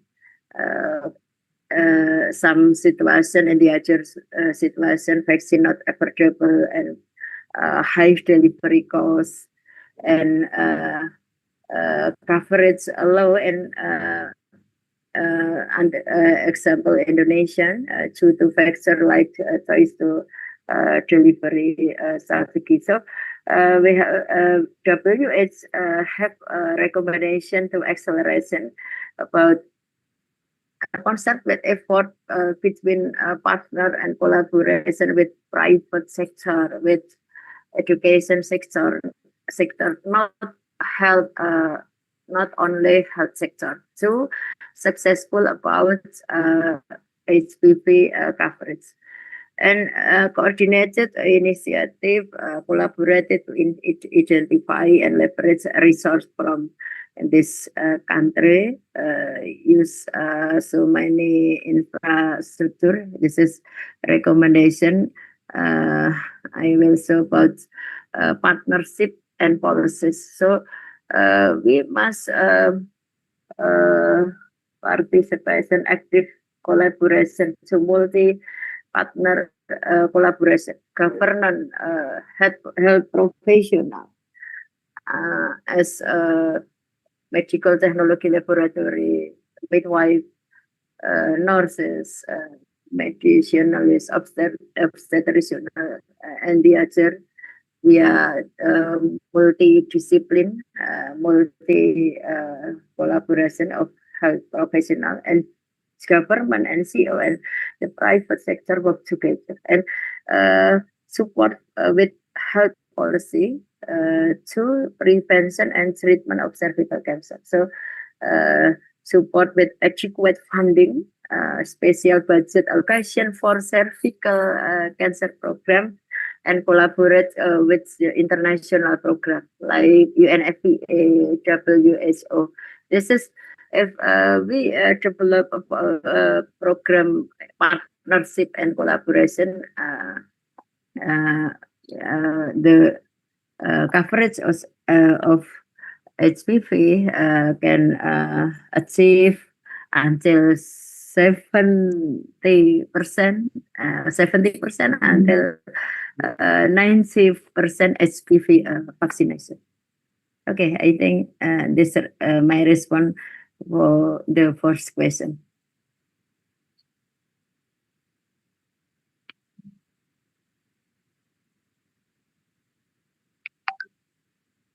Mbak Ida?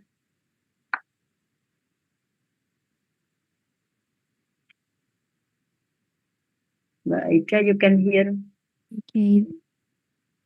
Yeah, I can hear you. Thank you for the answer, Dr. Haney.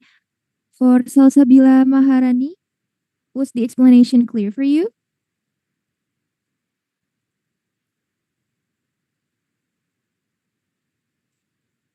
All right, I think that was clear.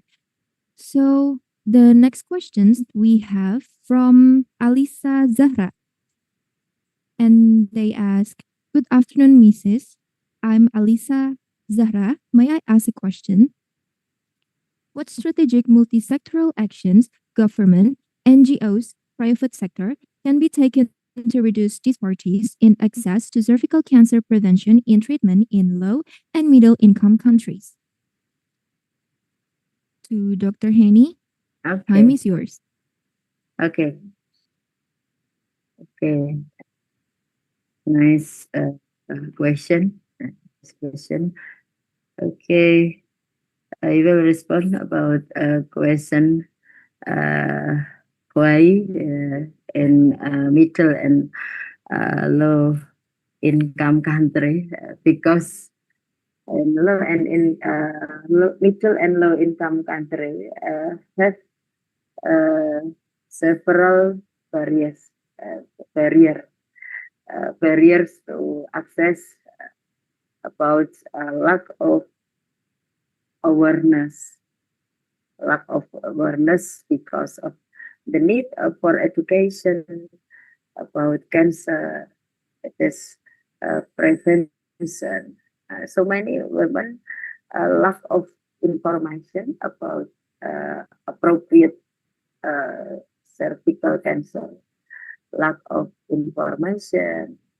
Some women lack of education about cervical cancer. This is most common problem at the low and middle country. Lack of awareness. So because of ignorance, lack of education, lack of knowledge about cervical cancer, about how about prevention, how about early detection, but women can do prevention about cervical cancer. And the other problems and problem about health infrastructure. For example, infrastructure about health profession or health provider shortage of trained staff. Staff with competencies to early detection. For example, pap smear test, PIA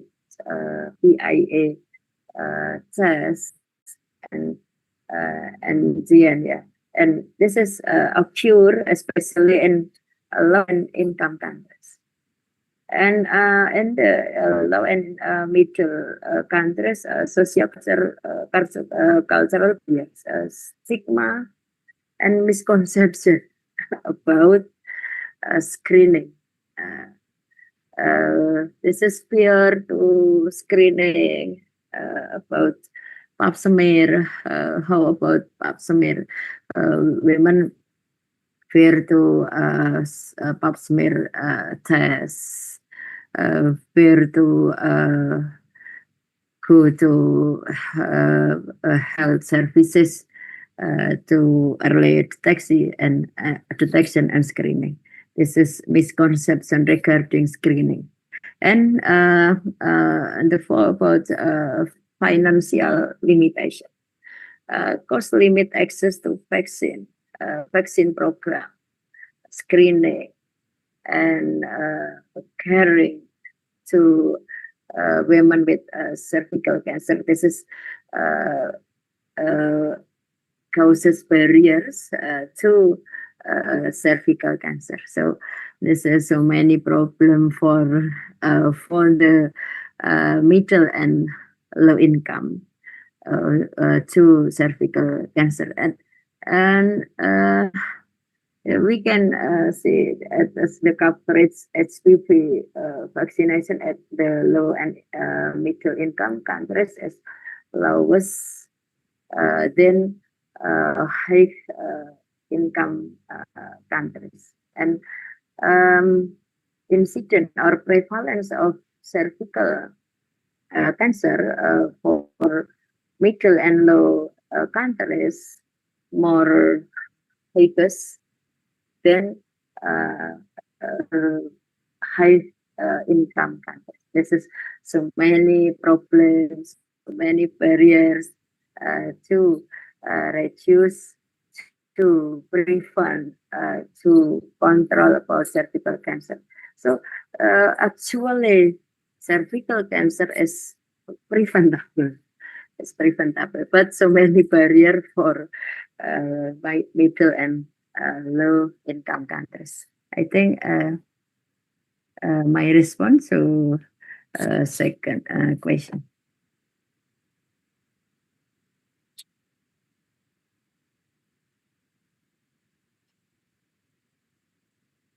Okay, doctor, thank you for the answer. And for Alisa Zahra, does that answer your question?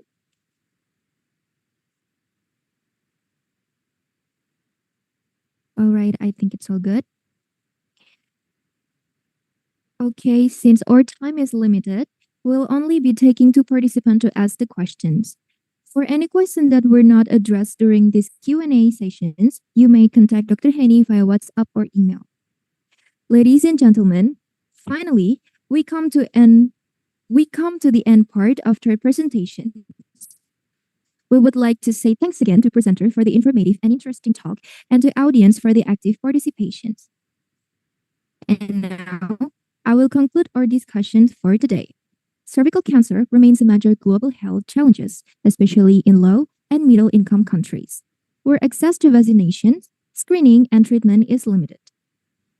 The World Health Organization emphasized a life course approach including HPV vaccinations, effective screening, and timely treatment to reduce mortality. Overcoming barriers such as limited infrastructure, low awareness, and socioeconomic constraints is critical. Global collaboration and comprehensive strategies are essential to achieve cervical cancer eliminations and equity in care by 2030. And as a token of our sincere appreciation for your valuable contributions, we are honored to present the certificate to Dr. Henny Uji Wahyunisi SSIT MCAP.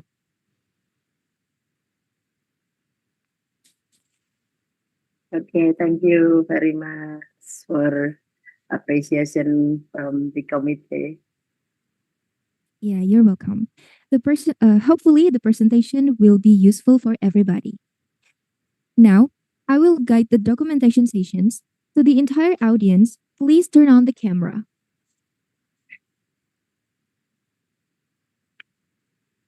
Okay. I will start the guide from slide 1. 1, 2, 3. Next slide, 2. 1, 2, 3. And then the last, next slide, 3. 1, 2, 3. Okay, that's over, and I will give back the event to the Master of Ceremony. To Miss Raudatul Syafitri, time is yours.